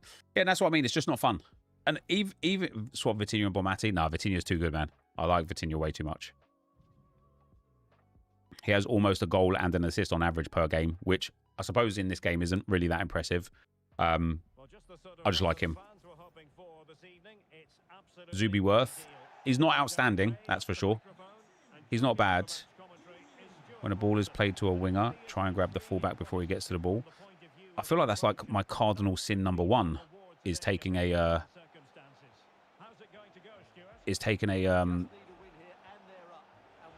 he's moved his keeper there.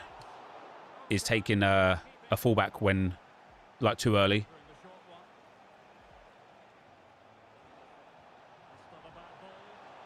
I really thought I was going to get that.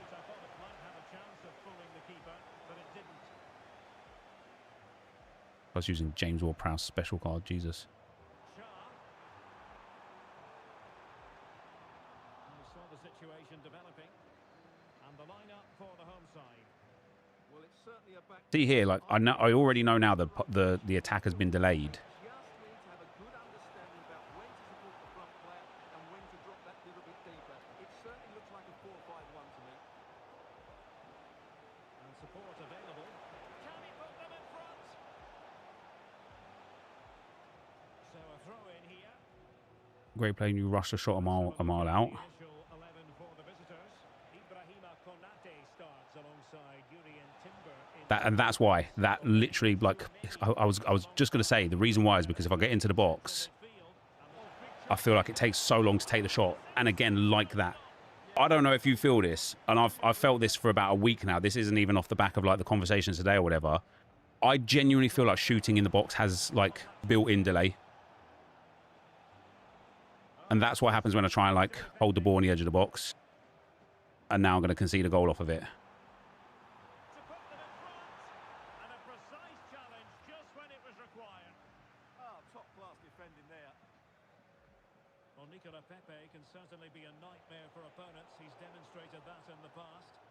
Just got to connect, hasn't it? The brace last time out, but no real surprise that they're focusing on him. It's his movement for me, always active, always trying to find that yard of space, and I expect we'll see the same again today.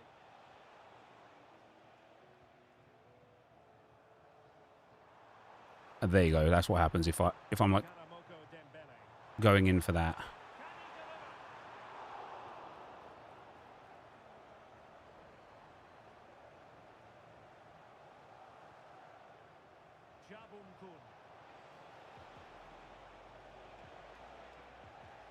Intercepting it intelligently.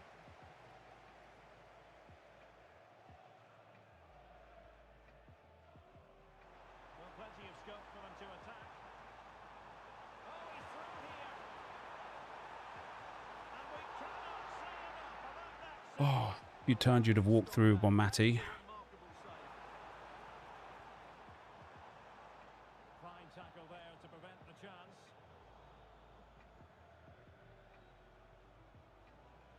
Nicolas Pepe.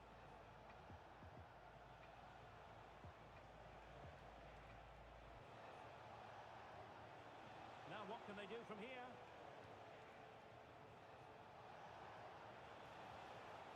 Vitinha, can they nudge it front? Those would be surprise, surprise, surprise as well, guys. I'm playing an absolute fucking hyper sweat Their focus now. in this game Moving once more. How important with all this play a lot cancels and all that kind of bullshit. Oh, that should be my ball. Thank you. thinking defensively. Well, they made some good decisions there. Ferreira. Now, who can she play it to? And roaming free here. Well, they've won themselves a corner. Player lock is a horrible feature. Yep, it is. It is another one of those ones that I genuinely think should not be in the game personally. That's a good-looking pass. Three attempts to try to get that into boom there. Never mind.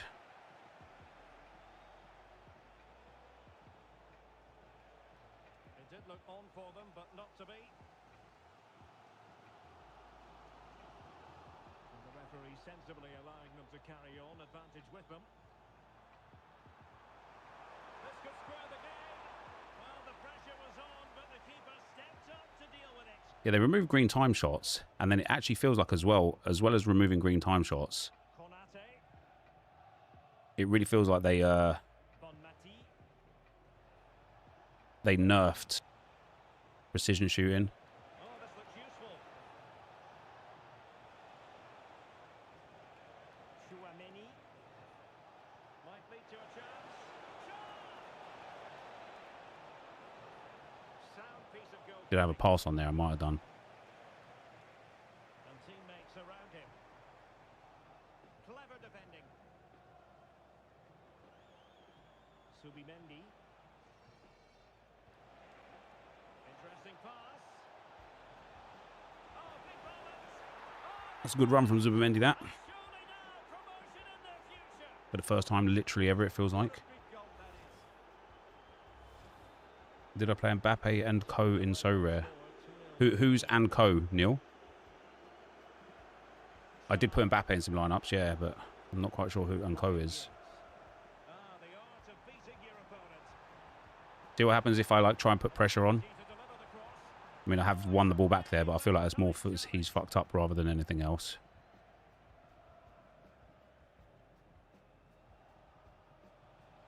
Nicolas Pepe. Promising looking ball. Surely. Oh, wow.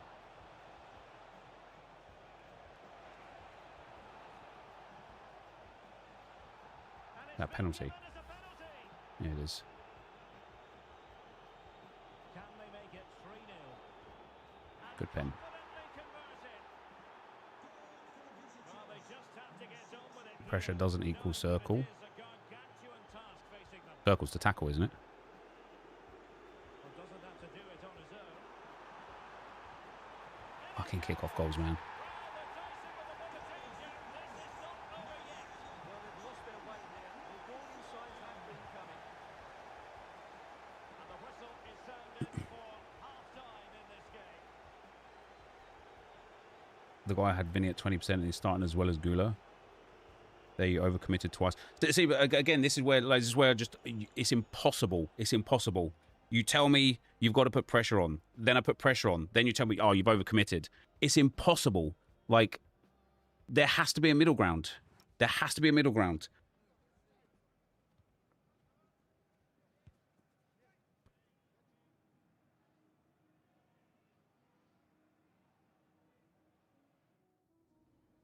You pressure and completely miss, though. Yeah, but that's what I'm saying, right? Like, if I pressure and miss, you say, oh, you pressure too hard. If I don't pressure hard enough, and then he gets an easy pass, you say, oh, you should have pressured. There has to be a middle ground. Don't miss. If it was that easy, I would win every game ever for the rest of my entire life. Second half underway.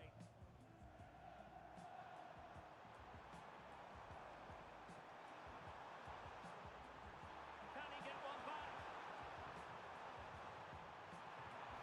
Oh, fully stretched. Short corner favour. Now the quick counter-attack could be on. Oh, big chance. Marks for trying it. Oh, and that is an open Corners, counters, and kickoffs, man. That's all this game is. smile. The goalkeeper has no interest in I'm smiling. jumping in with circle tackles. Just press X instead. X is contain. Ball with James Ward. If I hold X, look, it just follows the player. Mark Guehi.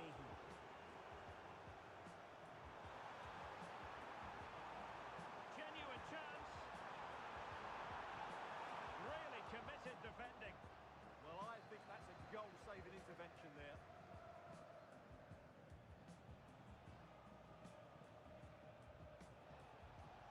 Vitor Ferreira. Aitana Bonmati. Took a really smart That's surely got to go and defending to connect. stop them.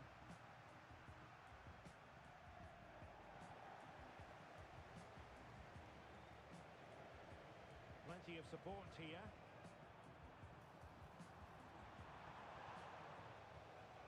Well, that No, keeper don't was hold. in Tap the X. midst of Yes, the still. variety X is contained, brother. now. If I tap X, it does nothing. Look, I'm tapping X. She's just doing literally nothing.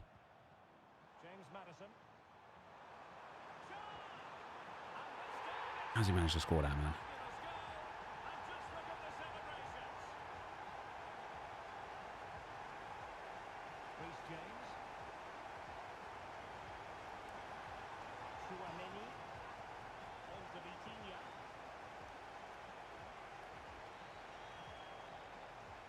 Beautiful pass.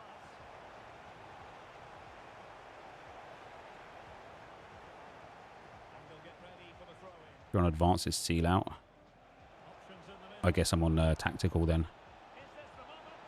And it goes! The lead just gets bigger. Surely they can't let this slip now. No. Okay. When I say things like, how has he scored that, man? I'm not literally saying, like, what has he done?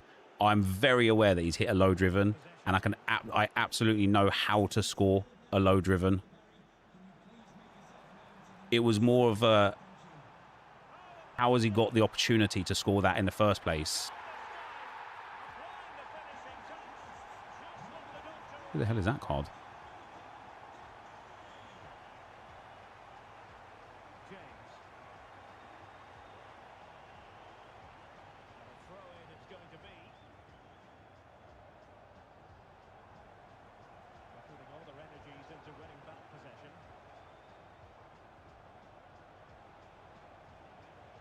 Reece James. And support available. Such an ambitious run. Is it going to be? Oh yes, a goal! Shuameni. I need to put more attacking midfielder in Shuameni's space, because he's the one that always keeps getting in these shooting positions.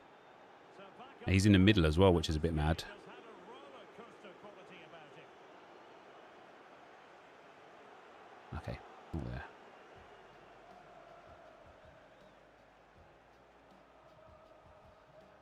Jabun Kun.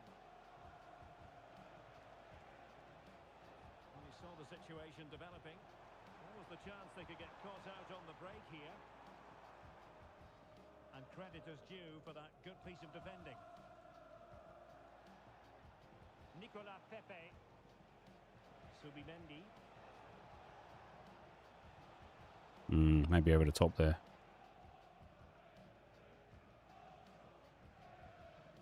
James Maddison. Cha. Might be a chance here. Oh, stellar defensive work to get back and win possession. Subimendi.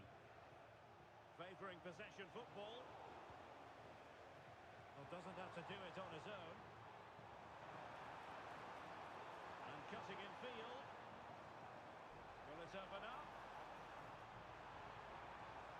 Well, the attack petered out. They won the ball at just the right time there. Ah, Pepe, you got to be on that, pal. Come on.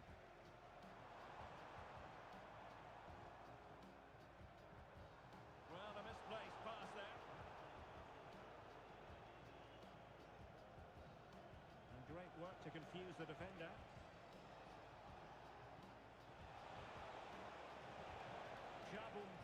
Chances on. He was waiting for it, wasn't he? Class to stop him. Tyrus Dolan. Well, no threat posed by the cross. Throw-ins given. Well, this could really help the cause.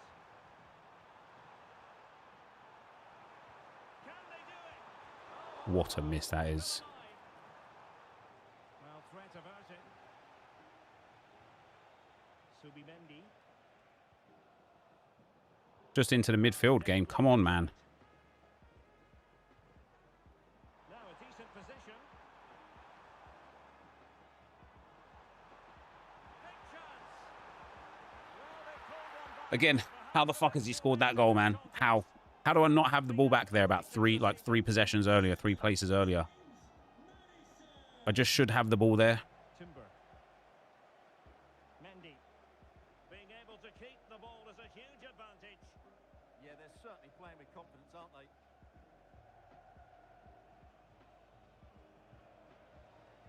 Subimendi. Well, you can really sense the frustration building around the stadium. They've been so poor. He stopped today, his run way fully. below their usual standard. And 1 minute of stoppage time has been added on. Good-looking move. And there goes the final whistle. A huge win today. That guy was intensely fucking sweaty, by the way. Like, he felt like a competitive player. He probably wasn't. I'm probably just that shit.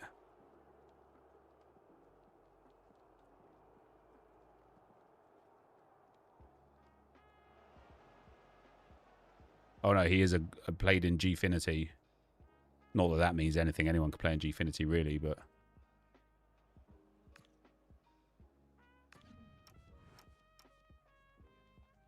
...200 passes, man.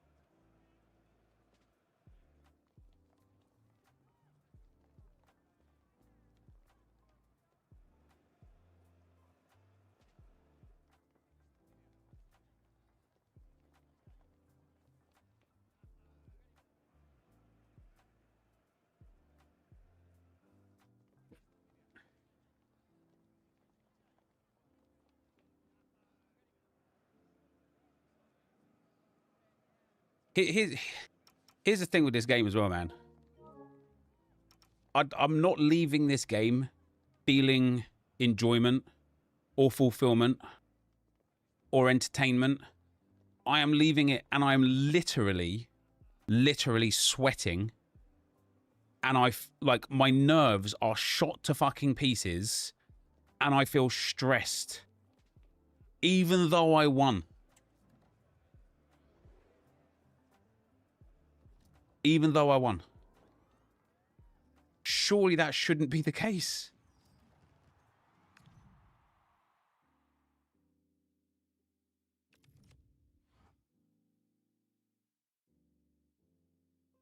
My hands don't sweat. The sweat's not coming from there, fortunately.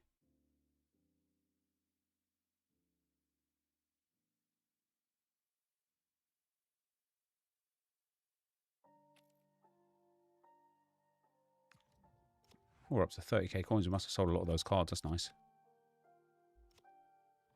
Wow, I didn't. Sold one card. Oh, no, I did loads.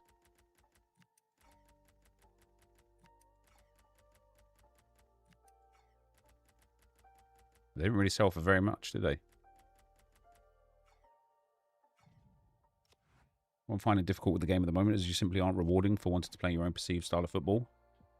Yep, there is a very, very, very clear meta. Again. And I personally did think that this would be a different game cycle. Oh, European deadlines are extended. To when? To 4 PM. So the Real Madrid team is out, is it? The Real Madrid lineup. Who starts for Real Madrid? Play a game in the pro ladder, see what that feels like. No.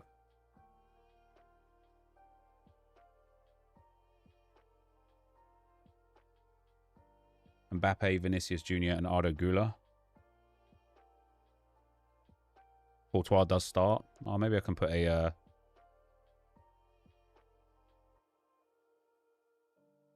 an arena in then. Not far off full strength. This is what I was saying about Arsenal, and I should have applied the same logic to Real Madrid.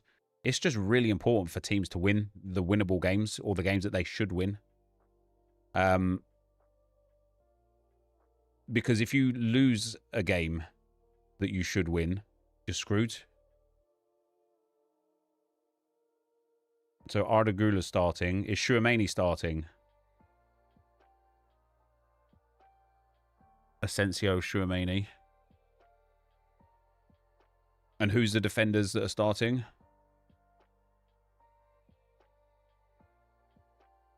Oh, let me put...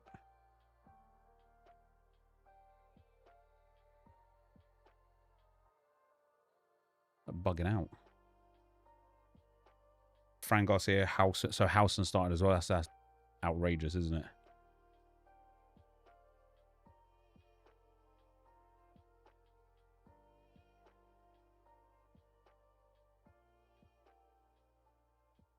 Alaba starting, is he?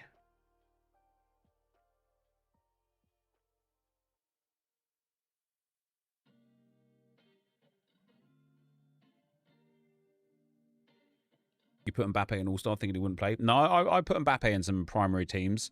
I didn't put any Vinicius Juniors in priority lineups. I didn't put Courtois. I literally was saving Courtois for Arena. Because I've got some really good Real Madrid. Is Valverde starting as well?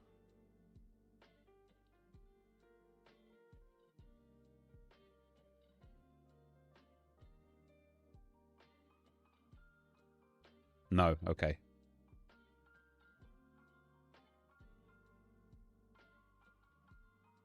The Chouameni is starting. Vinicius Jr. is starting.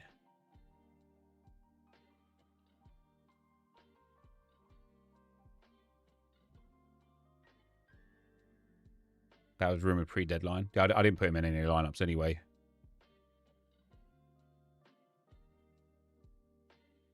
Is Ceballos starting then? And Carreras. I guess Carreras is starting, right?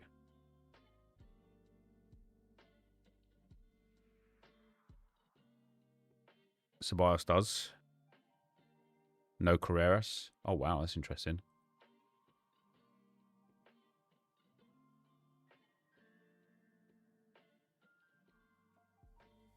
Usually we just played. Sorry for the shitty gameplay. Also, that Dembele is level 15 from the season pass. I've got a bone contusion on my knee, so I've been stuck at home and have nothing else to do. Yeah, GG's, brother. You're a solid player, man. What sort of ranks did you get last year? It was difficult, man. The player lock cancels, the chip through balls from the halfway line, like on the straight throughs and stuff, man. It's like it's you're just good. It's just hard. It's just not enjoyable. Mastantuono is playing. Okay, let's put Courtois in there.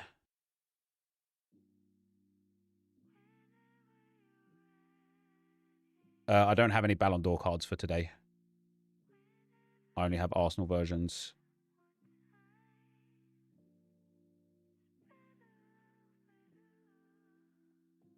I got an L15 29 player that might get some game time for an arena?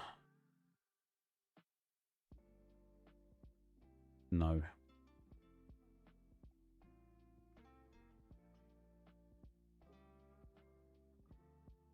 I have, however, got... Oh, I could put Ceballos in. Ceballos and Alaba might fit. I know you guys can't see what I'm doing right now. I apologise.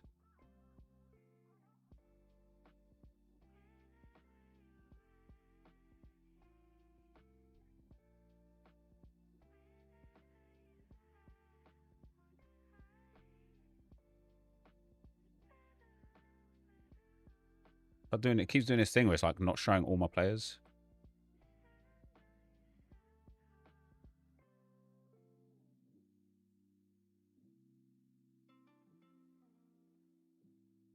Need a 38 midfielder.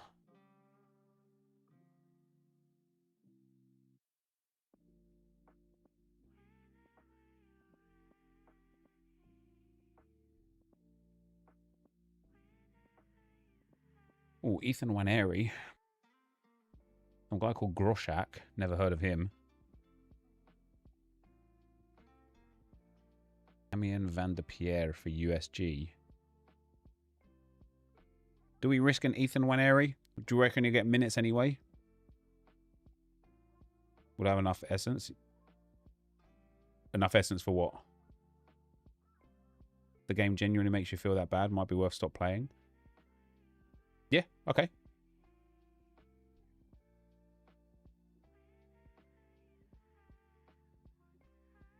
You can put Benfica players.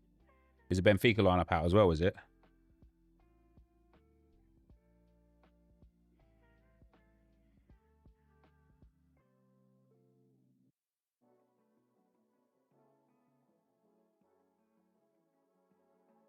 What level should I be on the season pass realistically right now? Like 9 or 10.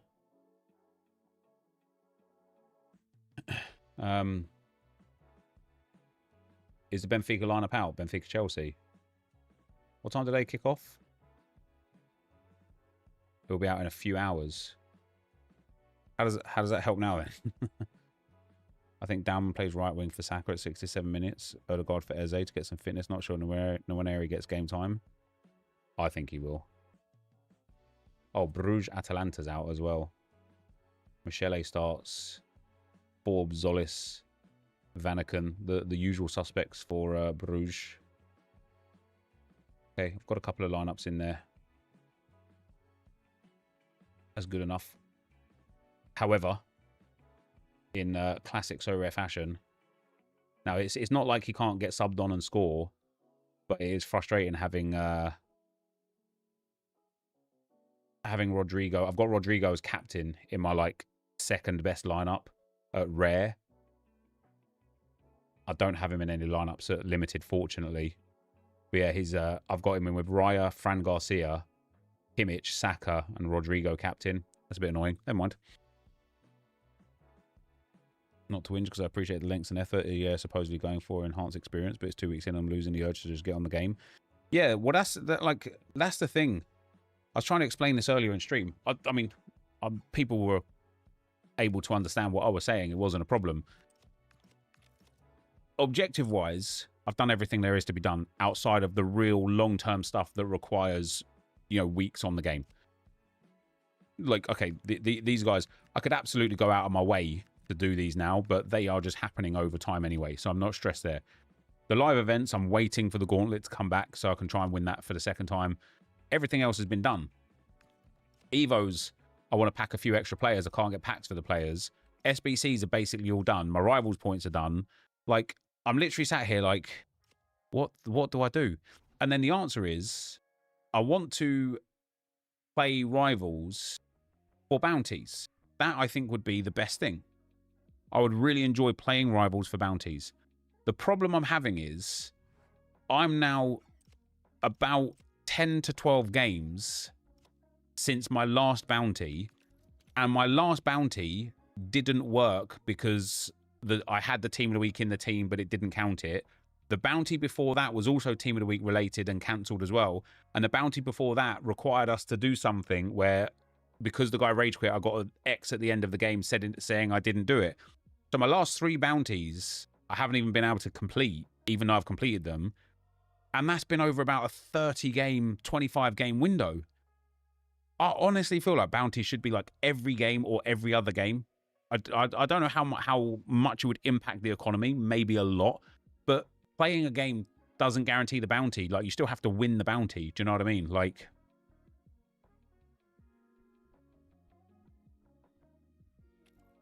but yes, it's this game for me. This game for me is like, this is the long and the short of it is, it's hard. I'm just finding playing the game incredibly challenging.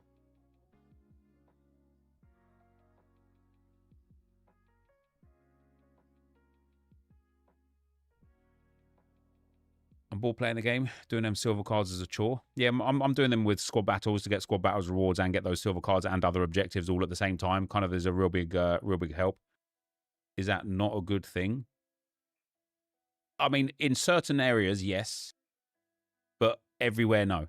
And, you know, like I talked about earlier again, EA made a point this year of saying that they don't want everything to feel like that white knuckle gaming. And what that is just competitive play. What we have, and it was kind of the same last year with the Life at Friendlies, right? But you know that event that we had where you could play unlimited times and just get the rewards eventually? That was too easy because people just quit at 1-0 constantly. People didn't give a shit. People put out like really poor teams just to fit the requirements. If they go 1-0 up, they expect you to quit. If they go 1-0 down, they just quit.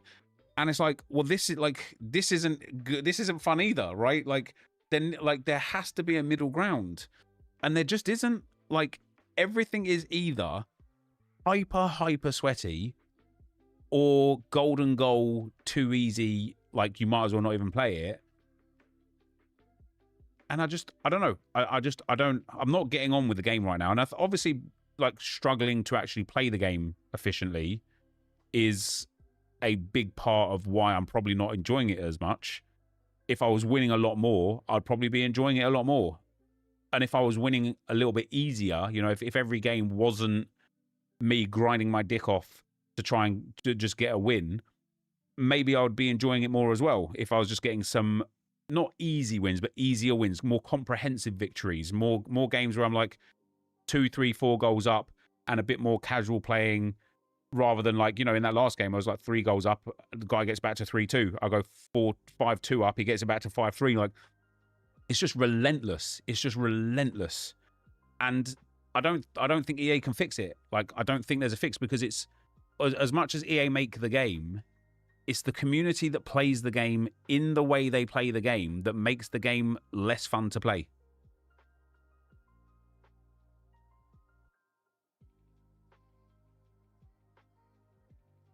How do you change the mindset of the player base? I just don't think you can. I don't think you can. I think as well, like, in the age of social media that we're in now,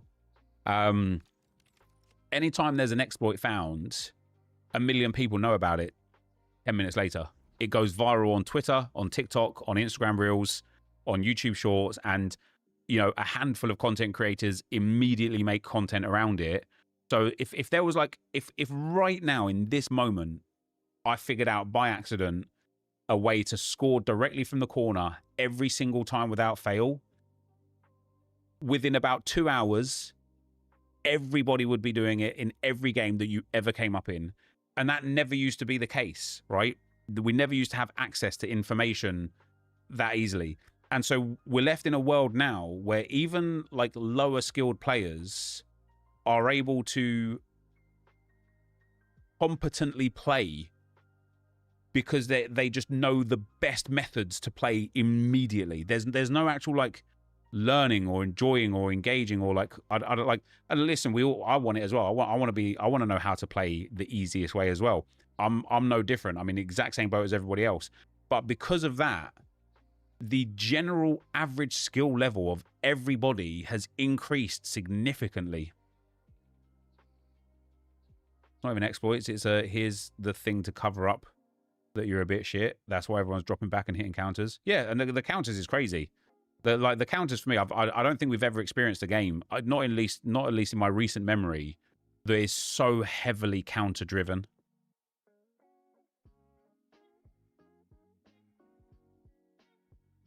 How much of the player base do you think watch YouTuber streamers? Doesn't have to be YouTuber streamers, right? It just has to go viral on a social media platform. That's why Pina has 5x. I think she's crashed again, hasn't she?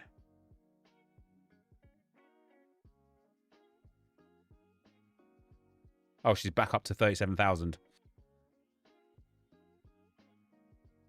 But yeah, she's gone mad expensive in spite of having 79 pace because she's got 5-star weak foot, low driven plus, and somebody would have seen a TikTok of her scoring 10 low driven pluses from like ridiculous angles, and all of a sudden that TikTok goes viral and everyone goes, oh, I'm going to go and buy Claudia Pina. Oh yeah, 2.2 million people watched the TikTok that we made on the FC Point thing.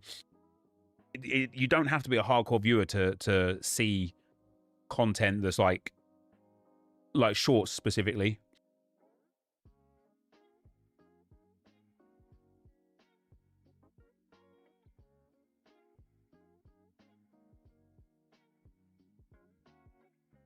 EA have coin wiped people's accounts because of Pina. That's quite mad, isn't it?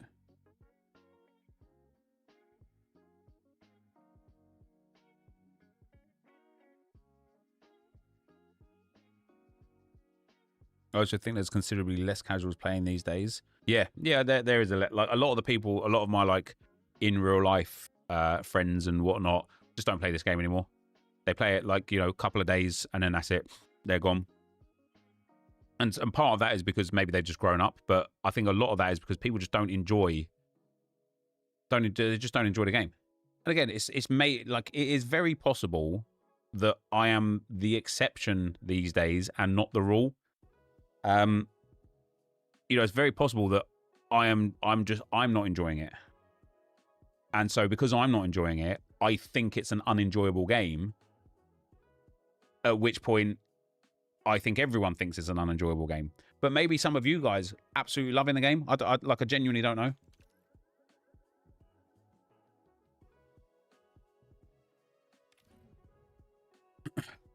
We'll play one more. One more.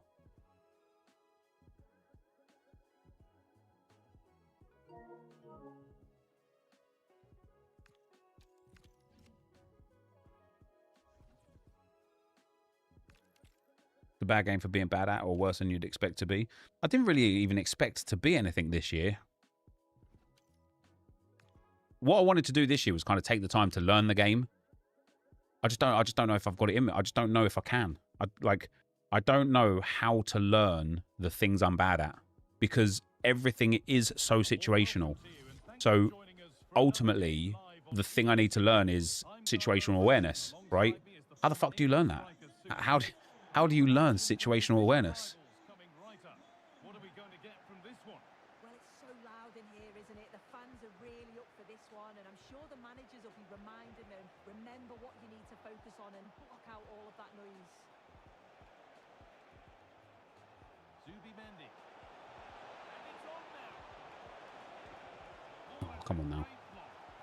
Yeah, absolutely top quality, wasn't it? Here's how the Magpies line up today. Marc-Andre ter Stegen is in goal. Martin Ødegaard plays alongside Rodri in the middle of the park, and they're playing with two strikers in attack. Good tackle that. A chance that was promising, and he won't want to see that attack. Composure. And that's where it's like it's impossible to like talk about these things on stream. I say, how do you learn situational awareness? And somebody says composure, maybe. Okay. How do you learn composure? You understand? Like, how do you improve at the things that you're bad at? Like when the thing that you're bad at is not like a thing that can be replicated, rather than something that is on a whim, you know? And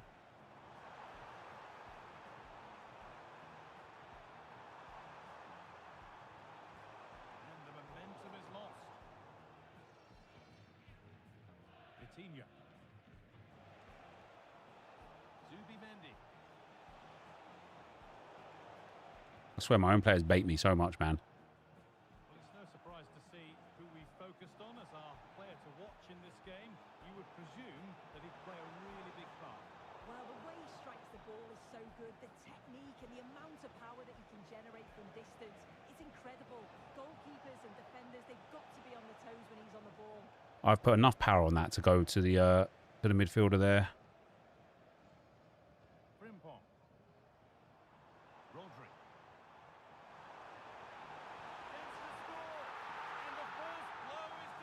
And this guys, this is why I am like really hating this game right now. First of all, this guy's got fucking shadow chem style on Iose. But second of all, I've put a ball like power on a through ball there for Bonmati. And I've like, at least again in my mind, it feels like I've put good power on it. And instead, he's going to be offside. And instead, the ball connects to the striker who stood next to a defender rather than the midfielder that's in open space. And off of that loss of possession, I also lose a goal. Now, could I have defended it better? Yes, probably I could have. Should I have needed to have defended it better in the first place? That's where I get like frustrated, man, because I just don't think I should have needed to defend it better. That's got to be a pen, right? Nope. I don't think I should have needed to defend it better because I don't think I should have lost the ball. Played in with that. Timber.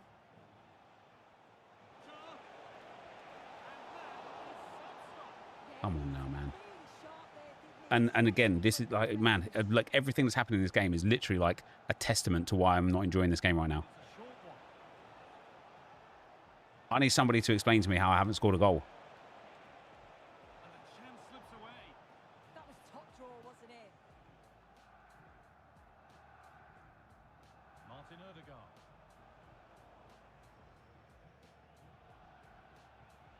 Good work, they've got it back. Torres. Nice rhythm to the passing here. Well, nothing to get excited about at the end of it.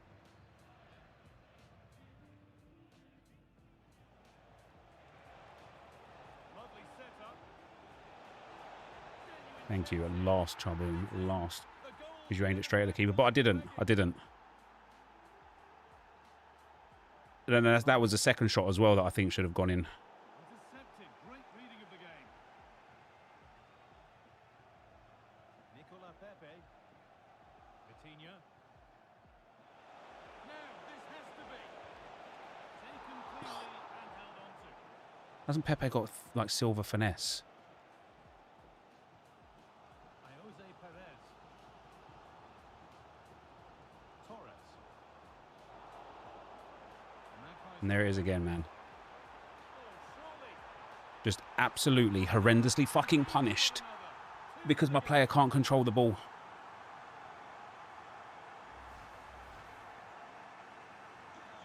we're back underway in 2-1 now. Chouameni. Could be something happening for them now, but not the end result they wanted from an encouraging position. Good pass, good chance. Oh, come on, man. I've got to be able to reach that tackle. Got to be able to reach that tackle. Goalkeeping. Well, he was under real pressure. How to do on a goal? I went 2-1 on the first attempt. Absolutely. Hopefully I can win it today. That's solid goalkeeping. Did really well to hold it. Pepe. Vitinha.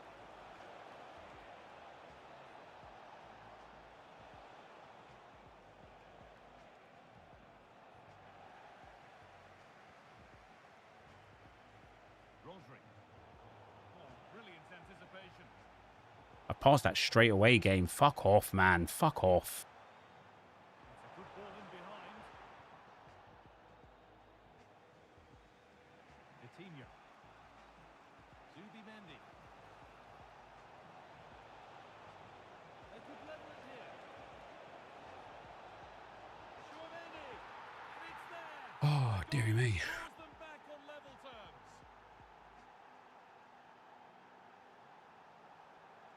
This is looking good. What next? Omar Mamouche. Oh, it must be here. And there's the goal to put them in front. Just fucking kick off goals, man. Kick off goals, man. You just can't fucking do anything about them. It's ridiculous.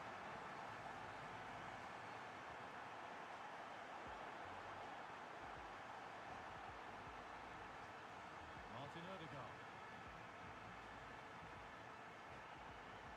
Nicely sets it up. Terrific chance. It's been well watched by the goalkeeper. Yeah, he have spoken on the fact that they're going to make some changes about them, but doesn't help me now. Do you know what I mean? Improvisation. To be fair, it never looked like troubling the keeper.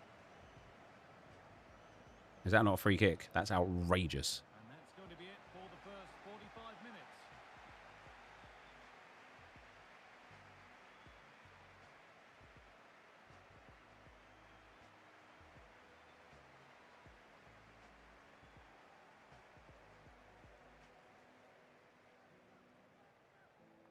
$30 points in rivals is 10 fucking wins. You know how many games that takes for a casual? Well, it depends.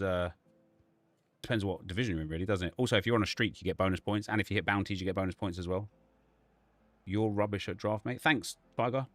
Appreciate it, man. You're rubbish at life, brother. Hope that helped as much as your comment helped me. So the second half begins, and it's advantage to the Magpies after the first 45. Let's see what unfolds. Torres.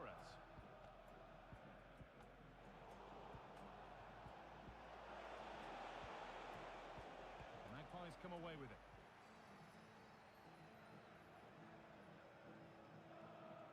That's one player beaten.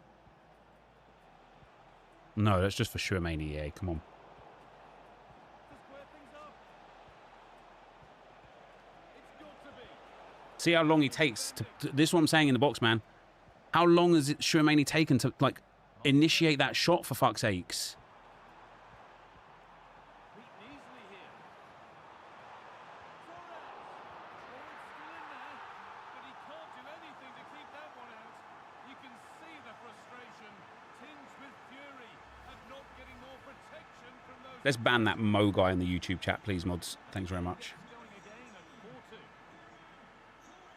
Coutinho.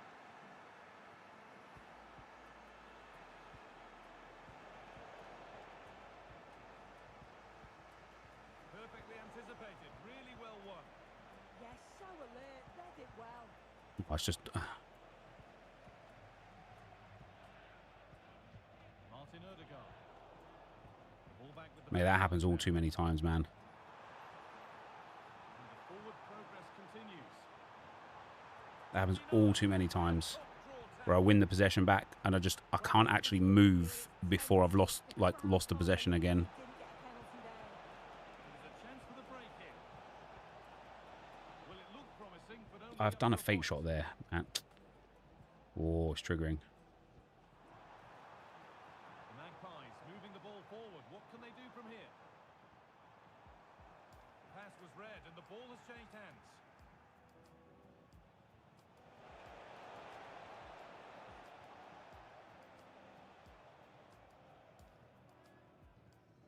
And into the last 30 minutes now. And the hard work pays off. They won the ball.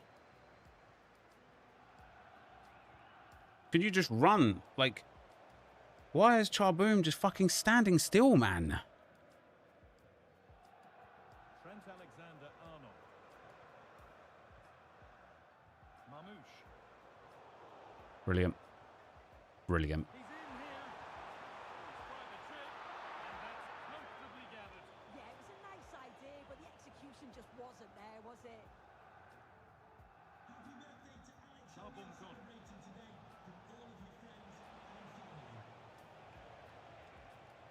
What a chance here. Please be onside. I don't know how he's kept that out. A terrific I didn't pass it to him there.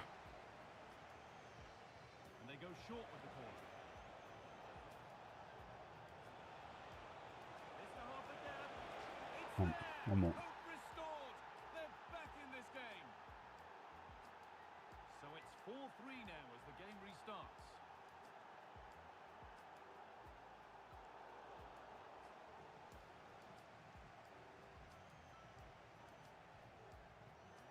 Winning the ball back and in a promising position.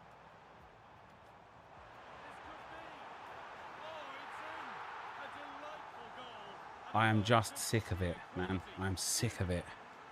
Mendy just stumbles on the... all I'm doing is left stick dribbling. I'm literally not doing anything else, just left stick dribbling. And Mendy stumbles on the fucking ball, man.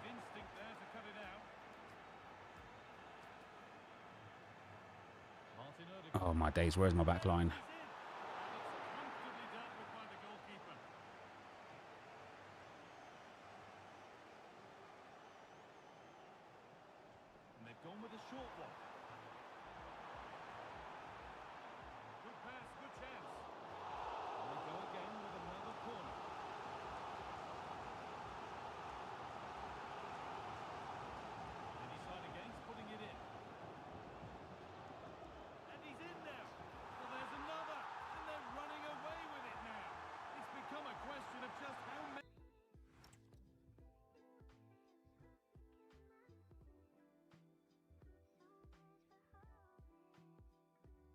You have to win all 3 for Kudus. All 3 in the same gauntlet, yeah.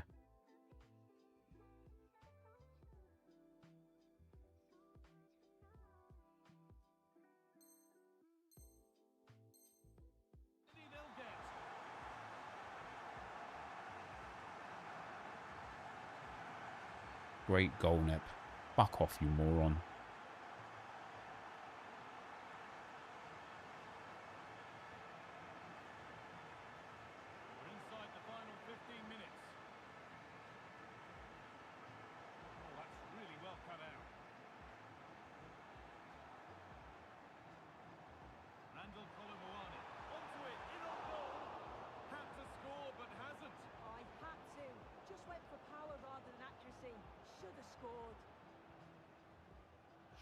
Look at it again. Look at it again. Oh, it's unbelievable. From the Magpies to win it back. There's a chance for the breakaway here.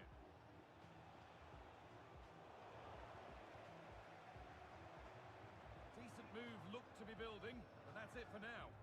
I've been impressed with how they've closed down and stopped attacks quickly. Pepe. Now here's an invitation. And favouring power over subtlety, he's hit the woodwork. Well, I think from that distance he should be scoring, or at least test the goalkeeper. Rodri. On to Odegaard. Intercepted. Great reading of the game.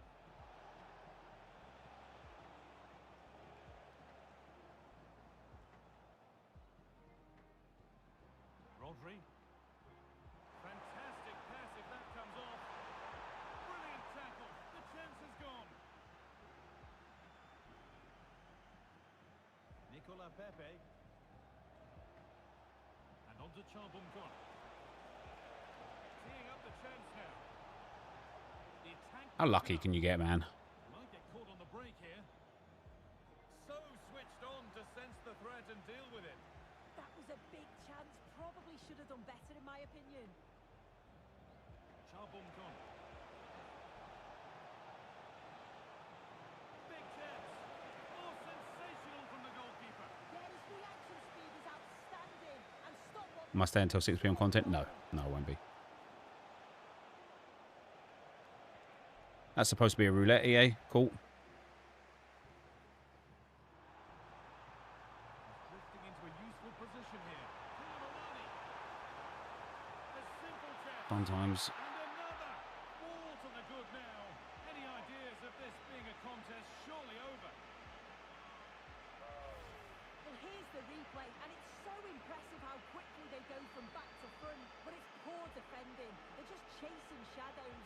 And then to leave the keeper in a 2...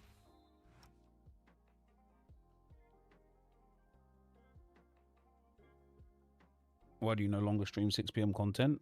Because I don't stream 6 PM content. There's no underlying reason, mate.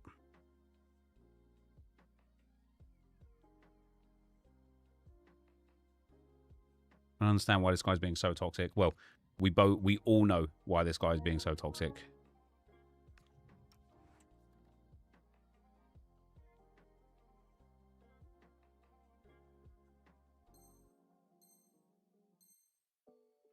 situation.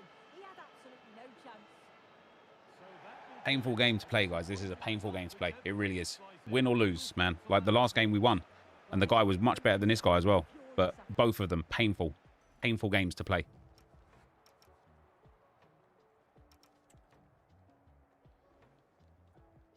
Painful games to play.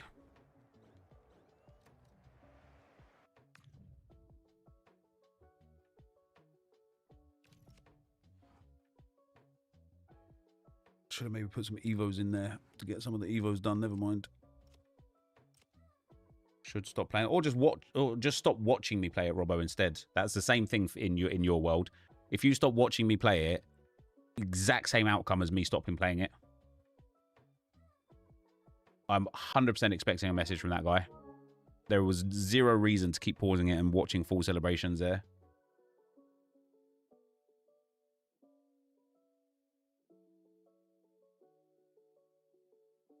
Trying to get bounty. Yeah, mate, it's been a lot of games for me since the last bounty.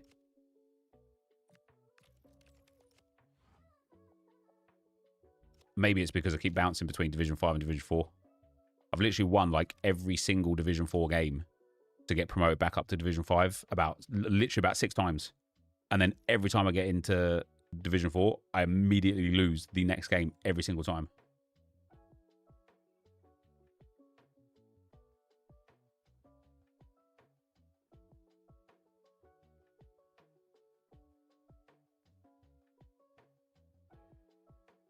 Is 4-3-1-2 good for me?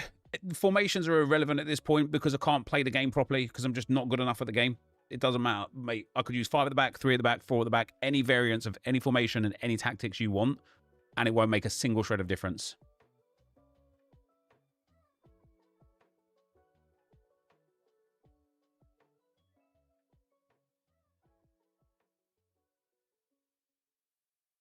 The only bounties you get at the team of the week ones that don't work, yeah, it's pain, isn't it? It's pain. What's my overall take on the game so far? It's a really weird like take on the game because the actual game is better than last year, in my opinion, by far. More responsive, left stick dribbling is nice.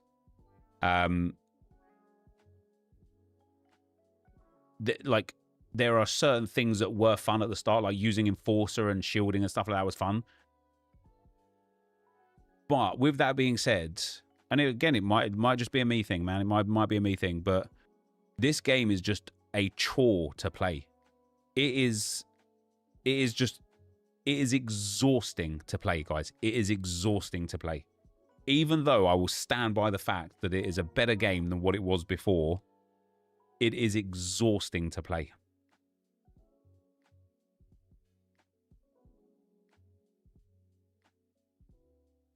The hope of bounties keeps us going. And well, even if I could see a bounty on there, I think that'd be nice. If there was about, you know, this bounty is there, there's one in every division. So that's whatever. It doesn't really make any difference. Even if there was like a bounty here on number 3 right now, I'd probably keep playing to try and get to it. Why is it exhausting? You just have to be focused. Like, so there's a few, like, you have to be focused intensely. And whilst that shouldn't be a problem in gaming, when the games last nearly 20 minutes, it is tiring, man. Even in games that really do require your intense focus, like a League of Legends, for example, right? League of Legends, an average game of League will last about 25 to 30 minutes.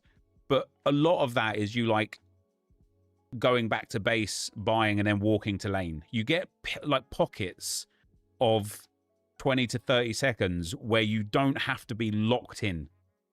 And then if you die, you literally like you're out of action for 20 seconds and 30 seconds. Like you get that pocket of time where you don't have to be locked in. In Call of Duty, those games last like what, 8 to 10 minutes, right? Maybe 12 minutes. And again, when you die, you like then you go back and reset, or like you go like change your guns or weapons or whatever loadout. You get time where you don't have to be fully locked in. In this game, you have to be locked in for the entirety of the game. Like, it is so mentally draining. It is so mentally draining, right? That's the first part of like the game and why I feel like this about the game. The second part is this is an unforgiving game, man. It is so unforgiving. If you make this like one error, one loss of possession, one bad pass choice, one bad shot choice, you can see the goal.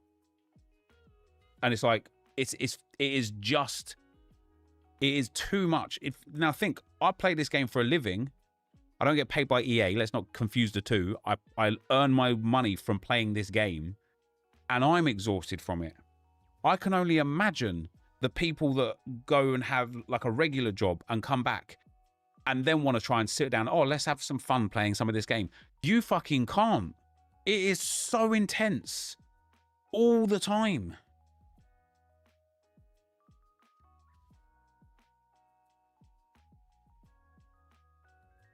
Honestly, it must feel like a second job to people that try and play this game after their first job.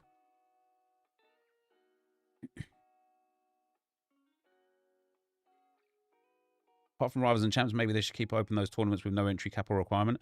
The problem is, like, when that happens, though, everyone does golden goal, and then you also lose the value that side as well. It doesn't become casual. It becomes almost like... It's almost like a nuisance at that point. People just go in to hopefully score the first goal so that they get the rage quit.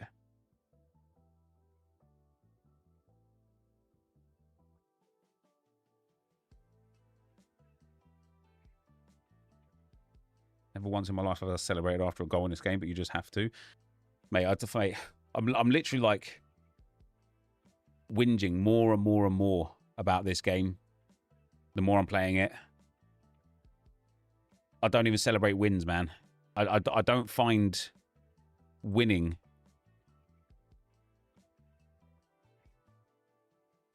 Oh, wait, guys. I told you that, guy. I fucking knew it. Wait, didn't you put comments in? Did you post comments in the YouTube chat, JGS, rather than the Twitch chat? So I wanted to see what your response was on how you went last year. But I'm looking at your Twitch chat history, and I was like, damn, I recognize that name. And it's because it was you on YouTube, wasn't it?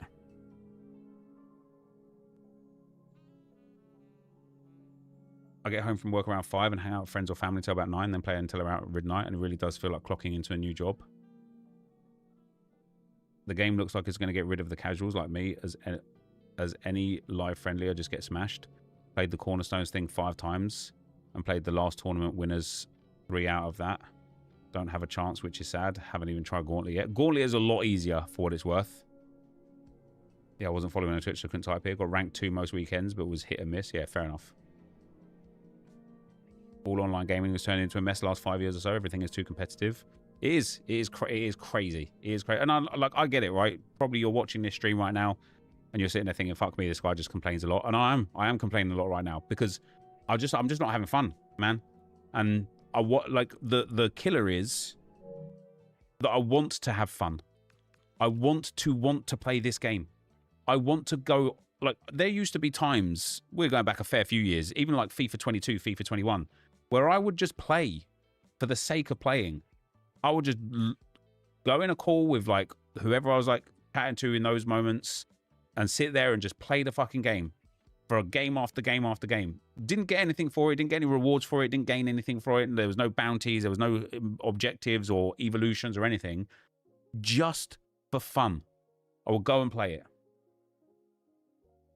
This year and last year, the last couple of years, I don't think I've played FC for fun outside of last year when the January patch came, or whenever it was around Team of the Year time, I thought that game was brilliant. And it was for about a week, and I played it for fun for about a week. But then, much like everything, the meta gets discovered, gets applied, gets abused, and then the game just loses its essence again. And this is as much as EA fault as it isn't, because this isn't just FIFA. Every fucking game, I watch people play all sorts of games, and everyone just bitches and moans, man, because the games are just every single game is just too competitive. Do you know what's crazy? Like when Fortnite was in its heyday, I don't know how Fortnite does these days for viewership or how popular the game is anymore, because I don't play it anymore. I literally stopped playing Fortnite when they introduced skill-based matchmaking. I literally stopped playing Call of Duty Warzone when they introduced skill-based matchmaking, because it just killed enjoyment, just killed it.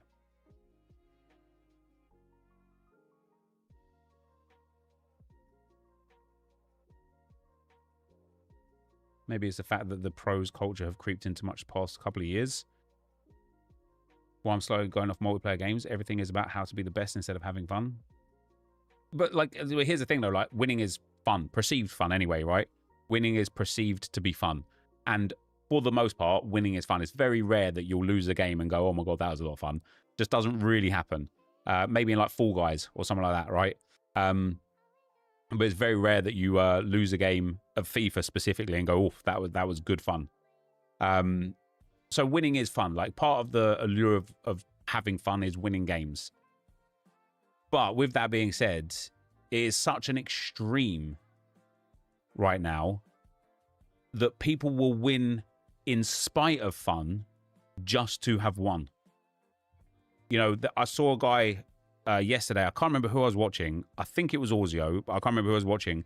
And the guy kept giving away corners on purpose because he knew how powerful scoring counters from corners was. At that point, just fucking back out the game and play something else, man. What are you doing? What are you doing at that point? You're not even playing the game. It's like, it's gone so far. It's gone so far beyond winning for fun, or fun is winning, to the point where people will literally, like I say, they will play the game to win in spite of having fun. They will do things that they absolutely hate and don't enjoy whatsoever just so that they can win. And for what? The rewards aren't even that good anymore. What are you sweating it for?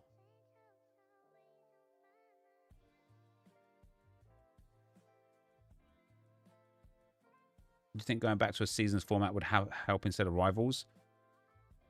I don't know, man. Because again, I think everything is just so like I don't think EA can do anything right now. And again, I don't necessarily blame EA for that. I just think like say, like, you know, things like the Gauntlet, that's going to be the one thing that could be interesting. Tournaments, too sweaty. The casual experience of tournaments or events or whatever, too easy, like genuinely just too easy. Like, even if you're terrible at this game, when they do those events and objectives where you've got unlimited games, you'll just get it done in no time at all, because you'll go into a game, you'll score the first goal and someone will quit. And so it's like, even that, it's just lost its credibility as being fun, because like it's not fun. It's as less fun going into a game where your opponent has got, like, you know, 2 centre-backs up front just to cover off some objectives and they couldn't even give a shit if they win or lose. That's also pointless. It's also pointless, isn't it?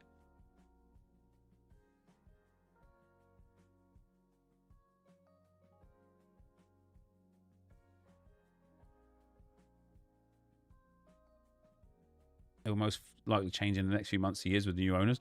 No, probably not. Probably not.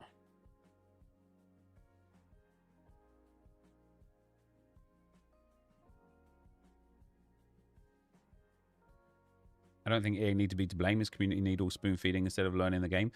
Yeah, I mean, it's easy to say that though, but here I am not learning the game, right? It's like, it's the same but different, right? I'm sitting here complaining because I'm unable to get better at the game. And I genuinely am saying this, guys. I don't know how to get better at this game. Back in the day, back in FIFA 11, when I was really good at the game, all the way through those years, but specifically in FIFA 11, right? I used to spend hours and hours in the arena with a 5-star skiller trying to learn how to chain skill moves together, because I knew how to learn them.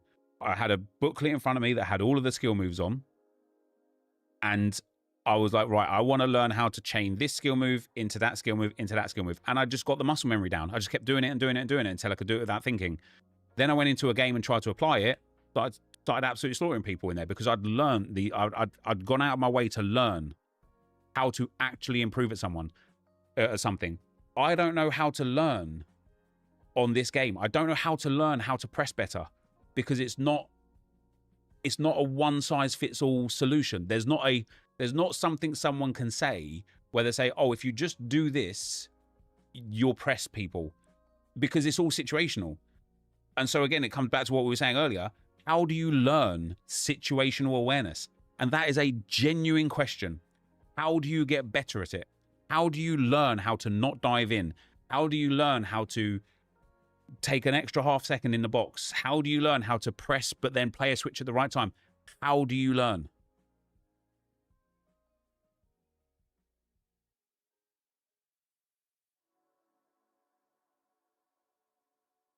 All right, Zach, that's the third extremely unhelpful thing you said. I'll read it for the people that aren't reading the chat. The competition is so much harder now. The way to improve is consistent repetition of games, and if you don't want to put the time and work in, that's on you. Consistent repetition of games isn't the way to learn. If you sit here and you're shit at the game and you play 1,000 games, you will be marginally better. Because it's not how you don't get better at the game by playing lots of games. Last year at FC24, I'd played over 4,000 games. Over 4,000. Might have been close to 5,000 games. And I still couldn't hit 13 wins once in champs. That's still improvement. Yeah, but it has a ceiling, right? You might take yourself from Division 8 to Division 7 by playing 1,000 games. You don't learn by just doing the same thing over and over and over. You get really good at the thing that you're doing over and over and over. But if that thing isn't good, like for example, right? Let's say you wanted to enter the 100-meter sprint and you didn't know that you could use both legs to run. So you've learned how to sprint on one foot and you are really fucking good at it. But when you show up to the race, everybody else is running on 2 feet. You're still going to get absolutely smashed. You might be sick at sprinting on 1 foot, but you are still going to get absolutely battered in the race, right? That's the same. Someone doing something wrong for 1,000 games just means that they get really good at doing the thing wrong. It doesn't make them better.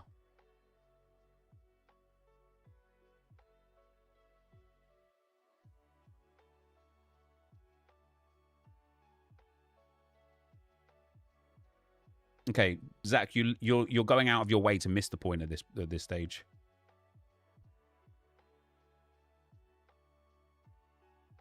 Look at what's right and do it 1,000 times. So tell me, Toby, specifically, what's right? If let's say you was like, all right, you got to teach somebody who's just come from the past. They've come from 50 years ago where computers didn't exist, video games didn't exist. You've given them this screen that I'm on right here, right? And you have to tell them, do these exact things 1,000 times and you'll be really good. What would you tell them? And that is there is no answer to that because there isn't something. There isn't just like, what would you tell them? Score more goals than your opponent. That's super helpful. Concede less goals than your opponent. Super fucking helpful. Those things aren't like, they're not nuanced enough to actually be helpful. So what would you tell someone that has never played the game before? If you do this over and over and over, you'll be insane at the game. I guarantee you there's not a one-size-fits-all answer.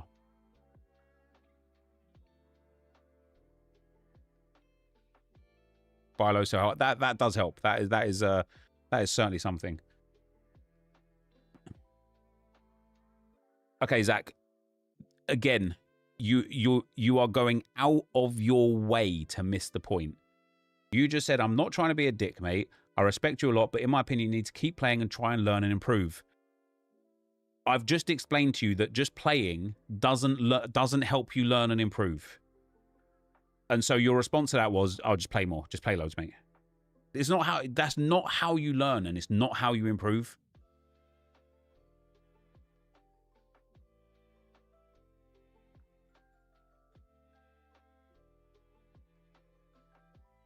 You're right in that sense, but you can't just look at what other players are doing right and practice on them things. Well, when you don't know what it is that they're doing right, no, you can't.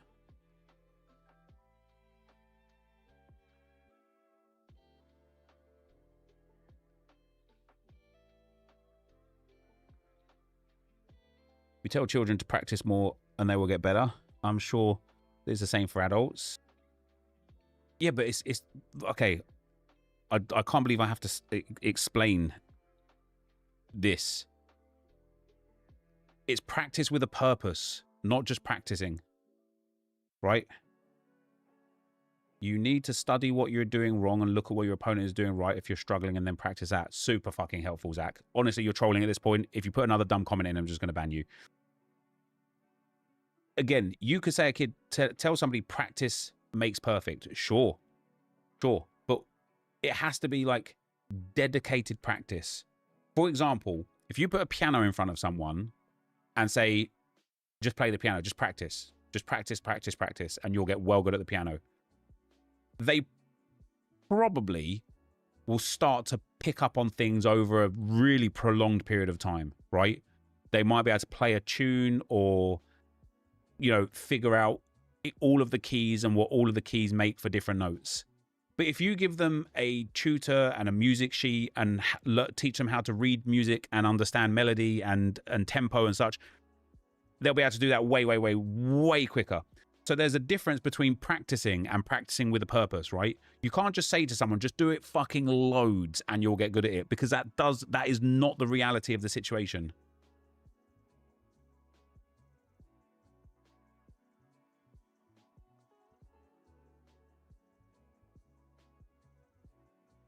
The tutor in your analogy is your opponent.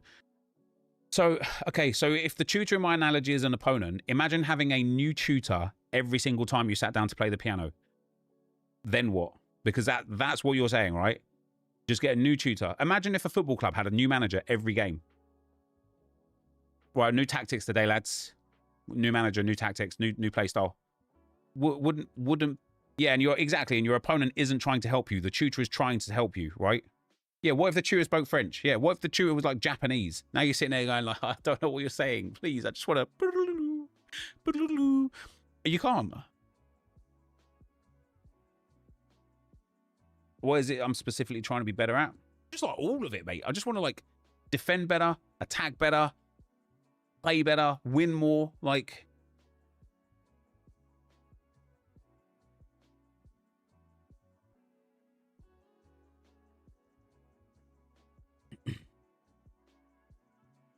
Anyway, on that note, I've complained for long enough today.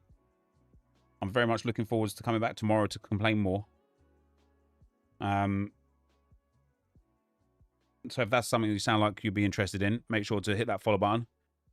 And yeah, hopefully tomorrow I'm just not as bad as I was today. Oh, also, I probably missed on some subs. I do this a lot, guys, and I do apologize.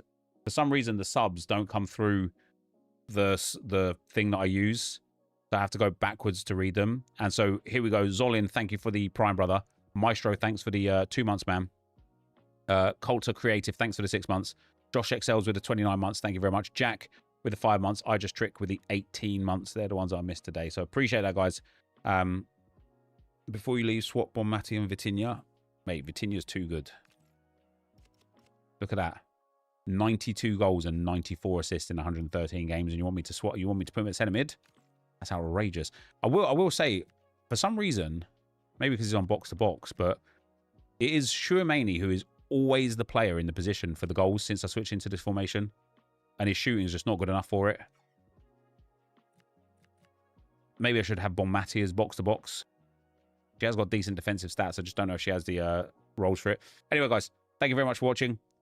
Appreciate you all very much, and I will see you tomorrow for another crying session.